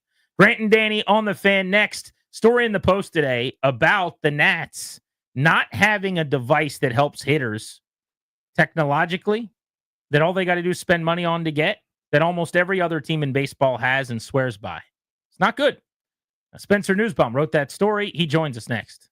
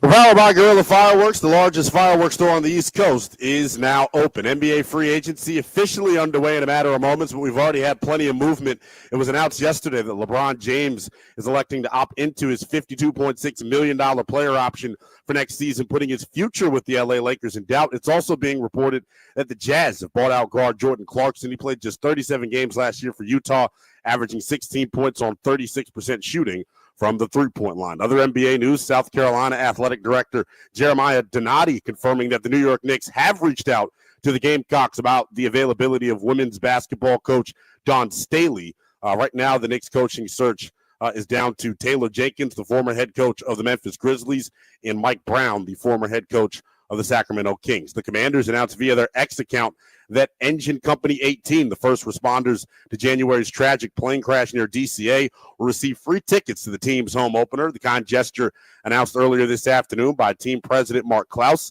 and the Washington Legends. Other NFL news, the Steelers and Dolphins agreeing to terms on a blockbuster trade this afternoon that will send Jalen Ramsey and Jonnu Smith to Pittsburgh in exchange for Minkah Fitzpatrick in a pick swap. A reunion coming from Minkah Fitzpatrick, who was drafted by Miami in 2019. Guerrilla Fireworks, the largest fireworks store on the East Coast, is now open, featuring all major brands of firecrackers, rockets, mortars, artillery shells, repeaters, Roman candles, fountains, and more. 30 minutes from the DMV in Charlestown, West Virginia, Guerrilla Fireworks, just 1 mile from Hollywood Casino. From the Crop Metcalf 5-Star Sports Desk, I'm Linnell Willingham on The Fan.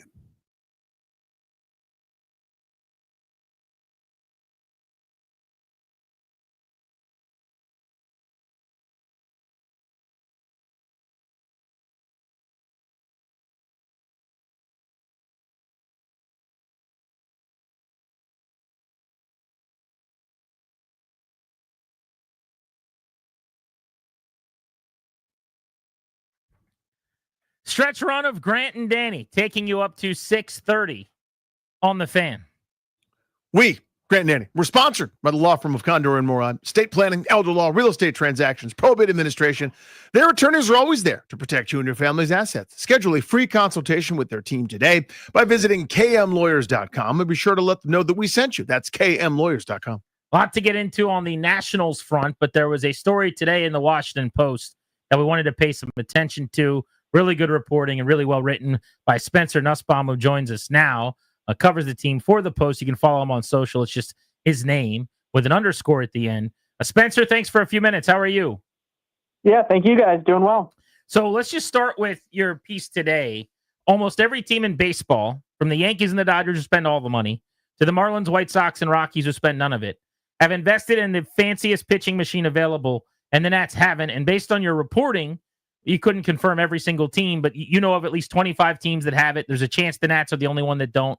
There's a couple teams maybe with them. But the idea is that players are saying this would help them a lot, and it costs a lot of money, and they haven't gotten it. And this is the kind of thing, it's the smoking gun of what I wonder about all the time, which is, you know, they get crushed for drafting and developing and success stories. Are they getting the resources needed to actually turn their players into really successful big leaguers? So just go into the piece and how long you've been working on it. Yeah, I mean, you hit the nail on the head. Just to give a little background here.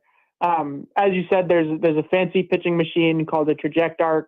It's basically the closest thing you're going to find to putting an actual pitcher in the batting cages, meaning that, there's a screen, and from that screen, there's video of a pitcher uploaded, and then the pitch that comes out of a hole in the screen is the exact characteristics that you're going to see in a game.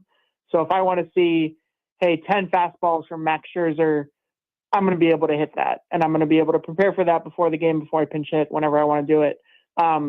This is something that Can I ask real quick? So, like, if you're not playing and you know you're going to pinch hit in the seventh and you're probably going to get their lefty, and let's just say, that I'm just going to make up the name, but that's Sammy Solis.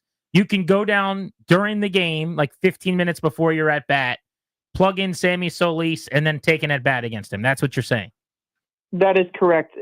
Last year, Major League Baseball allowed teams to use it during games from 2021 until 23. It was only before games that you were allowed to use it. But teams have had it. A number of teams have had it for 4 years now. Wow. A good number of teams. I think at the midpoint of last year, 19 teams had it. And then at least 6 or 7 teams have added it since then, which brings you up to the 25 total that we were able to track down. And again, that number may be 1 or 2 teams higher than that. So yes, it's something that almost every team has, and the Nationals, are one of the few who said, at least so far, this is not something that we're investing in. So the $1 million question, or in this case, a $500,000 question, because that's about how much it costs for a year, it would inevitably be, do they not have it because they don't believe in it, or they don't have it because they don't want to pay for it? Yeah, and there's a complicated answer there. The simplest answer is the latter, and I think you find that with basically anywhere you go. That being said, again, talking with people, in and around the organization, people who obviously have worked with the Trajectark before, things in that vein, there is a vetting process there because you have to know, it's $500,000, which in the grand scheme of things is not all that much for a team to spend. But if you're going to invest that sort of money, you need to know, hey, players are going to use it. It's going to help. This is a fairly new piece of technology. So again, you have to vet that it's going to fit, in your cages, like the Diamondbacks, which is one of the teams I talked to for this. A couple of years ago, they didn't have this, they bought it and then didn't have the space in their cages for it. And so you kind of need to do that whole process. But really at the end of the day, every indication is that it comes down to money.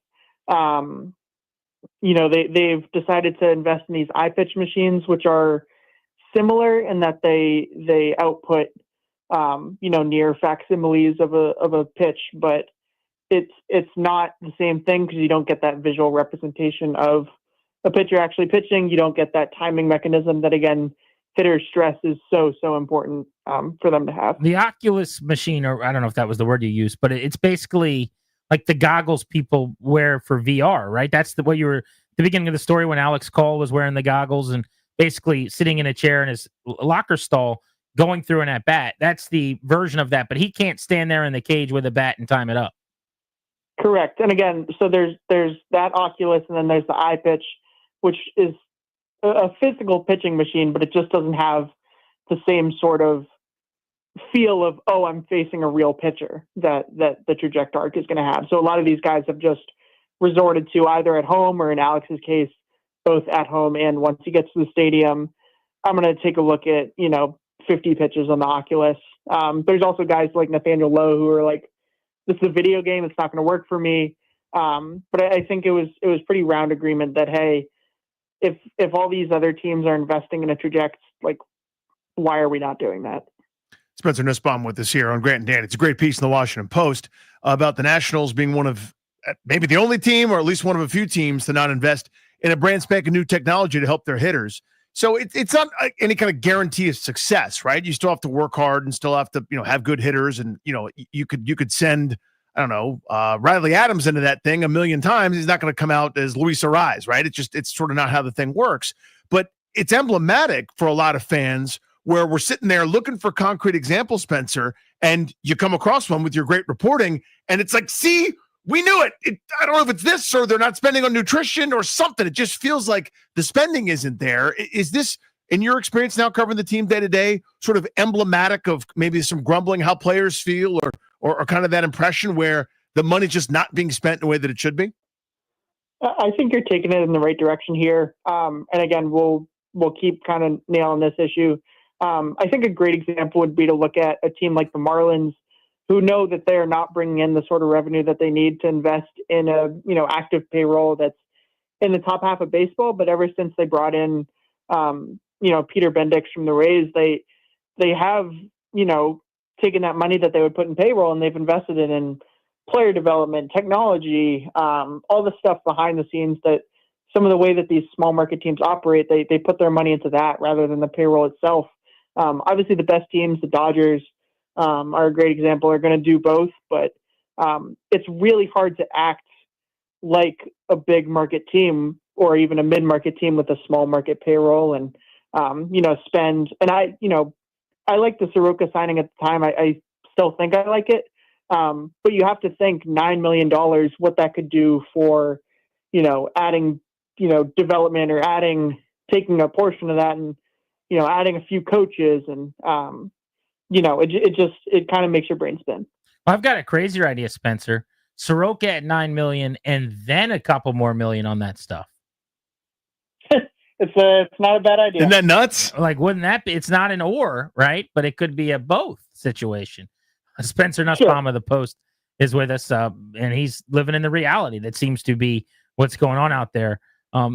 So this is a little bit redundant to what Danny said, but I wonder, and maybe you're already working on this, like what other areas can be dived into here at the minor league level? Your colleague Barry Svrluga wrote a column this past week where he took them to task on the draft and the development success of the last many, many years. And I certainly understand it is not above reproach. I mean, they deserve to be questioned and grilled on it. It hasn't been good for a long, long time, although I think it's trending up here recently since they've made some changes.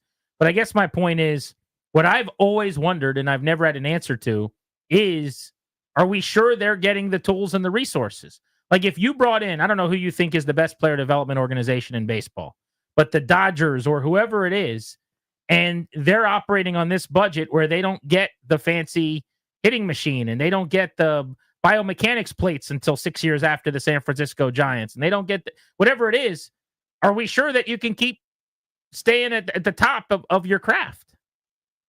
Yeah, I mean, I think that the obvious answer to that is no. Maybe the more nuanced answer, I guess, is again, if you look at the way, and so we're still reporting on some of this stuff and where, maybe the Nats have had shortcomings in development and where they could be investing or doing things differently or innovating. And so, you guys you'll have to keep an eye out for that. But in terms of kind of looking at the bigger picture, I mean, really name any part of development. If you want to add another nutritionist, that's not a whole lot more money. If you want to, hire 2 more biomechanists, that's not a whole lot more money. If you want to invest in a trajectory, that's $500,000. It's not an insignificant amount of money, but in the context of a $120 million payroll, that's not all that much. And by the way, it's not, baseball, maybe it's unique, right? Because it's a $15 billion industry or whatever Major League Baseball is now. But it's relatable content if, your company doesn't spend on the thing that gives you the obvious return. Like, in other words, you're selling it on, hey, I think this could make me better. And they're going, maybe. Get back to work. There's a lot of that in business, but I understand that baseball feels different because they don't get a lot of people coming out, but they get plenty enough, it seems like, to just do more than it feels like sometimes they do. Yeah, and I mean, look, if you have 2 players on the team who go, this could maybe help me, most of the time you're gonna invest in that, especially if you're a team that has the resources to do so. With the trajectory in particular, and in other areas that we'll, I guess, get into down the road, that hasn't been the case. So, Spencer, what do they have instead? If 25 or more have this tragic arc, I haven't said the word right yet. If they've got the new fancy hologram machine, what do the Nationals have in lieu of that? Yeah, so in 2023, they invested in eye pitch machines all across the organization. So I believe every single affiliate has these machines. They are, for lack of better phrasing, similar in look to a traditional pitching machine that you will find anywhere. What they are able to do is that is the same as a trajectory arc. Is, say you want to, face 10 Mackenzie Gore sliders. You can get the shape and velocity of 10 Mackenzie Gore sliders to come out of the machine. Where it is different, again, is you're not getting that visual representation. You're not getting that exact timing because, hitters care so much and time so much based on a pitcher's windup. And the eye pitch machine is just not going to have that. And then, as is covered in the article as well, a lot of these guys, Alex Call, chief among them, and I encourage people to read what he has to say in the story about the Oculus goggles, because he basically said he's taken 25 seasons worth pitches on those things, and you've seen the results. So a number of guys have used that as well, but that's a really inexpensive, cheap alternative that just helps for plate discipline. Does not help for timing, does not help for swinging, is just kind of to help with swing decisions, if you will. Spencer Nussbaum of the Washington Post. So I just Googled the iPitch machine. We can buy one and have it here in studio. Anywhere between, it looks like $2,600, and then the highest end ones might be up to $17,000. So Danny, if we want to get one of those, we could get one in studio. I have $24 in my wallet right now. Just like the Washington Nationals. Spencer, today was actually, interestingly, a significant day on the marketing side. And Danny and I were joking about this. We would never, ever, ever spend any time on our show talking about a deal that a team struck in town, if not for this. Because the Nats had been the only team in baseball for a long time without either a jersey patch sponsor or a sponsor on their ballpark. And it was just indicative of kind of how business had been done, that they weren't willing to accept less than they thought they should. And today, finally, with AARP, they struck a deal to have a jersey patch moving forward. Little deal or big deal for you?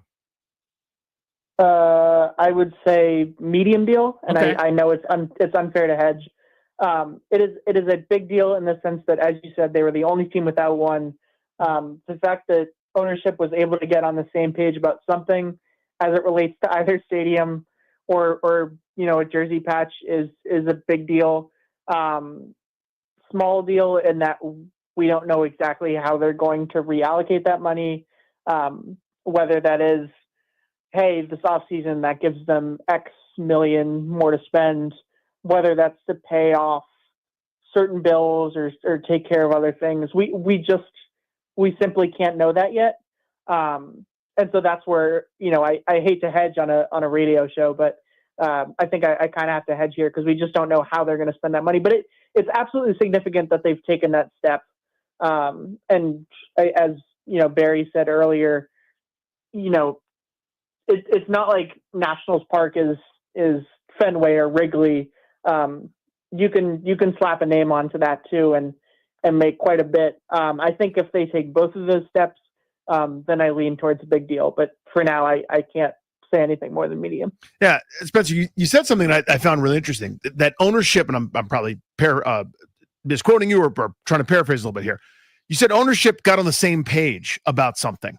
I think that's kind of the story, though, here, right? Is I get the sense that nobody's on the same page about anything over there a lot of times, whether it's the left hand doesn't know what the right hand's doing, the front office maybe wants something, and then you can't reach ownership, or the other way around, and just sort of seems like it's not fully functioning, like the fully armed and operational battle station, to borrow from Star Wars. But when I heard you say that ownership got on the same page about something, I think that's why it's significant, I think, for a lot of folks following this thing. Just want your reaction. Yeah, 100%. And look, I'm not in those rooms, so I can't say exactly how things are going down, and I can't speculate too much on, hey, I know this person is uncooperative, I know this person is cooperative. If you're not in those rooms, you can't really speculate on that. But you see in the way that they've operated the business, the fact that they haven't pounced on this earlier is a perfect example of, hey, maybe this isn't as streamlined an operation ownership-wise and kind of in those navigations as maybe you would be led to believe. One baseball question. We'll let you out on this. Weirdly, a baseball question, believe it or not. James Wood got IBB'd 4 times yesterday. First time since Barry Bonds 2 decades ago. 6th time ever, I think, that a guy's been intentionally walked that many times in a game. Question being, how long do you let him get walked if this starts happening before you make a change where Abrams hits behind him? Whether he leads off or Abrams hits third and he hits second? Because they can't afford to just let him stand at first constantly. Correct. Where, and I held that belief for a while, and I still think there's a part of me that does think you gotta swap things up. That being said, if you go and look at how many at-bats James has taken with runners in scoring position compared to how many CJ has taken, and I was looking at this 3 weeks ago, so it's possible things have changed. But CJ just has not had the same opportunities to drive guys in as James has. That's why you see James having those gaudy RBI numbers. And so I think for now, really there's not a whole lot you can do other than let him get walked and hope that Louis stays hot. Nathaniel Lowe, who's been better as of late, continues trending upward. But again, as we will cover in the coming weeks and the coming months and coming years, I mean, the ultimate recipe to that is just have more depth in your player development, and then you don't have to worry about James getting intentionally walked all the time. Spencer, great reporting, man, here in the in the Washington Post. Excellent story. Really appreciate the time with us as well, man. Thank you. Yep, thank you, guys. Spencer Nussbaum, go check out the story in the Post. It is very, very good. And it kind of, I hate to say smoking gun, but it lends credence to my fears. It's just evidence of, here's a thing they could have that they don't. It's something I'm always asking about. Like, hey, do you guys have this? Most of the time, it's like, yeah, we got that. We got that. We got that in every minor league ballpark now. It's probably several years after the Astros had it, but we got that. I'm reminded of a Dave Chappelle bit about something completely different, but he basically comes to the conclusion and he said, everything that we thought you was doing inside that house, you was doing. And that's what this is. In other words, where it's like, I keep saying, like, they're not spending. So, well, give me an example. Well, I don't know. I don't know what the tragic arc or whatever the hell that, I've never heard of that until I read this story. That's what it's called. They don't have it. Everybody else does. That's my example. So yeah, it's to borrow the phrase, it's a smoking gun. According to Adam Schefter, teams are mulling the possibility of trading for TJ Watt, or at least offering up deals for TJ Watt. Now, the Steelers have shown no real indication or inclination they're going to trade him. And I think this is noise. Same way that a lot of the McLaurin discussion, and we're having it today because it is the news of the day. But I think ultimately we'll look back and say that was offseason noise. In the meantime, you got to treat it seriously. It's a guy who's doesn't have a contract, who needs to have a contract, who's really important. But Watt, right now, with the Steelers, not close to a contract. Sound familiar? Pittsburgh today traded a 3-time All-Pro. Mm-hmm. That's a little bit of a put you on notice thing with TJ Watt, I think. Now, they were able to do it in a deal where they got a 3-time All-Pro back and a tight end who had 87 catches last year. But they basically traded the same credentials in terms of 7 Pro Bowls. I think Watt's a 4-time All-Pro, so more than Minka. He's obviously a DPOY candidate, which at his peak, Fitzpatrick was as well, but he isn't anymore. But Watt, even last year, playing through a lot of injuries, his sack count went from 19 to 11.5. He's actually had 2 of his last 3 seasons. One of those years, he missed 7 games. But 2 of his last 3 seasons, where his sack counts have been 5.5 and 11.5. Yep. Now, the other 3 years in the last 5, he's led the NFL with 15, 22.5, and 19. I think you can make the case he's got the highest ceiling of any edge rusher not named Myles Garrett. Yeah, you know what it looks like when he plays. Exactly. It ruins offenses. Week 1 last year against Atlanta, he single-handedly beat the Falcons. They had Justin Fields starting, who stunk. They couldn't do anything on offense, and he just, one play after another, destroyed everything Atlanta was trying to do. And that's the kind of player he is when he's fully healthy. But now, all of a sudden, Schefter's saying there's enough issue between the two teams that clubs are starting to pick up the phone and see what it would cost to get him. I'm just going to go on record and say there's no way he gets traded. It feels like Pittsburgh's version of McLaurin. He is the Steelers to me. Yeah, I feel like it happens as well, but this is that posturing phase, right? Where you look at some of the active deals, by the way, the edge position. Very similar to receiver. It's interesting what's valued in this league. That's true. Throwing the football the most, catching the football, and tackling the guy that throws the football. Those are your top 3. I'd ask you to go back to Myles Garrett, who said in a statement, I want to win a Super Bowl. I'm tired of playing here. I got to get out. Something along those lines. And the whole point of him leaving Cleveland was, I'm never going to win here, and I need to go win somewhere. And all of a sudden, when they paid him what he wanted, made him the highest paid edge how's $40 million a year sound? League history, suddenly winning a Super Bowl wasn't as big of a deal. Or the commentary became, I'm going to win a Super Bowl in Cleveland. And I think with TJ Watt, similarly, it's all going to sound like it's not good until they offer him what he wants and he's going to take it. Guys like him don't get out of buildings. He's you too would think good. so. Yeah. I mean, I think this will be his 30-year-old season. And yeah, the injuries are there. I mean, that's a factor. So, maybe how they structure it or something to that effect. But when he's right, it's bold ink, 19, 22.5, 15, an injury-plagued season last year still slowed down, but 11.5 sacks. Like, he's unbelievably good and commands all the attention. So you still get that production. And the attention lets other guys like Highsmith opposite him and some of the other pieces on that defensive line need as well. If you missed John Walton today on the Caps draft and free agency for them starting tomorrow, or our buddy Ryan Wilson from CBS's NFL coverage, on the blockbuster Steelers-Dolphins trade and McLaurin negotiation ongoing with Washington. You can podcast those conversations at thefandc.com. Tomorrow at 4, we've got more tickets to see Adam Sandler in D.C. Also want to talk about Patrick Mahomes compared to the greats at this point of his career and a significant date in Caps history for Nicholas Backstrom. We'll get into all of that on tomorrow's show. Linnell's got overtime coming up next. Thanks to Ryan and Darius behind the scenes. Grant and Danny saying so long. We will talk with you at 2 o'clock on Tuesday. Thank you for coming.